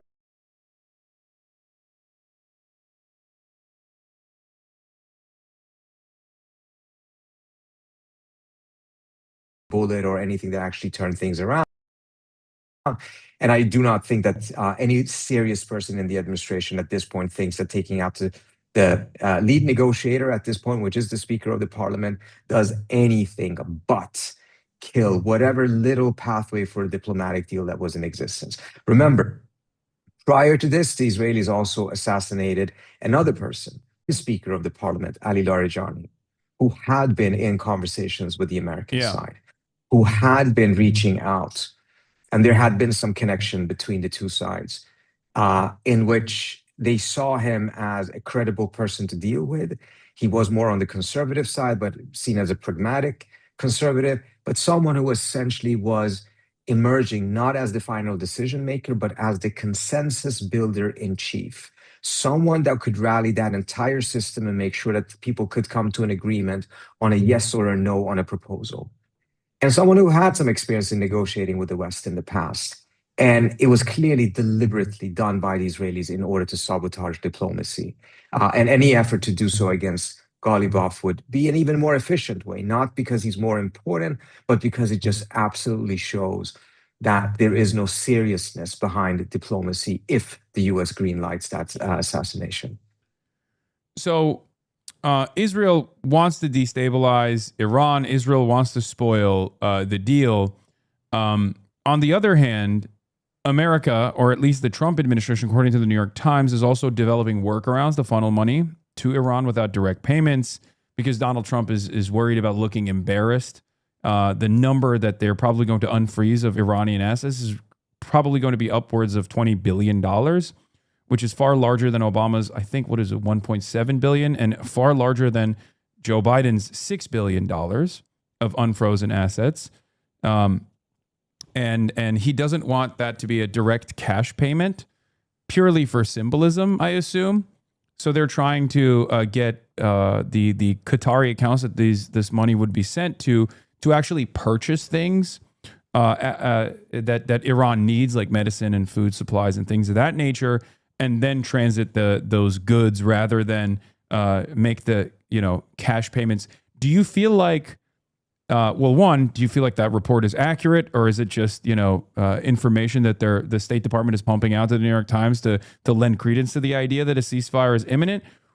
And if not, if it is legitimate from your assessment, do you feel as though this is a sign that America is much more predisposed with a ceasefire negotiation and much more sober in their assessment than Trump lets on? Look, a couple of things, Hasan. First of all, my own conversations with the administration have left me with the impression that there are absolutely elements that are very serious about a deal, and that they recognize that unfreezing of assets is an absolute necessity. In fact, major sanctions relief is going to be a necessity to get the final deal. And in that, yes, they do want to avoid the optics that existed during the Obama administration. However, I just want to point out one thing. Obama unfroze assets that were much, much larger than 20, 30, 40 billion. At the time, I think it was up to $100 billion. But there's a difference because those assets, those funds were in foreign banks, and by unfreezing it, the Iranians could get the money back. The 1.7 that you're referencing is money that the US owed Iran because of a lawsuit between the two countries that was clearly going to go towards Iran winning. So the US and Iran settled that.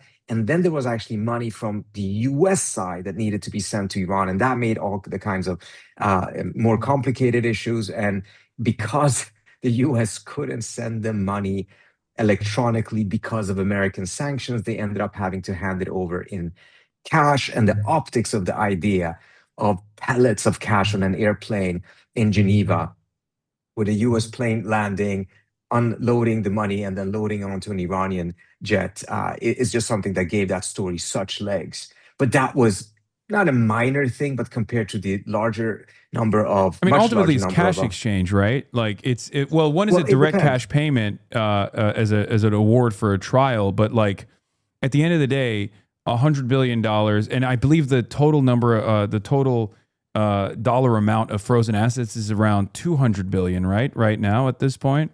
There's some question marks. Most people put it somewhere between 120 and 150, but I don't know anyone who actually fully knows. It could be as much as 200, because bottom line is this: the frozen asset is Iran's money. Yeah. It's not American money.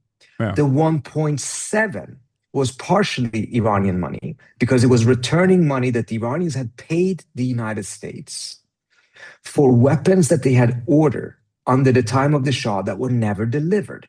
Because between the Iranians paying for it and the US supposed to have delivered it, there was a revolution in Iran and the US refused to deliver the weapons. Yeah. The Iranians took the US to court, eventually were on the cusp of winning. The US decided to settle, and some of that money was Iran's money that was returned, but then there was interest rate. About 1.3 out of the 1.7 billion was actually interest rate that was added on it, because this was going on for like 40 or so years. So there's an element there you can say, well, that part of that was at least American money, but everything else is Iran's money that is being returned to them because they had been confiscated by the US using the international banking system as if it is an instrument of American statecraft, and said these amounts are now frozen in those accounts. Now, going to the detail of that story that says, hey, the US side is much more comfortable if the money is not just sent back to Iran, but essentially it's in a bank in Qatar and some other place, and then the Iranians can use it to buy food, etc. That was the deal that the US struck under Biden with the Iranians. Now, that was built on a deal that the previous Trump administration had been negotiating with Iran but never got to it. At this point, I am not so sure that that's going to work. It may work with perhaps some of the smaller amounts that is in a Qatari bank, but when it comes to the $120, $150 billion, no, the Iranians are, first of all, that money will most likely not go back to Iran. It's just that the Iranians can start spending it, because every country has money in other foreign banks, and they use that to pay for the exports or the imports, right? So the Iranians will probably continue to do that. But what was happening under the Biden deal was essentially the US would oversee whatever the Iranians were desiring to purchase, and they had to sign off on it. I don't think that is the way it's going to end up working, given where things are right now between the US and Iran, and how this war actually have essentially ended up, which is not in an Iranian defeat. Yeah. And as a result, I suspect that the Iranians are going to have much clearer and stronger demands when it comes to the sanctions relief. Unless there was a full-blown sanctions relief, which included not just European or secondary country sanctions relief, but American sanctions relief as well. And then Iran felt comfortable enough to operate off of the SWIFT system, which, it seems like a totally separate reality than the one that we're engaging in currently, considering that there's bombing going on. It's a separate reality compared to where we are right now. But if the US wants a final deal in which the Iranians give up all or most of their stockpile, there's going to be sanctions relief, undoubtedly. I understand that the administration may not want to talk too much about it right now because it just riles up the pro-Israeli opposition to it. But there is no deal you can have without massive sanctions relief. Yeah. And one thing that is important to keep in mind here is that previous presidents were very ideologically committed to the sanctions and quite unwilling to touch them. And they thought that the political cost of touching them were massive. You were just in Cuba, so you saw the impact of those sanctions. And one thing that's very important to keep in mind in the Cuban context is that Obama only lifted the executive orders. He never touched the embargo. The embargo goes through Congress, and Obama never even tried to lift the embargo because the political cost would be too high.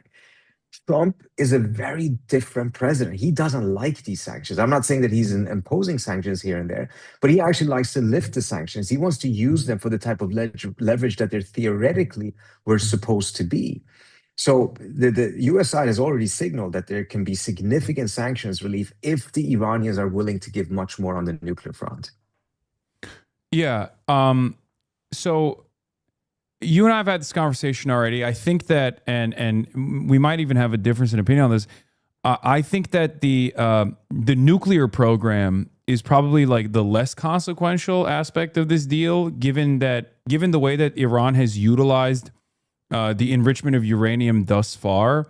obviously above civilian usage, but only as a point of leverage so they can demand sanctions relief from the American government, but never to really develop nuclear warheads. Nuclear warheads also obviously require a delivery system that they don't really have. I mean, I guess they can strap it onto the existing munitions that they have, but their targeting capabilities and the limits to how far reaching the Iranian munitions are is fairly limited. It doesn't go to Europe, right? It only extends to like Turkey, maybe a little bit beyond.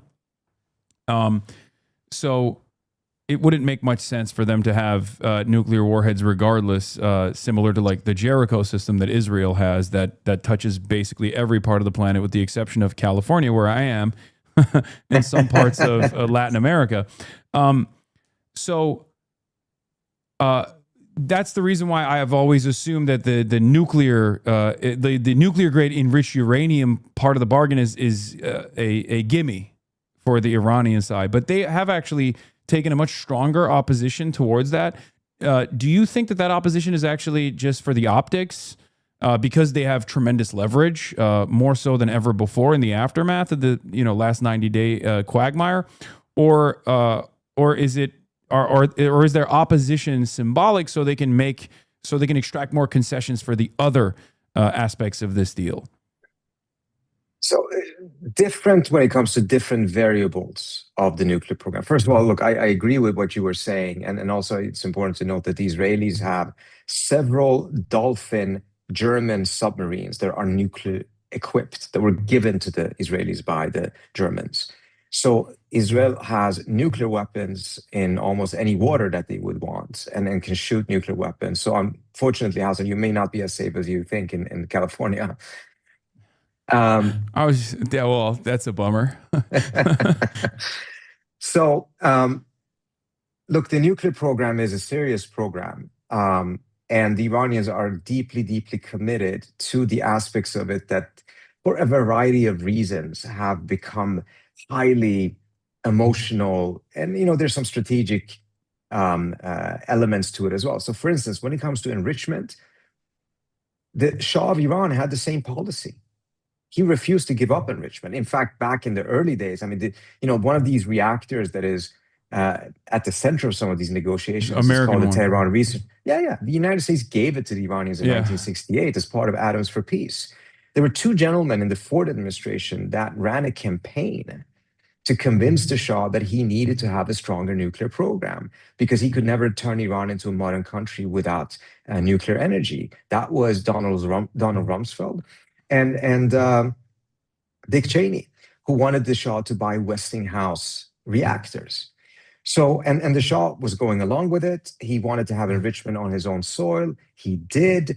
Later on, towards the end of the 1970s, the US's position globally changed, and they wanted to restrict the spread of enrichment technology.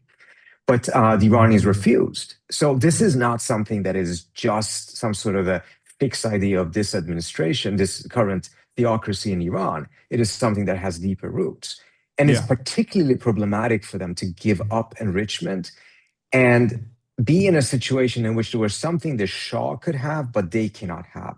Particularly mindful of the fact that one of their points of attacks against the Shah's monarchy was that he was a sellout and that he had sold out to the United States, that he was a servant of the Americans and was not really standing up for Iran's national interests. I personally disagree with that assessment. I think the Shah actually pushed a very hard line against the US, and the American side was very annoyed with a lot of his foreign policy because he was becoming increasingly independent and assertive. But nevertheless, it's difficult for them to accept that.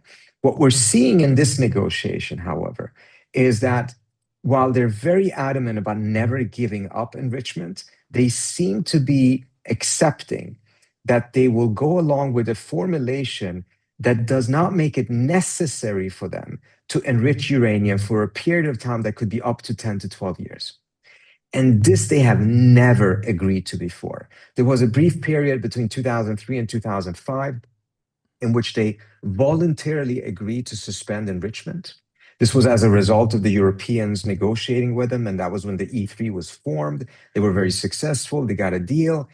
And the voluntary suspension was supposed to last as long as the negotiations continued towards a final agreement.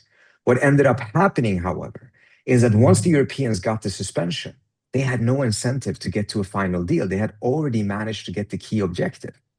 So they started slow walking the negotiations. The Iranians got more and more frustrated. By August 2005, they announced that they were going to restart enrichment. By January 2006, they did so. By February 2006, they got slapped and their file got sent to the UN Security Council, and they later on were sanctioned. So the Iranian narrative ended up becoming the cost of suspending enrichment was much higher than the cost of just having continued it. And since then, they have refused anything that would sound like a suspension. Until now, they're actually potentially going to agree to 5, 8, 10, perhaps 12 years of a pause. They will probably frame it differently, call it something else. That's a major give. And I think they're doing this partly because they realize Trump will give them far more sanctions relief. Remember, in the Obama deal, there were no sanctions lifted on American companies. No primary sanctions, only secondary sanctions.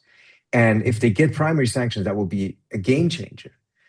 So I think they're giving more on that issue. He wants to build a Trump Tower in Tehran. Absolutely. He was very clear in 2015. His critique of the Obama deal was like, oh, it's the worst deal ever, etc. That was oftentimes repeated. What was not repeated is what he usually said afterwards, is that it was unfair.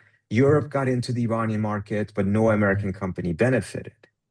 So he has that type of an attitude towards this. And we saw that in the earlier negotiations last year before Israel attacked the first time. The Iranians were talking about $1 trillion opportunity for American businesses. So I think the Iranians are willing to give more on the nuclear issue, but not ever give up enrichment because Trump is putting much more on the table. And the same thing goes with the stockpile. That's something that has become very sensitive. But in the last 2 weeks, there's actually been movement and some flexibility on both sides on this issue. So there's a likelihood that they can resolve it. A lot of the problems that exist right now is actually self-inflicted. It is such a mistake to negotiate as publicly as they are right now. I mean, you can go and do a Google search. There's like 25 different versions of the memorandum that is just floating around. No one knows which one is actually accurate, but so much of this is being made public. It is a terrible idea if you actually want to get to a deal fast and without the type of political cost that is now coming, because Trump is already paying a political cost for a deal that he hasn't even struck yet. I mean, the political cost is mostly coming from Israel, though, I feel like. And obviously Israel's proxies on U.S. soil that operate as though they're independent or have some sort of like ideological interest in pursuing Iran militarily or trying to destroy Iran as opposed to like engaging Iran with diplomacy. But Israel is the spoiling factor, which brings me back to my ultimate question. We've had this conversation already. I said that the largest ask from the Iranian side, and this has been consistent since like the first 10-point plan that they revealed almost 2 weeks in, has been to stop all proxy wars, right? And Israel is America's proxy. Hezbollah would be in this circumstance, or the axis of resistance in this circumstance would be Iran's proxies. Israel knows this, and this requires America to restrain Israel, which America has not really done a lot of restraining of Israel since Trump won, really. And Biden certainly continued that policy as well. So this is probably the biggest ask. Do you feel like that assessment is correct? And you're more, it kind of feels like you're more positive about where this deal is going in the last, since the last time I talked to you, it seems that you think that regardless of the additional military escalation from Israel, you're making it seem like, Trump is actually threatening Israel in a not so subtle way, and therefore is going to inevitably restrain Israel. I wouldn't go as far as the last sentence, but up until that point, yes, I do see signs. I'm not saying in any way, shape, or form that it is enough. If you read my the Substack piece that I had on the implications of this, I think it's a toss-up. I don't know, but what I do believe, though, is that if there isn't any restraint on Israel, if there isn't an enforcement of Israel abiding by a regional ceasefire, then I don't think there will be a deal at all. So this may end up becoming one of the most important sticking points. And part of the reason why the Iranians are pushing for this is, first of all, there's a spillover risk. If the Israelis continue to bomb Lebanon, etc., eventually that can spill over into direct confrontation between the Israelis and the Iranians, which is something that already has happened twice since October 7th. So obviously it could happen a third time and the US could get dragged into it again. So, obviously you have to make sure that that type of a leakage doesn't occur. And also it's a test for the United States. Can you deliver on your end? Can you restrain Israel? Because if you cannot restrain Israel, or if you don't want to restrain Israel, what's the point of a deal? Because the Israelis will then continue to escalate. Eventually, they'll start another war. You'll probably end up back in that war. So what was the point of all of this agreement? And Iran making concessions on the nuclear front, etc., if ultimately you're incapable or unwilling to hold the Israelis back in all of their efforts that they're constantly doing to sabotage the deal that you yourself negotiated. So I think this is going to be a critical point. And one of the things I point out in the Substack piece is I can see a scenario in which Trump, as he has done before, pressures the Israelis, forces them to abide by a ceasefire, but within days or weeks, the Israelis find a way to wiggle themselves out of it. They claim self-defense. They start bombing Gaza or Lebanon again. And that will then create a problem for the Iranians. At that point, will they walk out of the agreement? Pressure Trump to restrain Israel? What if Trump doesn't restrain the Israelis? And what if they walk out of the agreement and they still don't get any restraint from the United States on Israel? Then they have neither a ceasefire in Gaza, and they've also lost the sanctions relief, etc., because they walked out of the agreement. So one of the things that have been discussed in the Iranian security establishment is, in that scenario, go back to one of the things that they did during the war: escalate horizontally and go for what I would call a Lebanon for UAE formula. Meaning, instead of walking out of the agreement, if the Israelis are attacking Lebanon, the Iranians will start attacking the UAE. The logic is, if the ceasefire tolerates the Israelis attacking an ally of Iran, then it should also tolerate the Iranians attacking an ally of Israel, which at this point, UAE is clearly a strategic ally of the Israelis. And if the US is not happy with it, and it wants to enter into that conflict, well, then the US loses all of the gains of the deal.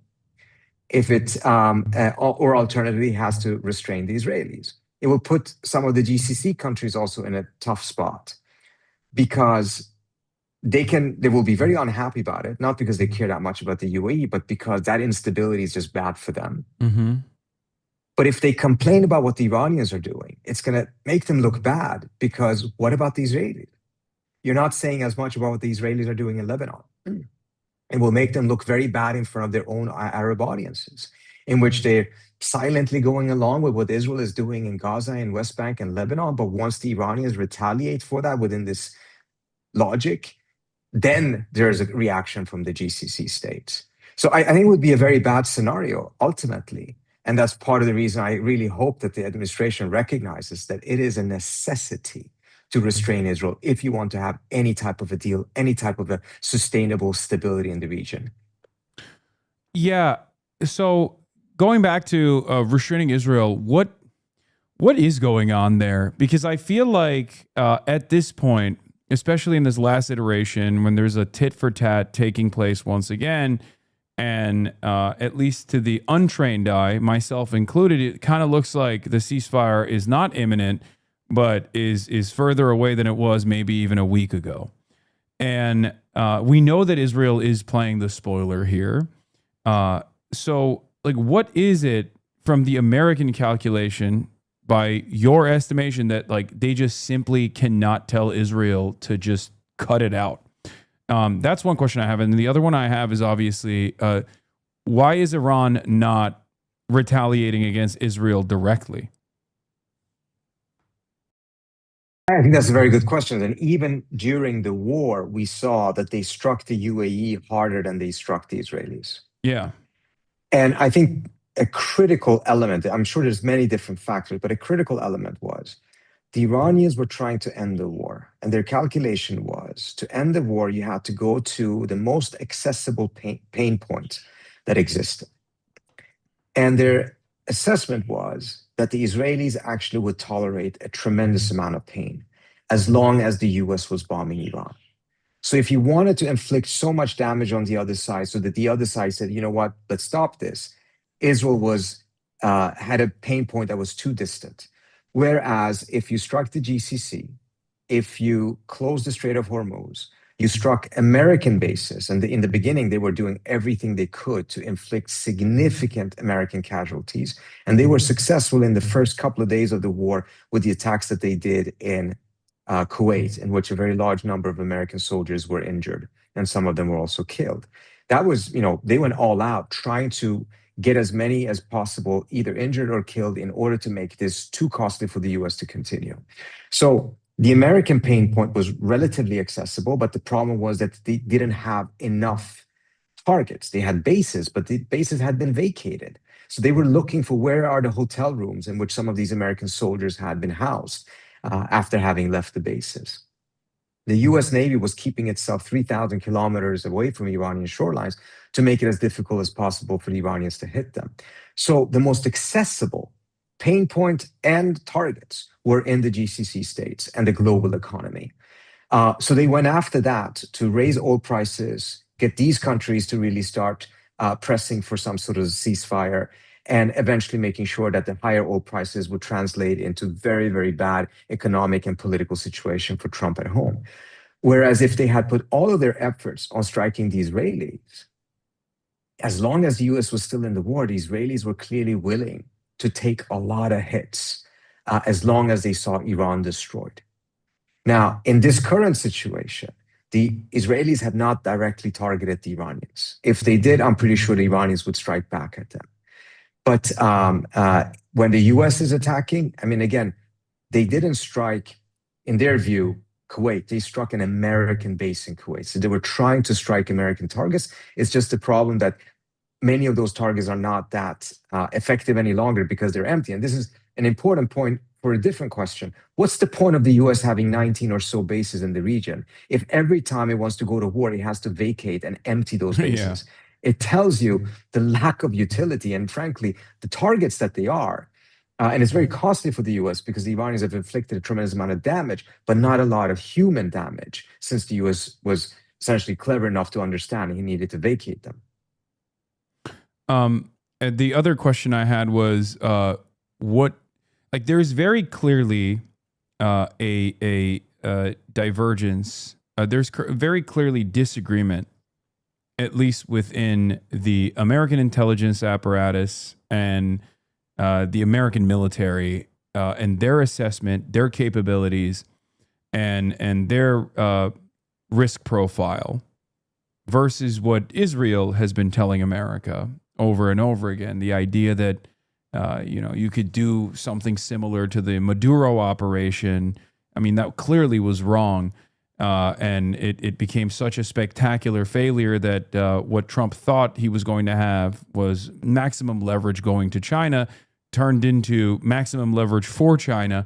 And he's already made tremendous concessions to China, restricting $14 billion worth of weapons transfers that were supposed to go to Taiwan and things of that nature, totally conceding to China's demands, which is, I think, ultimately good. I mean, it cools off the Taiwanese Strait, but certainly not good for the blob and their framework and how they wanted to always advance against China.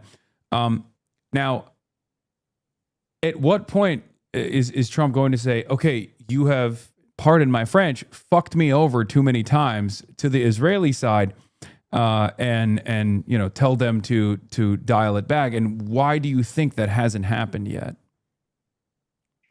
First, I think that's a really important question because many of us really hope that he would say that on day one when he took office. Yes. That he would, because, remember, the narrative during the campaign and the speeches at the RNC were focusing, I mean, look at Don Jr.'s speech. He was praising the appointment of J.D. Vance and saying this is a huge blow to the neocons. We're going to really go against the war lobby, things of that nature. So, they pumped up a lot of expectation, perhaps naively, that they would be serious about this. And what we may not have paid as much attention to, although people like Eli Clifton at Quincy, one of my colleagues and co-founders, always was arguing this point, is you got to follow the money. Yes, they're saying a lot of these different things. It resonates with the Republican and the MAGA base, but at the same time, Miriam Adelson is coming in with, what was it, $200 million? 250. Yeah, 250, you know, and they will ultimately have a tremendous amount of influence. And they surely have. So, you know, there was always that type of a balancing. There was never going to be a clear cut and clean situation in which he would completely go in the direction of the more anti-war elements within his administration. The problem is that the balance that he struck is one that is shocking to a lot of people who were part of his base. You know, seeing what he did in June, seeing what he did in Venezuela, and then going along with not just a war, but a major war that even was, you know, overtly a regime change war. It's just stunning that he went along with that. The question then now again then becomes exactly what you asked. Okay, so he did that too, based on what the Israelis were telling him, and it completely backfired. It's the worst decision he's ever made. He's in a terrible situation as a result of it. Isn't it time for him to just break? And the problem is, are you going to say no to all of that money? That is, you know, the influence that a lot of those different major donors have, not just with him, but with the Republican Party as a whole. And that question constantly has to be part of the equation and part of the reason as to why we end up in these type of scenarios, despite everything that he promised that he would not do. So, okay, well, I see that, but there's so much moneyed interest, or so much direct money that Donald Trump could be making, from the other Gulf nations. I mean, they're not shy about bribing him. UAE probably has bribed him a lot more than the rest, though, unfortunately. And UAE is basically little Israel at this point in the way that they're operating in the Gulf. But there's a lot of money he could be making from Iran as well. So I don't feel like it's just the $250 million that Miriam Adelson gave him that's like, causing but him. That's not money that he gets in the same way. These are political donations that goes into the political machinery. Yeah. Right. And the Iranians cannot give any money to any, given the sanctions and a whole set of different other factors. And frankly, the GCC states, to the best of my knowledge, you should talk to Eli, who's much more of an expert on this, or people like Ben Freeman and Nick Cleveland in my shop, who follow these issues very closely. They've not played the game the same way as the Israelis have, or the pro-Israel crowd has, which is a lot of political donations. Yeah, but they have a lot more bandwidth to do so, because there's a lot of Zionist advocacy networks within the United States of America that no other country, not even just the Gulf nations, but I don't think there is a British lobby in the same way, or a level of pervasive British influence in the same way that Israeli influence exists over American foreign and certainly even domestic policy. Absolutely. And I think it's important to understand there is, diminishingly so, but there is a population within the United States, whether it is Christian Zionists or others, who view themselves, define themselves as pro-Israel, and are putting both money and constituency pressure in almost every congressional district. Whereas you don't have a lot of people in the United States running around having fuzzy feelings about the UAE or Saudi Arabia, and as a result are both combining political donations and political constituency pressure in favor of those countries. So it's a very, very different scenario. Yeah. So yeah, I mean, the influence is definitely there. I wonder how much pressure is enough for Donald Trump to crack, especially because unlike previous administrations who maintained some degree of ideological loyalty to NATO Atlanticism, to constant intervention, there's varying degrees of intervention. You got the neocons on one side, you got the Obama strategy on the other. Donald Trump is more pragmatic than they are in some ways. And I guess my question is when does that pragmatism kick in Like, do you feel like it's going to happen? Are you positive about the way things are going so far? Because I am not, certainly. I feel like it's going to get worse before it gets better, and I don't even know when it will get better. Considering that the Trump administration's assessment so far is like, well, we can manipulate the stock market. People are tapping into their strategic reserves.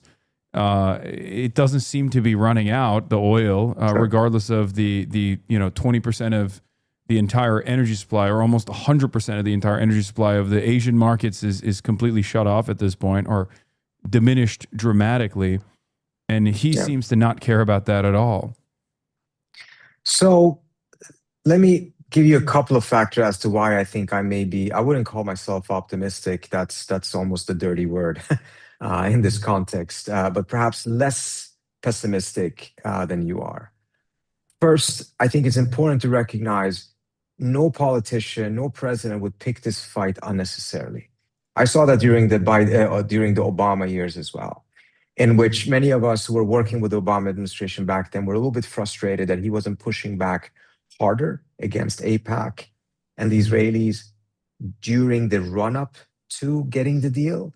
And the answer essentially was, look, there's no reason to have that fight until there is a deal. Once there is a deal, that's when it's worthwhile having that fight, because you have no other choice. But to have that fight over something that has not yet materialized, you actually don't have a deal, may end up becoming a completely unnecessary fight, because you have the fight, but you may end up not getting the deal. And then, we wasted all your political capital for something that never came about. So I don't think we will know for certain whether he really will push back or not until there is a deal. That's when the moment where truth will come, and we'll say, okay, you got the deal now. Are you going to fight for it? Are you going to be willing to push back against all of these different forces? We're now going to try to sabotage it.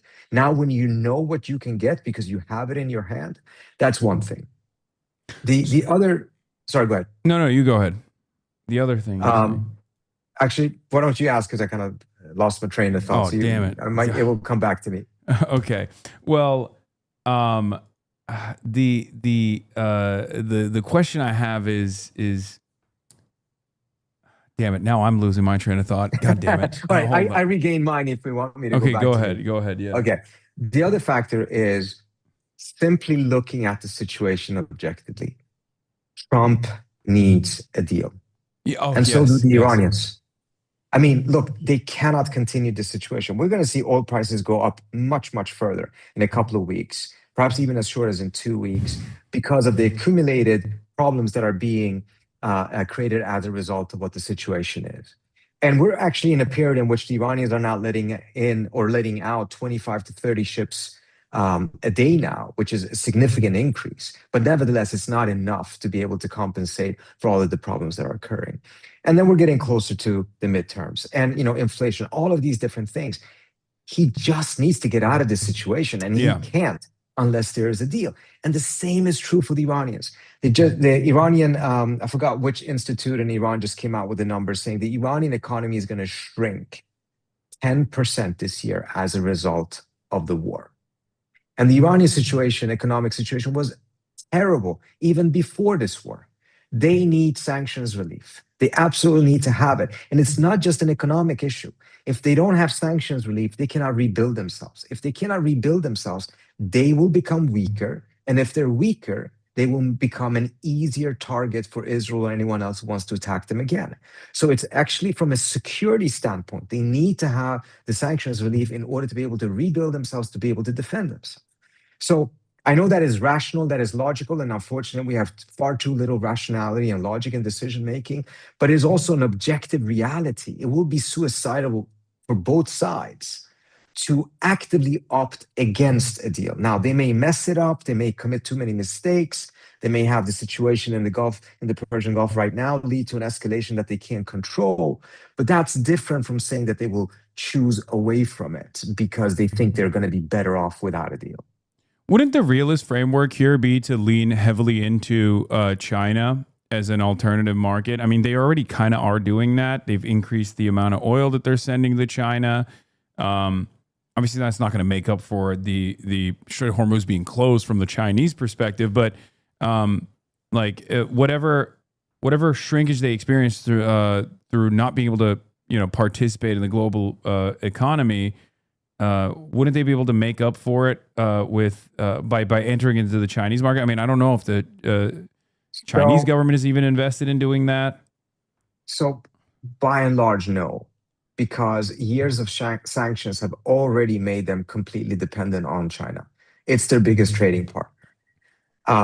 And they would like to trade more, but the Chinese do not have a need for that. And reality is that beyond oil, there's not a lot that the Iranians can sell the Chinese.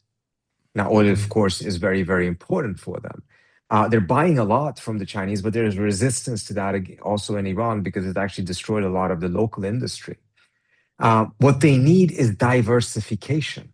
They need to make sure that they're not too dependent on any party. Yeah. And they have become tremendously non-diverse as a result of US sanctions, chasing away almost every other economic partner that they had or could have had. And they have increasingly become dependent on trade with Russia and China. And again, their economies are not particularly compatible. The Russians have gas and oil, so they're not going to buy that from the Iranians. And there's not much the Russians have except for weapon systems. And you can't build an economy on that. You need much, much more than that. So the Iranians are suffering from the fact that the sanctions have made them too dependent on just a few actors. So before I let you go, and thank you so much for coming on, let's work through the two sides. You got America on the one side. We're not talking about Israel. What do you think are the biggest hangups from the American side, and what do you think the biggest hangups from the Iranian side are, in terms of like why they're still butting heads and they haven't been able to arrive at a manageable conclusion? And how does Trump get out of this while still trying to save face, even though everyone that's even a little bit knowledgeable about what took place already knows that America's bleeding right now. This is just about stopping the hemorrhaging, right? And so is Iran, but obviously, given the nature of asymmetric warfare, Iran being a middle power that now has more leverage than it did before 90 days ago, it means that it's a victory for Iran nonetheless. It might be a Pyrrhic victory, but it's a victory regardless. And for America, it's going to be a defeat no matter what. But how will America get out of this while saving face? And what are some of the major hangups, in your opinion, between America and Iran? Look, if you compare this to the scenario before the war was started, it's very difficult to say that the U.S. came out of this a winner. Yeah. But if you compare the scenario between continuing the war and striking a deal, there's a lot of wins that can be achieved there, particularly mindful of the fact that if they do strike a deal that has sanctions relief, it actually benefits the American economy. Because if it opens up the Iranian economy for American companies, we're talking about the largest economy that will have opened up since the fall of the Soviet Union. So there's huge opportunities. And the compatibility, by the way, between the Iranian and the American economies are far, far greater. So there's huge potential there. And that would be a win. And, and with that would probably come a very different relationship with Iran. And Trump will very much probably like to frame this as his legacy is that he ended the enmity. Look, I think Trump was looking for legacy. And if the legacy could be achieved by doing regime change in Iran, and he would be the president that finally got rid of the Islamic Republic, perfect, strong legacy. If that doesn't work and he strikes a deal with Iranians and he's the one who ended the enmity, that's good enough, legacy. But it has to be something big in order for it to be legacy. Whereas a small deal, a partial deal, etc., that's not going to cut it. Now, when it comes to the major hiccups, I don't think at this point the memorandum has a lot of problems on the American side. It's mostly on the Iranian side. And now it's just come back to the issue, can Trump be trusted? Is he really going to be able to deliver on the sanctions relief? Is this not another deception in which they're just going to try to use the next couple of months to prepare themselves for the next war once he is past the midterms and he's a lame duck president, but he's also much freer to do things because he doesn't have to care about polls and things of that nature. all of those issues are now really weighing heavily on the Iran side. And there's also another problem that I think the two sides are just very different. The Iranian experience in the JCPOA is that they under-negotiated the details of the sanctions relief. So for instance, there's a snapback mechanism that in case the Iranians did not live up to the deal, any party could just snap back all of the UN sanctions. There was no mechanism that said if the US doesn't deliver on the sanctions relief or if it walks out of the deal, there's something that would be punishing the US or benefiting the Iranians. So the Iranians were already upset in 2016, thinking that the sanctions relief for never really materialized in the way that they expected it. So now they want to negotiate a much more detailed agreement to make sure that they don't get screwed over again. It just so happens to be that President Trump hates details and wants to have a page and a half with a bunch of principles, etc., with very little detail. It's just creating a disconnect between the Iranian and the American side. Even if they may agree on the principles, it's just not enough for the Iranians. Okay. I mean, I can see that. But I feel like there's a constant spoiler in this entire process that's in Trump's ear, and it's very clear that they have unprecedented access. I mean, the fact that they okay, I said last question, but this is actually the last question. What do you make of hiring a Foundation for Defending Democracy guy into the negotiation team midway through this process? I believe like 2 weeks ago they did this. I find that insane. I mean, that's an Israeli cutout. No disrespect to the people on the Hill that you sometimes work alongside, but original name Emmett, 2001, directly designed to do Hasbara and to enforce Israel's wishes upon the Hill, and they haven't really shied away from doing that. And they're very clearly, I mean, their talking points are being distributed by the White House. I mean, they are almost singularly responsible. I mean, they're not singularly responsible, but there's one think tank you can point to that has been agitating for this war and goading for this war and got the war that they wanted and are still complaining about it nonstop because it didn't go the way they thought it would. It's FDD. Well, I mean, they think that the war would have been won if just Trump bombed more. Yeah, but that wasn't happening. They're proudly bragging about how they are a major force behind this war. So we're not talking about some of these neocons who were pushing for war, but while making it look as if they actually wanted a different outcome. No, they're absolutely open about the fact that they wanted war. And everything else you said is absolutely true. They were the key authors of maximum pressure sanctions. They were the key authors of the blockade of the blockade. They bear a tremendous amount of responsibility for the absolute disaster that not only this war, but a lot of the sanctions policies have become. I think it's an absolutely terrible look. Now, that specific person was already, may not have formally been a part of the negotiating team, but he was brought in already in the Pakistan round of talks. So he was there already back then. Now, is he in a position to sabotage? I mean, if you ask my preference, he should absolutely not. Anyone who's from a think tank that proudly brags about how they helped start this war has shown themselves to be dead set enemies of diplomacy. And, FDD would be very upset if you accuse them of supporting diplomacy. So to have someone like that in the negotiating team, to me, it does make no sense whatsoever. Yeah. So that's not, you don't think that's an indication that this is more leverage for the Israeli side? No, I do. It's just that it's one data point amongst many, and there's others that may be more problematic, and there's others that point in a slightly different direction. But I think it's no doubt that it's, in my view, at least, a very negative data point, but it's not the totality of the picture, of course. Okay. All right. Trita Parsi, thank you so much for coming on. And thanks so much for having me. Find your Substack. It's linked in the top of the chat, substack.com/@Trita Parsi. Executive Vice President of the Quincy Institute. Thank you so much for coming on. And, thanks so much for having us. I really appreciate it. We'll see you again next time. Awesome. Bye. Thank you so much. Talk to you soon. Bye. All right. It was a great conversation as always. Russia hit Romania. I want Hasan to cover these things, man. Wait, what? What the fuck? Russia hit Romania. Also, is my eye getting worse? Or is it just because there's Benadryl on it, Benadryl cream on it, and that's why it just looks shinier? It certainly isn't getting better. Doesn't feel like it's getting better.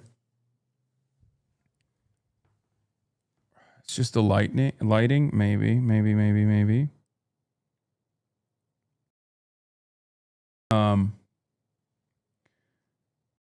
Looks more red. You're getting much better at these interviews. Thank you, chatter. That's why, I got to keep doing it. It's definitely gotten worse, Law. Bro, what the fuck did I miss? Is it a bug bite? Did you get slapped? It's a bug bite. That is not a mosquito bite. You're going to be Peter Piker. Is it painful? No, it's not. Not even a little bit. It's not painful. It's not very itchy. I don't know what the fuck it is. It's just bulbous. Urgent care now. Does it feel hot to touch? Not necessarily. Look up brown recluse spider bite now. I don't think it's a brown recluse spider bite. Brown recluse spider bite can cause severe localized tissue damage. Symptoms often start with intense pain and a bluish purple or red mark that may form a blister. While most bites heal on their own within 3 weeks, severe bites can develop into deep necrotic ulcers that take months to recover. Clean. Gently wash the bite side with mild soap and water. Ice. Apply cool, damp cloth. Yeah, it's not even painful. Elevate. Keep the affected limb elevated. Stay calm and still. Limit movement of the bitten area to help prevent venom from spreading. ID the spider. Also, yeah, I don't think it's brown recluse. Take a Benadryl pill, not just the cream. It can be a mosquito bite. Some mosquitoes cause me to get big like that.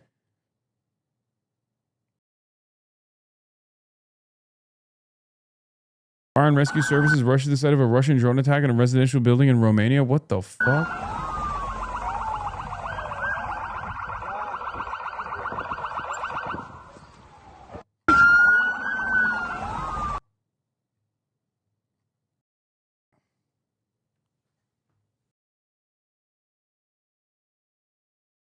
Okay, you guys wanted me to cover this, but what am I supposed to cover about this issue? Like, you know what I mean? I'm from around the New York area. It's very likely you're just allergic to the venom and whatever bit you. Most likely a mosquito. Wait, what? No, I didn't. This happened here in Los Angeles. Get it treated, bro. When that blister bursts, gonna get infected. Wait, what? You think it's a blister?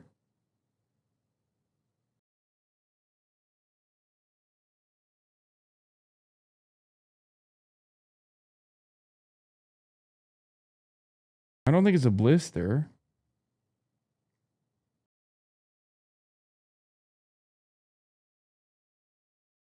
It just looks like an inflammation due to a bug bite. God, it's the worst fucking chat to... I hate this shit. I hate this shit so much because chatters, WebMD ass chatters in the fucking chat. You get so annoying. Anyway, listen. Here, we'll talk about New York politics real quick. Gotta do a brief sidestep into this.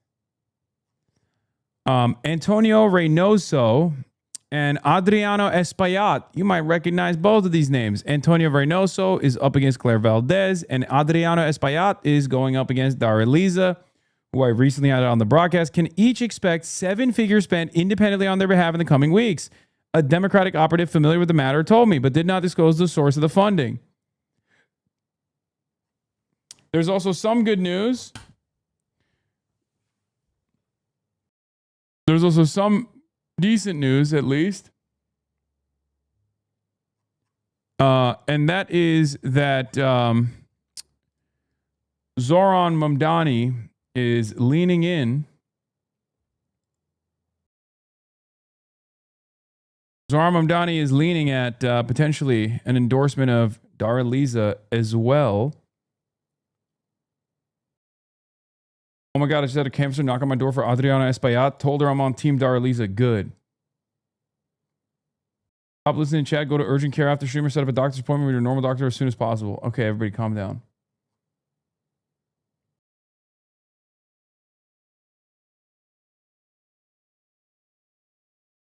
To me, that nurse here, to me, that looks like a blister. I mean, it's not. Maybe. It feels like it could be a blister, but what fucking causes a blister?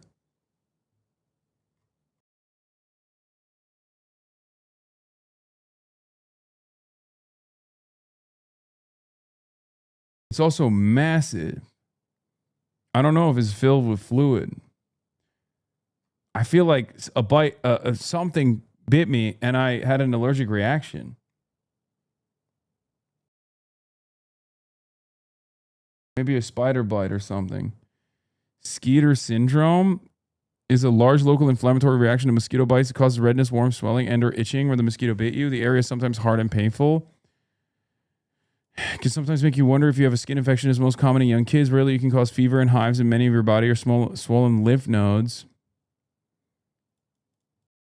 What? I don't think it's fucking Skeeter syndrome. Did this thing just pop up this morning? Yes. And in 9 months, I will have a beautiful face, baby. Bro, listen to BDO. Listen to us MDs. It's an abscess. You have an erection. It's a kissing bug bite. I've never seen this bug before. And no, I don't think it's that.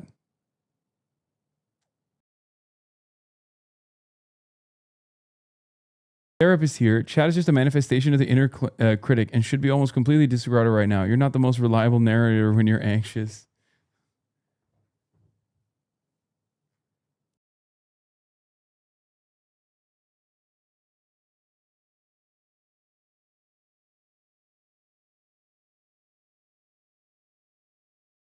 It's probably a hex.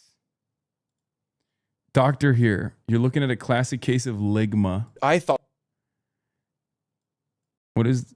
It's really refreshing to see. Difficult. Oh damn! I'm getting positive feedback from my Trevor Noah conversation on Twitter. That's rare. It's really refreshing to see a smart political take with the current state of the world. You almost forget that you can have popular, share cogent, nuanced thoughts. Not insignificant portion of the country sees this and thinks this is the same as Nick Fuentes' insanity. My opinion on this is I'm a harm reduction voter. I'm a harm reduction believer, I guess, to a certain degree. I recognize that class consciousness is the #1 problem in this country. We do not have class consciousness and we do not have political education. And without class consciousness and political education, you can't have organizing on the basis of class.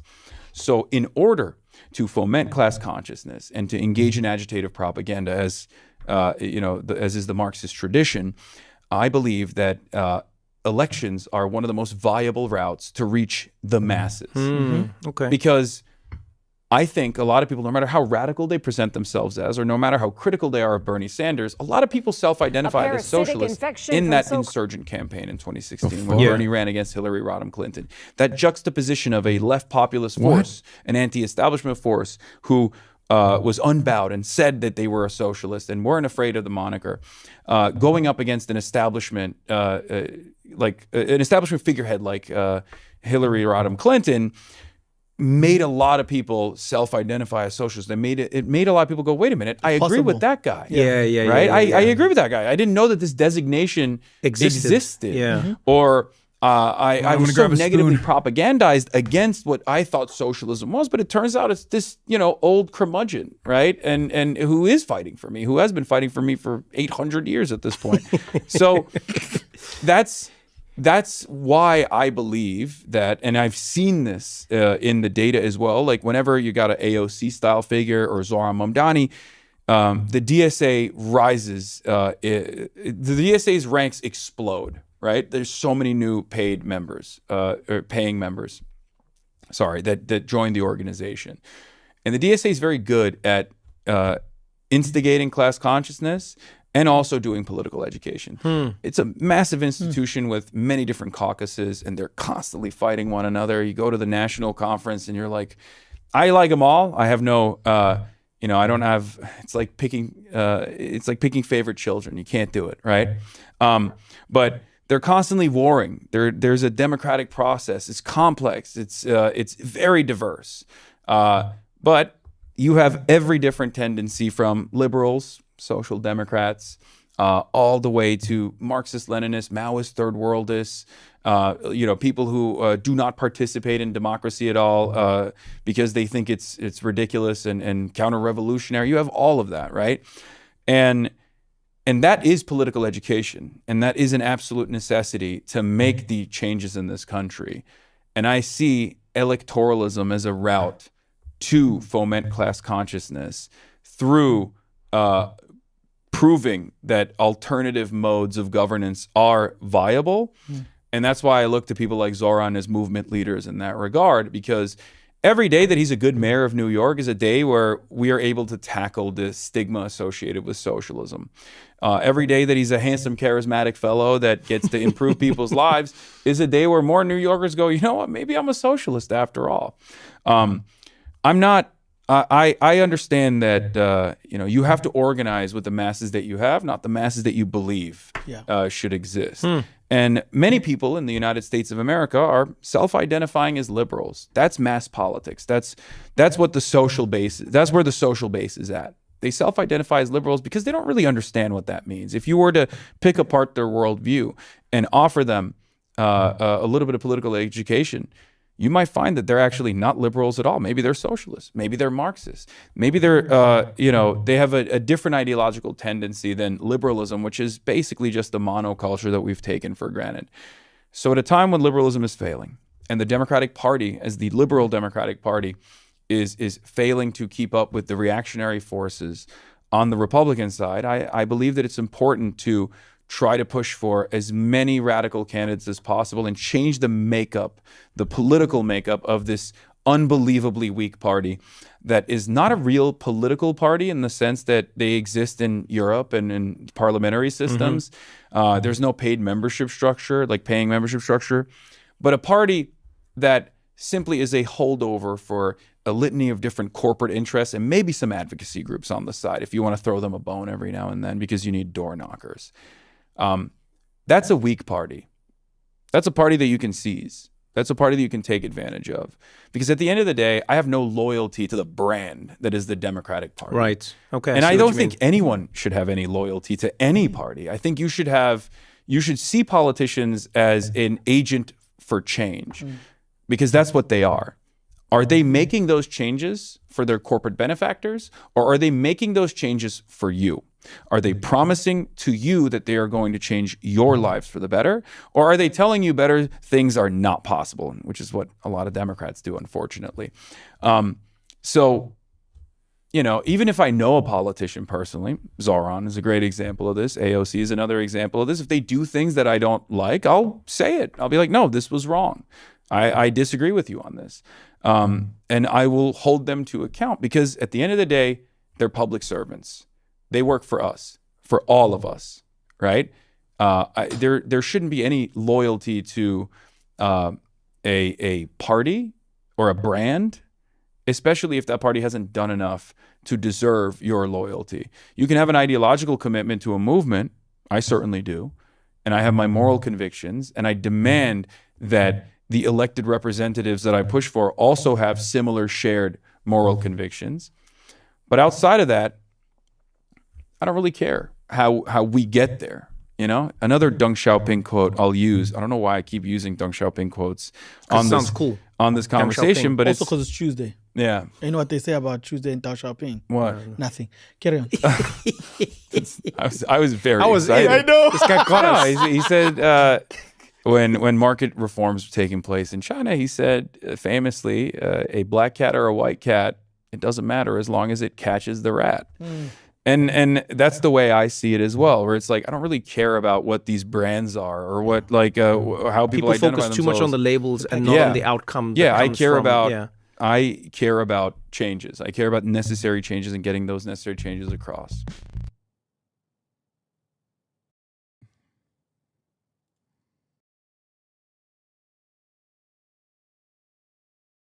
Has that gotten better?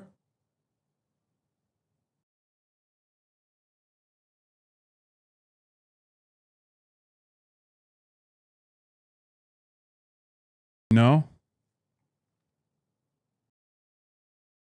No, stop touching it. Does it hurt? No. It doesn't. I think it did get better. It feels better. Looks like a bee sting, brother. That ain't no mosquito. I got bit while I was sleeping. You looked very handsome in this interview. Thank you. Dude, I have a PhD in bugs and you got bit by one of these.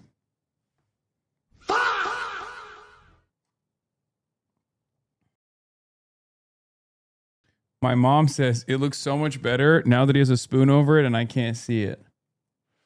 Guys, I don't care about Harambe's 10-year anniversary. Okay, 10-year death anniversary. What is this? Want to change that because that's where their bread is buttered. And they get very pissed off. You say your whole life and your whole career, but take us back. What brings you to this point? Like we meet you at this moment in your life, but like how does Hasan Piker come to be? Like where were you born? How were you raised? I was born in America. No, I'm not saying it like a border agent. I'm saying like, to me, I'm saying like a life story. You're so defensive about it. I got scared. This man is like, I'm like, where were you born? I was born here. I'm born in America. I don't know if you heard, but the federal government's coming after me. We actually need to talk about that. Yeah, but no. So I need to say it. I was born here. I'm an American citizen. I could run for president. I would never do that, though. So don't get scared. Don't want to change that because that's where their bread is buttered. And they.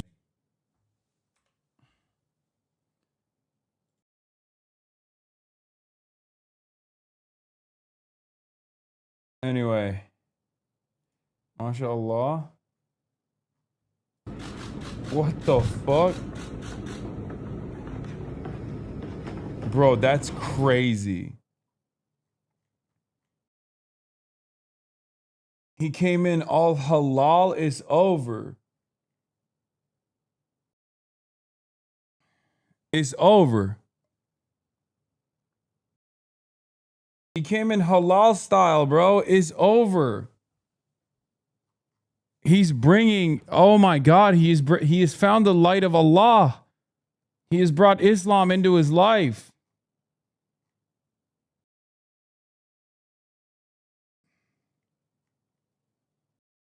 He pulled his California King bedsheet on and went to work. You and who? What is this? The Cuckquarium? That's fucking crazy.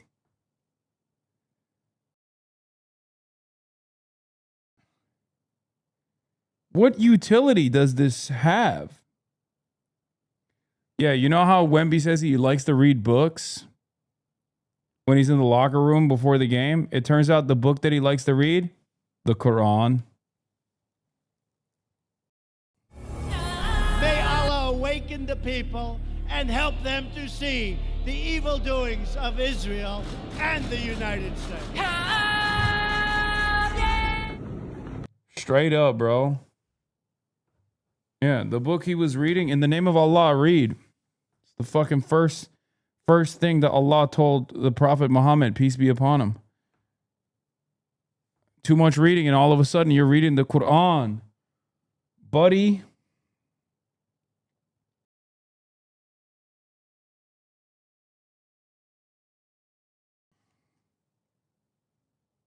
Check out our boy Kyrie. I saw the bourgeoisie fears memory because memory teaches resistance. Yeah. It weighs on our consciousness, dude. Dude, is Kyrie moving from like flat earth shit to like actual Marxist literature? Is that what it is, you think? It's very funny that Ben Shapiro thinks he can get an increasingly anti-Semitic online right to look past his clear ethno-chauvinism by going, look, it says Muslim on the ceiling. Yeah, Ben Shapiro, no Jew has ever asked a politician to put on a kippah. The long robe, marked by an Arsenal jersey. It says on it Emirates. And it says on the sleeve, visit Rwanda. Again, I'm not sure you could possibly signal your various allegiances to foreign interests better than this, but, you know, sort of fascinating. She is clearly wearing a scarf By the way, they went to a mosque, right? That's what it is. That's why she did that. But also, Ben, if I'm you, I'm not talking about, I'm never bringing up politicians doing certain, religious shows for different ethnic or religious constituencies, right? Like you're Jewish. That's insane. Like Zohran Mamdani has done this. He visited the fucking the Rebbe's grave, dude. What are you talking about? It's one of the most common images that anti-Semites use, and it's not even just like anti-Semitic at this point. It's like in mass usage is the idea of like going to Israel and kissing the wall and putting on the yarmulke. The fuck do you mean? Like, that's such a funny thing to bring up, because ask the average American which politician, like, or which religious group gets more like shows of admiration and like symbolic shows of respect in the United States of America. Islam or Judaism? Because it's like, majority Christian nation. So out of the non-majority religions in the United States of America,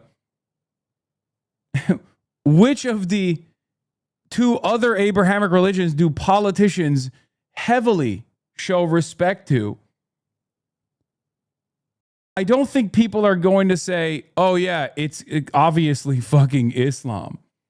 Islam gets the same level of recognition of as like Zoroastrianism in the United States of America. To look like hijab. There's no question that's what she is doing. It is indistinguishable. Yeah, here is Zohran visiting the Ohel of the Lubavitcher Rebbe this evening. So disappointing from Chabad Lubavitch to invite Mamdani. I mean, what are you talking about?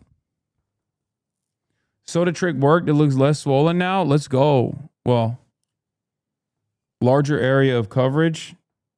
It's cooler.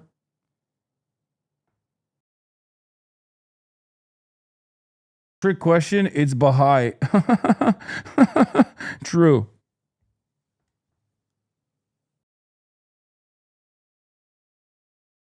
Yeah, the majority of politicians are Islamophobic in this country. It's so stupid for Ben Shapiro to bring this up.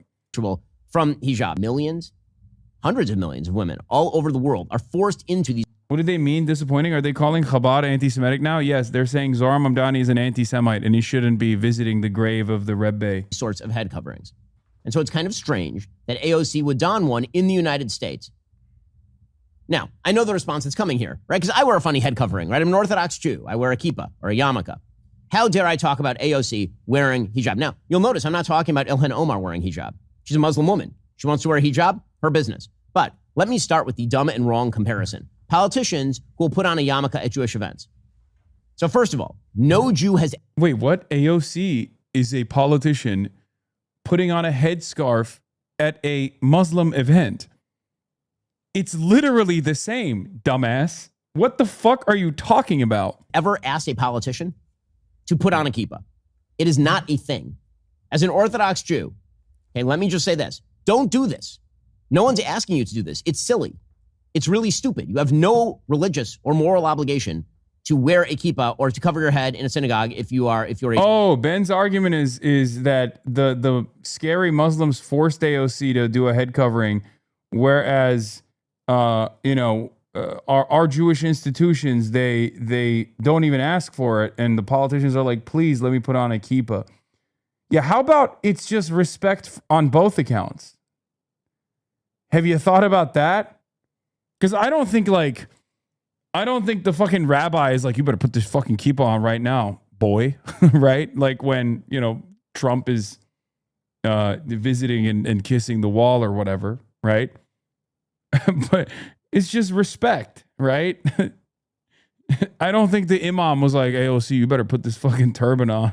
A non-Jewish man. There's literally no reason to do it. So don't do it. It's stupid. It's dumb and you look dumb.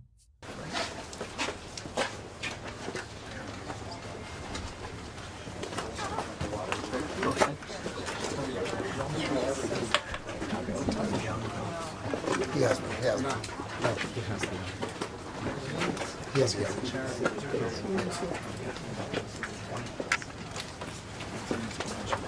Bruno, hold till my signal.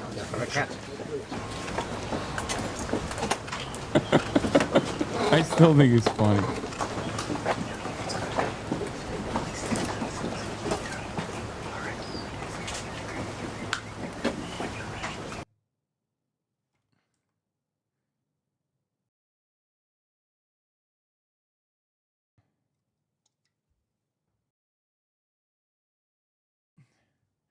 Curb scene? All right, finally. There it is. Okay, dude. Okay, enough.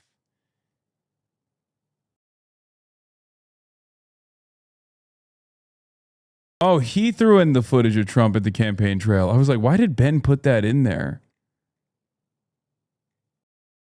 Yeah, it's just odd for Ben to bring this up. Yeah, Sammy's just very funny that Ben Shapiro thinks he can get an increasingly anti-Semitic online right to look past their past his clear ethno-chauvinism by going, look, it says Muslim on the ceiling. What happened to your face, broski? I got bit by a bug, and I don't know what fucking happened.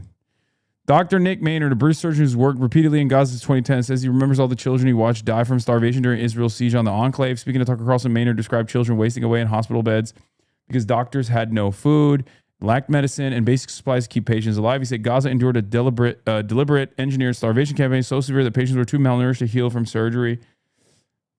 Yeah, this was a really good interview. I watched different bits and pieces of it. We never got to finish this. Israel and Palestine that's been on the table since 1967.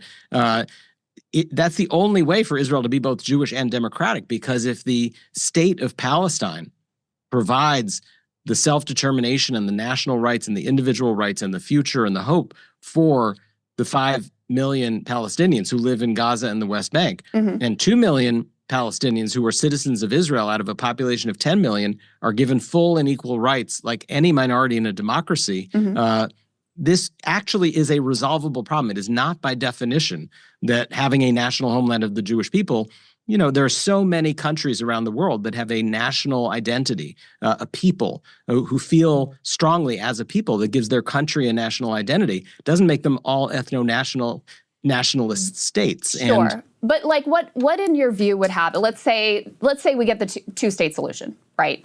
And there's a division of the land as laid out by the UN.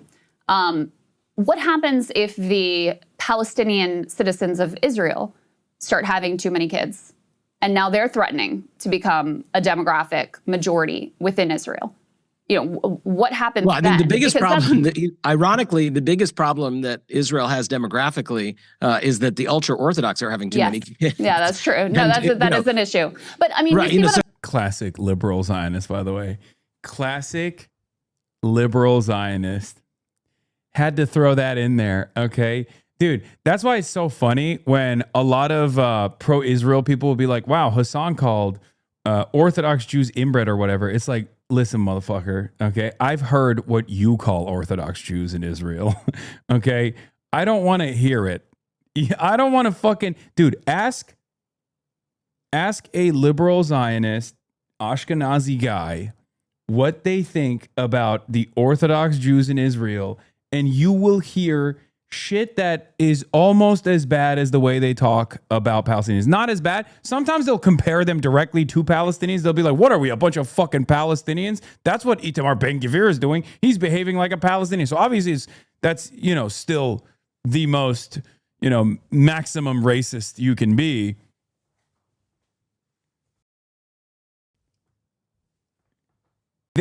That's why it's so funny when they're like, wow, I can't believe he was, joking about the Haredi population joining the Israeli forces. Oh, really? Oh, really? You thought what I said was unconscionable. What have you said?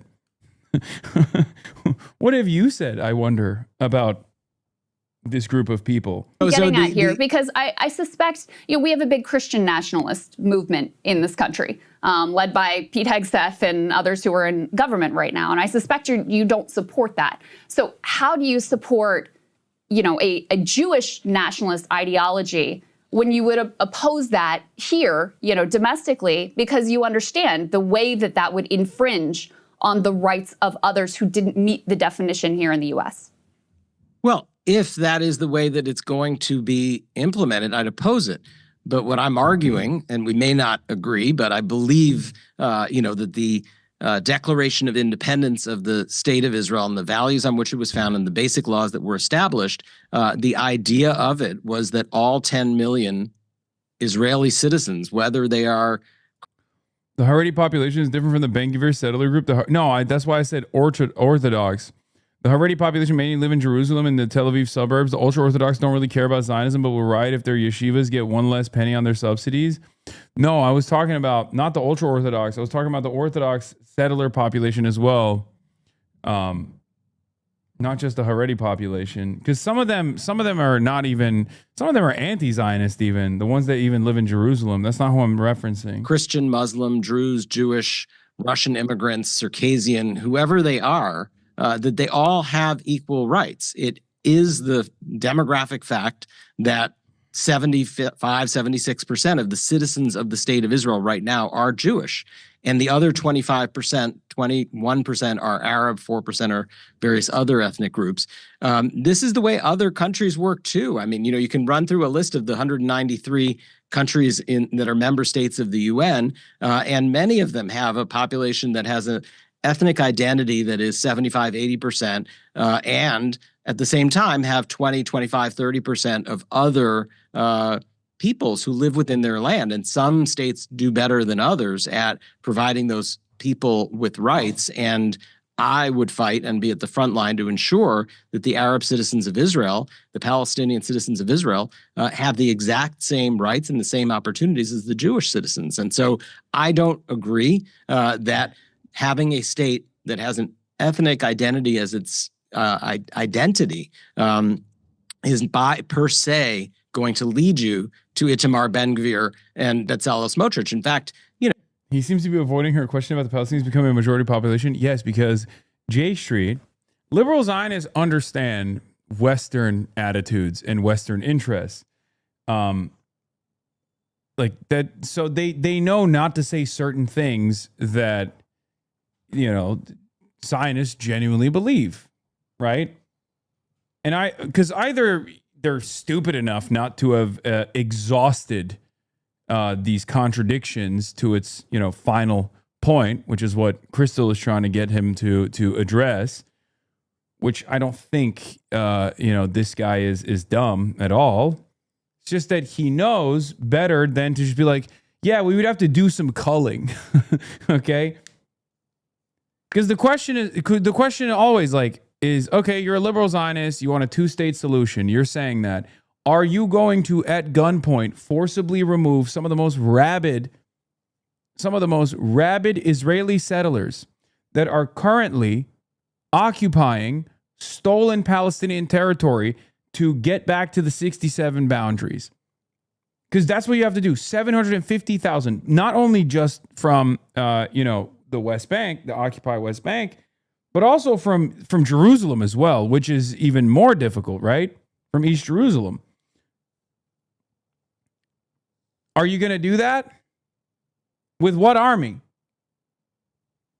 What Israeli army is going to forcibly remove? Like the Israeli army barely was able to remove 6,000 settlers from Gaza.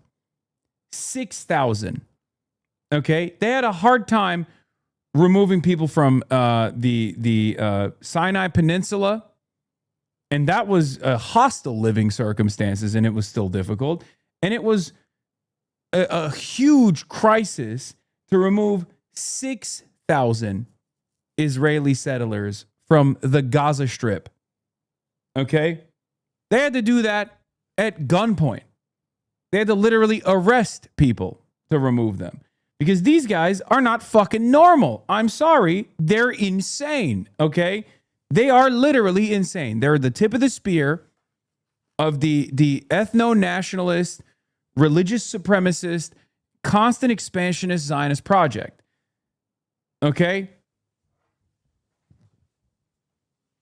And that was the Gaza Strip. That's not the fucking West Bank where these guys have expanded dramatically and have built entire enclaves deliberately to cut through all of the different Palestinian areas.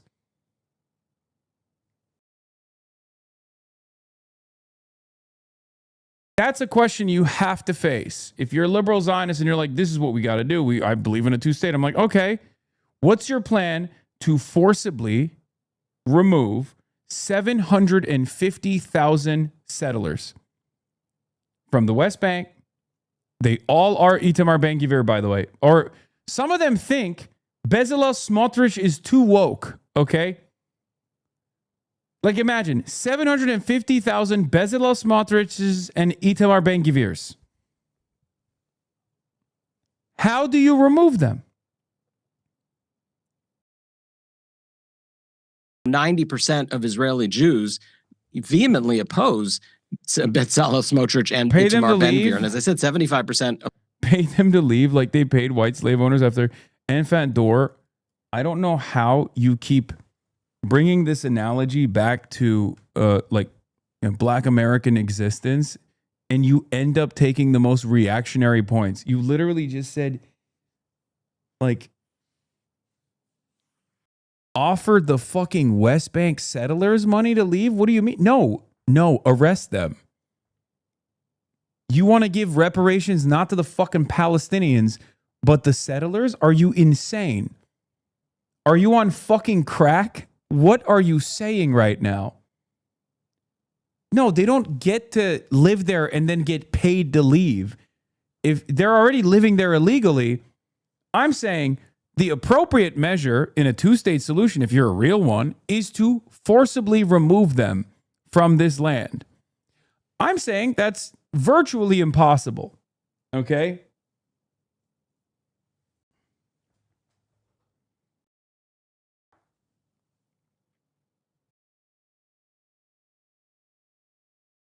You don't want the Palestinian people to be free if you want them to live alongside these animals. Okay, I know you're also, you earlier said desegregation was a mistake. So I'm not really invested in your point of view on this issue. I'm going to be very honest with you. I know you think that I'm out of touch when it comes to black issues, but I feel like between you and I'm going to go out the bat here and I'm going to gamble here and say I think my perspective is a little bit better than yours on this.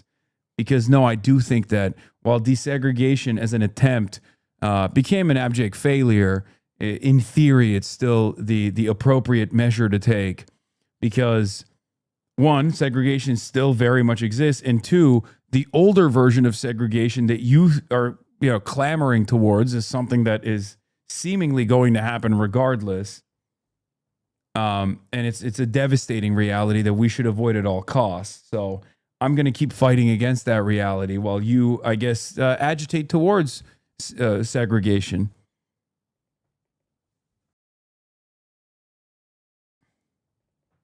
Yeah, slave owners didn't leave, though. They continue to exploit black labor through sharecropping. Yeah, what do you think is going to happen with the fucking West Bank settlers? They're not going to leave either. They're just going to take the money.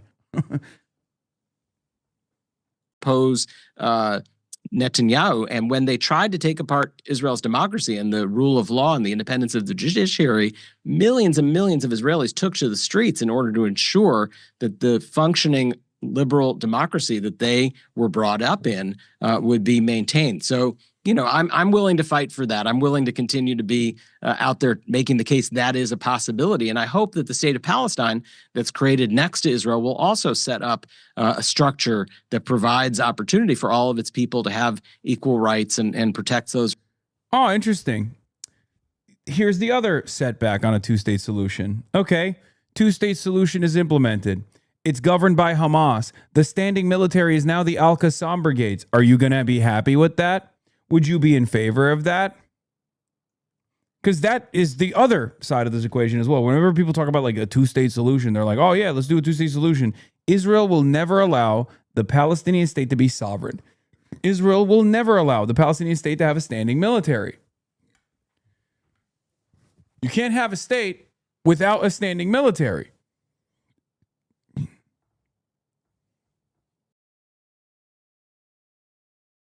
That's why I always say, like, this stuff is bullshit.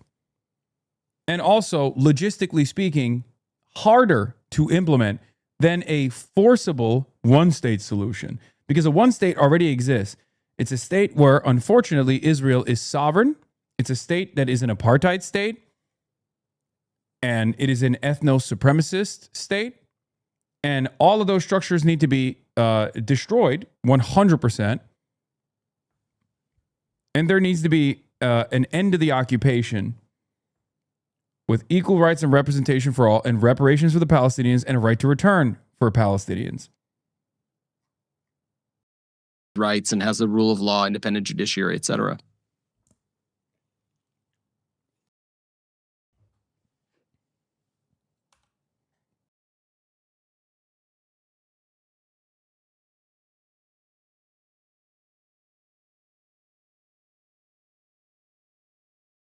I know it's so old already, but a picture of Hasan just came up on my Twitter when he first got the bug bite, and I'm comparing it to hours ago now, and it looks worse. I don't think it looks worse.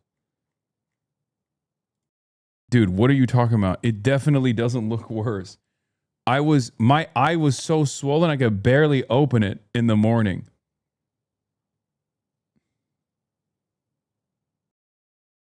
No, you think it looks worse. No, you think it looks worse because of the lighting. You think it looks worse because of the lighting. My eye was literally, like, my eye was not even opening in the morning. Look. Look at the way I'm doing it now. Look. Different lighting as well. But look. Look right now. Make a mental snapshot. And then look there. I'm doing the same exact thing.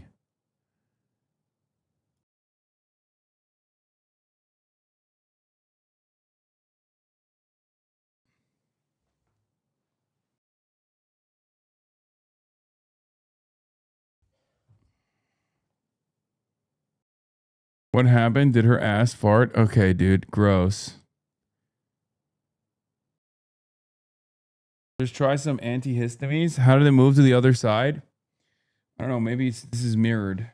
Perhaps that's the whole point. Back on Alex Jones's radar. Video. Could investigation of communist terrorist sympathizer Hasan Piker over Cuban contact with Cuban government set dangerous precedent? Oh, wait. Does he defend me? Okay. Okay. What the fuck? Why does this suit look different?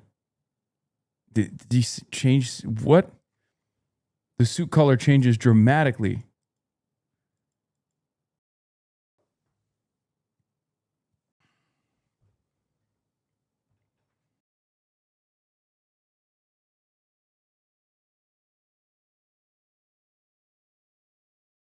You're rich. Why don't you go to a doctor tomorrow morning to get checked? Because I don't have time. I don't have any time.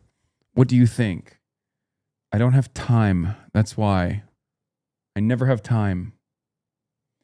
You look like you try to hit the blunt and the blunt hit you. Okay.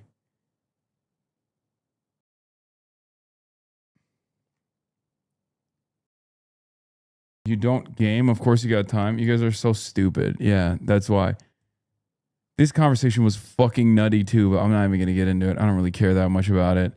What else? We obtained a not yet public FARA filing revealing how Brad Parscale directed $13 million from Israel to Republican digital strategy firms run by some of his longtime allies, to a subsidiary of Salem Media itself, where he is an executive.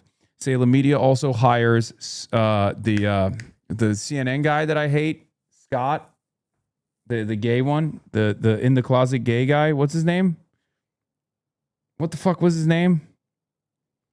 The one that got Scott Jennings. Thank you. The one that got yelled, or the one that yelled at fucking Adam Mogler. Yeah. TLDR. Israel paid Trump's former campaign manager Brad Parscale $15 million to run a foreign influence operation on American soil. Here's what that bought. $6 million to an AI chatbot company that texts Americans pretending to represent peace organizations. $5 million to a GOP strategist for media placement, consulting, polling, and advertising work. $500,000 in ads in Salem Media, the same conservative media company where Parscale is the chief strategy officer. Parscale's team also created pro-Israel websites specifically designed to be scraped by AI platforms like ChatGPT and Claude. Fucking awesome, dude.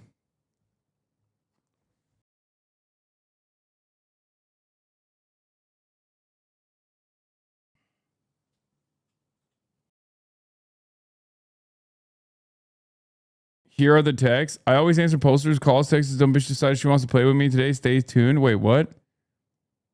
That's great. How do you see Israel as one of Yes. How do you see Israel as one of America's strongest allies? I think they're our enemy. We supply their weapons and give our elected officials unimaginable amounts of money.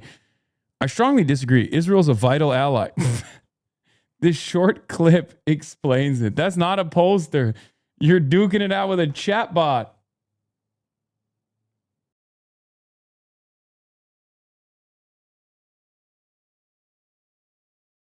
This will shock you. It just came out. Breaking: a CIA official has reportedly been arrested after investigators found 303 gold bars, $2 million in cash, dozens of Rolex watches inside a Virginia home. Not a cartel boss, not an oligarch, not a crypto scammer, CIA official. According to reports, investigators say David Rush received massive amounts of foreign currency and gold tied to work-related expenses before the FBI raided the property. 303 gold bars. This is movie villain level corruption. And now Americans are watching former intelligence officials openly admit on CNN that polygraphs can fail, pathological liars can beat the system. John Kiriakou? Question mark. An internal oversight may have completely collapsed. This story is becoming a nightmare for the intelligence community. Is it? Is it a nightmare for the intelligence community? I feel like it's just another Tuesday, you know? Oh, here was a very interesting poll. New California governor poll, PPP. Steyer at 21 and Hilton at 20 and Becerra at 18.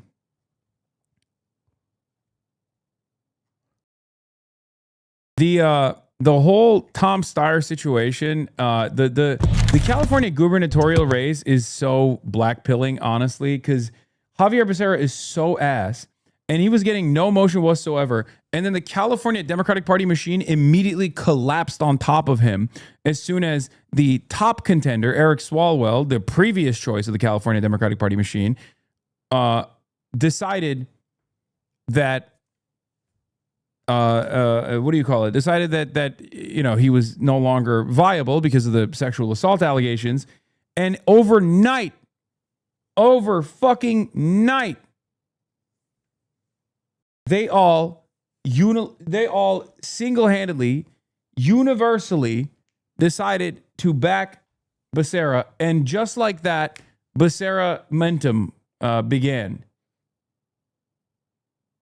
I don't understand it. I don't understand how fast this shit happened.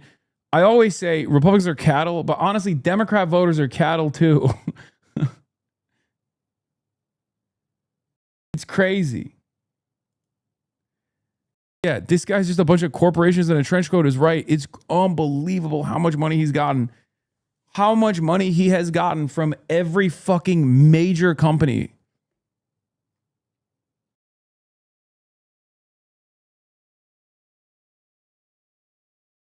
And yeah, there's another poll. Becerra 27 plus 7, Hilton 26% plus 4, and Steyer at 20%. I wish Steyer was like, I can't live without Hassan's obsession take. I haven't watched it yet, but I've heard it's incredible, and I'm excited to watch it.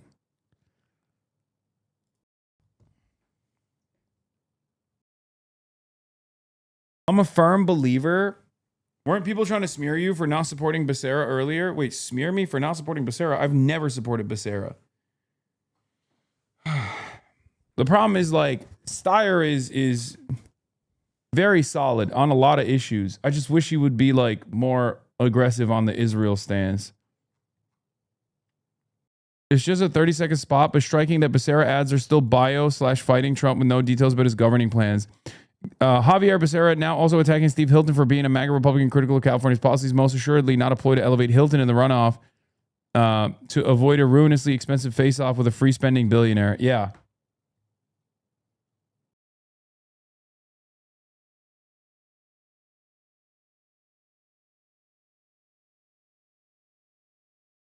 Didn't Becerra vote for Hillary even though his district voted for Bernie? Yes. As a superdelegate, Javier Becerra, I believe, voted for Hillary Rodham Clinton, even though his district overwhelmingly went to Bernie. So California isn't necessarily, a blue dog safe haven. Do you support Porter? No, I do not. I've told you already. Tom Steyer is the closest to my worldview. I mean, still long ways to go there. But out of all of the candidates, why didn't you try to rally for Butch Ware, bro? Buddy, Butch Ware is not even on the fucking ballot. What are we doing, man? I'm sorry. Butch Ware is not even on the ballot. Why are you guys like this? You know who's on the ballot? Barack D. Obama Shah. Barack Denzel Obama Shah is on the ballot. If you were to come to me and be like, well, at least, Ramsey Robinson is, I would still give you the same spiel about Ramsey Robinson not being viable, unfortunately. But like, at least it's on the fucking ballot. Right? I think Ramsey Robinson's on the ballot. I haven't even looked at the ballot yet. Is he not?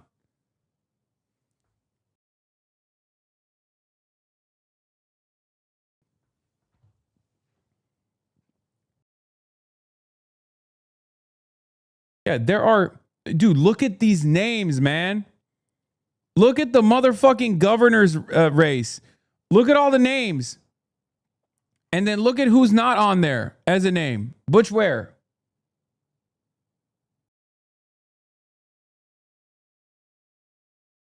Why should we not vote for Becerra? Javier Becerra is a corrupt, institutionalist Democrat of the highest magnitude. Javier Becerra is literally everything wrong with the do-nothing Democratic Party. Okay? Javier Becerra is the machine politics pick in this race. Please do not vote for Javier Becerra. It is ridiculous.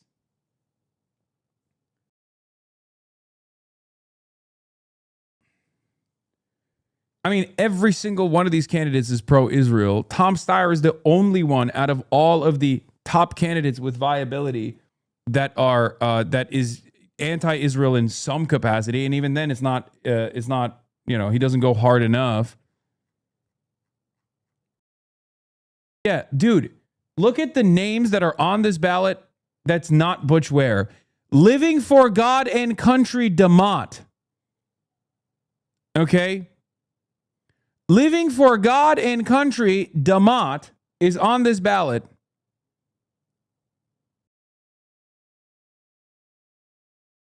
Holy shit. Barack Denzel Obama Shah is on this ballot. And Butch Ware is not. And you're still coming in here. I like Butch Ware, but he's literally fighting a legal battle to get on the ballot. Yeah, that's what I'm saying. Tom Steyer's father was a Jewish lawyer in the Nuremberg trials. It makes no sense for him to support Israel. No, I know. It's ridiculous. And he's a billionaire. What are you, afraid of fucking AIPAC? You're a billionaire, dog. You know what I mean? What are you afraid of? Yeah. Are you afraid of the Israel lobby? You've spent $100 million in this race so far. These guys do not understand.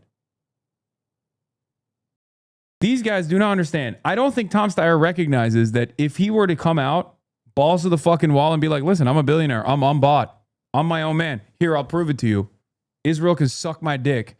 He literally would have the strongest army of door knockers that anyone has ever seen. This race would have been over. The moment that we had that conversation, when I asked him, like, oh, do you think Israel's committing a genocide? If he was like, yes, I swear to God, because the only thing he doesn't have is authenticity. He has good policies. He's a little bit of a goober, obviously, but he has really fucking solid policies. Okay. He is the most progressive candidate out of the top, 4 or 5 leading contenders, okay, with viability. The only thing he lacks is legitimacy because he's a billionaire and he's been able to pay for a lot of door knockers, but he doesn't have the passionate advocates. He has paid advocates. And the only way that he could have gotten passionate, real-ass advocates is if he just had a very, like a significant differing factor from everybody else. Okay? And that 100% would have been taking a much stronger and bold, I guess, in comparison to the rest of the fucking contenders, but not necessarily bold for the, average voter at all, especially in California, on Israel. If he just took a bolder stance, he would have cooked.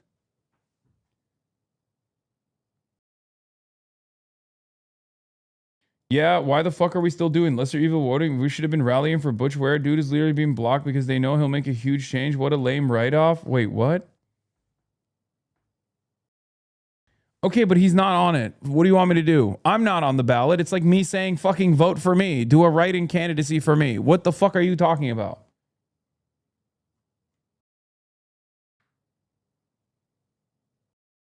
Like, again, more sympathetic to Ramsey Robinson here because at least he's on the ballot and he is also a better choice in my opinion.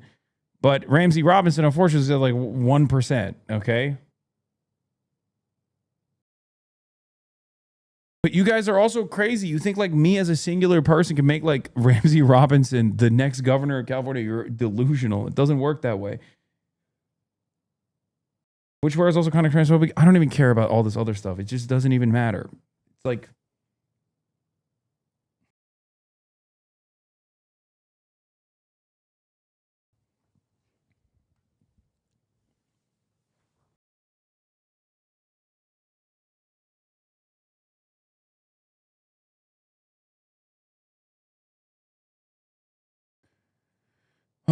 y'all are not really locked in. No, transphobia does matter, man. No, I'm saying it doesn't matter because he's not on the ballot, dude. You're not understanding. I'm not saying transphobia doesn't matter across the board. I'm saying it doesn't matter in this conversation. It's like when people say, well, Butch Ware is a China hawk. It doesn't matter that he's a China hawk. You want to know why? Because he's not on the ballot. It's the same point over and over again. Like, it might as well be your neighbor at that point that you are writing his name in. You know what I mean? Like, I'm sorry.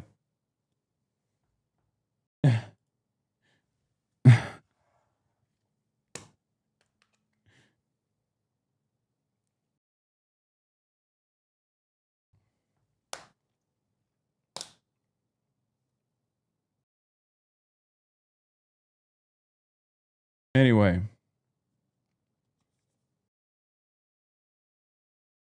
About to get people to use that clip to say you're transphobic all over TikTok. Hell yeah, dude. Hasn't happened before. Dude, it's getting better, I think. Maybe I'm coping, but it feels like it's getting better. I don't know. My neighbor is the Vanguard. He will win. How dare you? Yeah, he will win if you vote for her.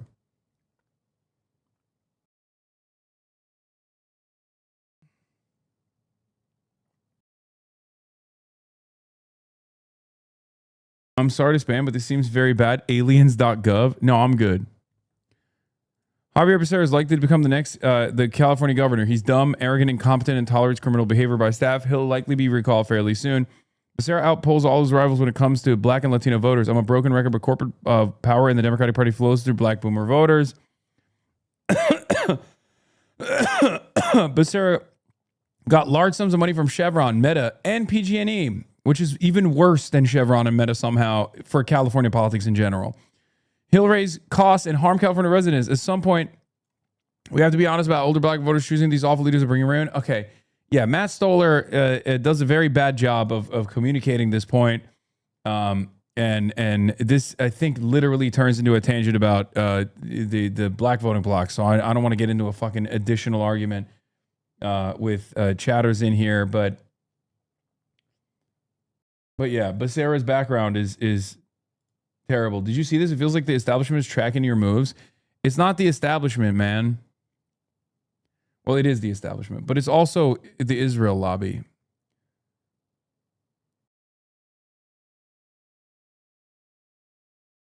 What? You want to lance and get a scalpel? Lance that shit? Squeeze the pus out that eye? You need to suck the poison out of your eye? Okay, calm down. But yeah, a last-minute super PAC development in New Jersey 12, where a Democratic-affiliated PAC, Project 218, is spending nearly $400K to boost Sue Altman. That kind of investment will help even the playing field against Hamawi in the race's final days. Yes, establishment Democrats and the Israel lobby are like this right now, okay? The majority Dem PAC and all of these different subsidiary groups, they are all aggressively going after every single progressive insurgency candidacy. Okay? We got Adam Hamawi, which I will be linking up with in New Jersey this Saturday. I'm flying back out to the fucking East Coast again just so I can be there for Hamawi. Okay. What is this? Adam Hamawi, the first New Jersey candidate to be promoted on Grindr. This is an ad put out by a transgender advocacy group called Christopher Street Pack. There's something about a man in uniform. That's amazing.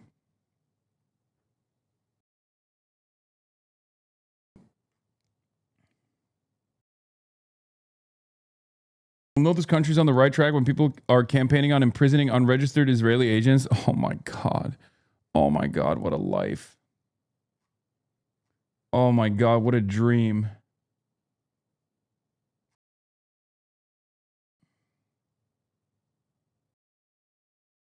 Yeah, but I will be at the I will be attending a rally alongside Hamawi, and then we'll be doing some other stuff throughout the day in New Jersey. I'm going back to the motherland. I'm going on a Hajj. Literally a one-day trip just for Adam Hamawi because he's the man. He's such a stud, dude. I love him. He's so amazing. So yeah, New Jersey Oblast. Yeah, we're going back to the motherland. But yeah, that'll be all for today, folks. I'm tired. Okay, I'm gonna go try to see what the fuck I can do about this goddamn eye. Why are you coming to New Jersey the one weekend I won't be there? Cause I hate you, Chowder. No, I'm kidding. I did it on purpose. The state's. I'm once again asking for your support. We need highly knowledgeable Hasanabi lore masters to contribute to this anti-smear database spearheaded by OS. Can I count on you? Oh, yeah. There's a new PBS site established. The definitive exhibit of malicious bad faith reporting versus the truth. Yeah. MMAX is cooked again. A reported trip becomes an investigation.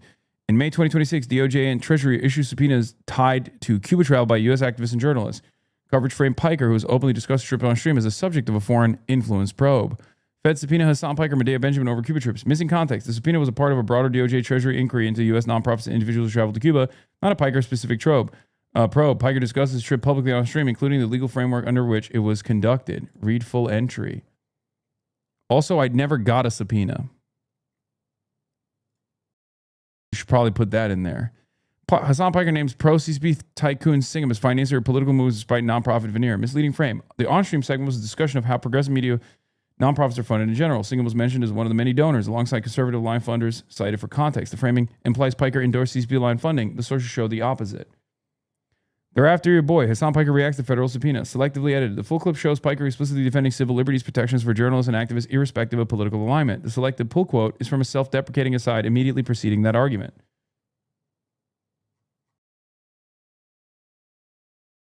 Criticism of Israeli policy labeled as hatred. Coverage from May 2026 uses anti-Semitism frame against Piker's commentary on Gaza. The primary record consistently shows him distinction between Israeli government policy and Jewish people, and explicitly condemning anti-Semitism on stream. UK Jewish groups call for Hamas backer Hasan Piker to be denied entry visa. False. Piker's never expressed support for Hamas as condemned October 7 attacks on stream within the first 90 seconds of his coverage. The article does not cite a primary source for the Hamas backer characterization. Extremist fanboys are glamorizing anti-Semitism and some publishers keep playing along. The opinion piece collapses pro-Palestinian content criticism of the Israeli government and anti-Semitism into a single category. Piker is named alongside actual anti-Semitic figures without distinguishing position or rhetoric.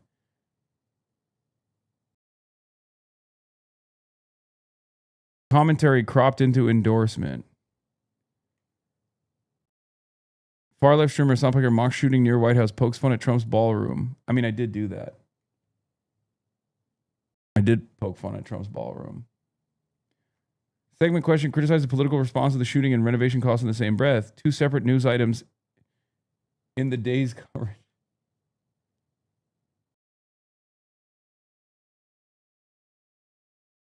No, I'm not. Did you address or what? No, I'm not doing this. Okay. I never. It's crazy. It's from April 28th, and I'm not doing it anyway.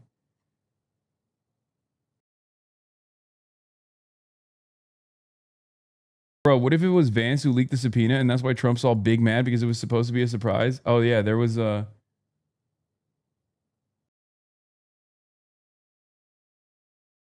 I get my news from this man, and every hour he shows us a worsening swollen eye injury. Says, should I go to urgent care and then continue streaming?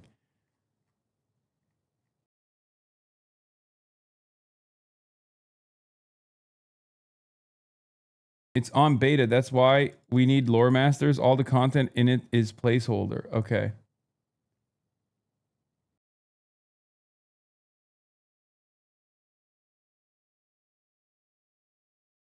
It's a great user interface for sure.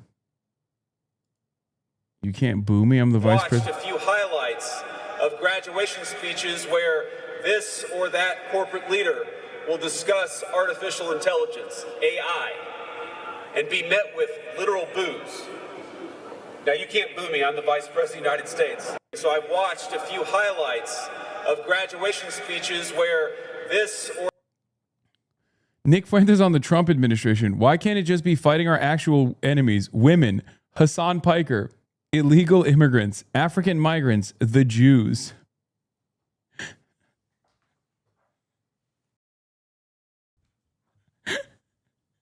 Dog.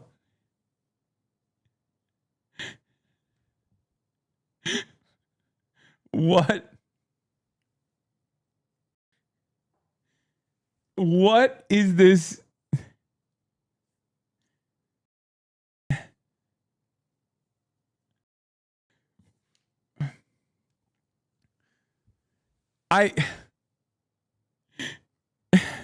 What do I say to this, man? Why can't it just be fighting our actual enemies? Women. Hasan Piker, illegal immigrants, African migrants, the Jews.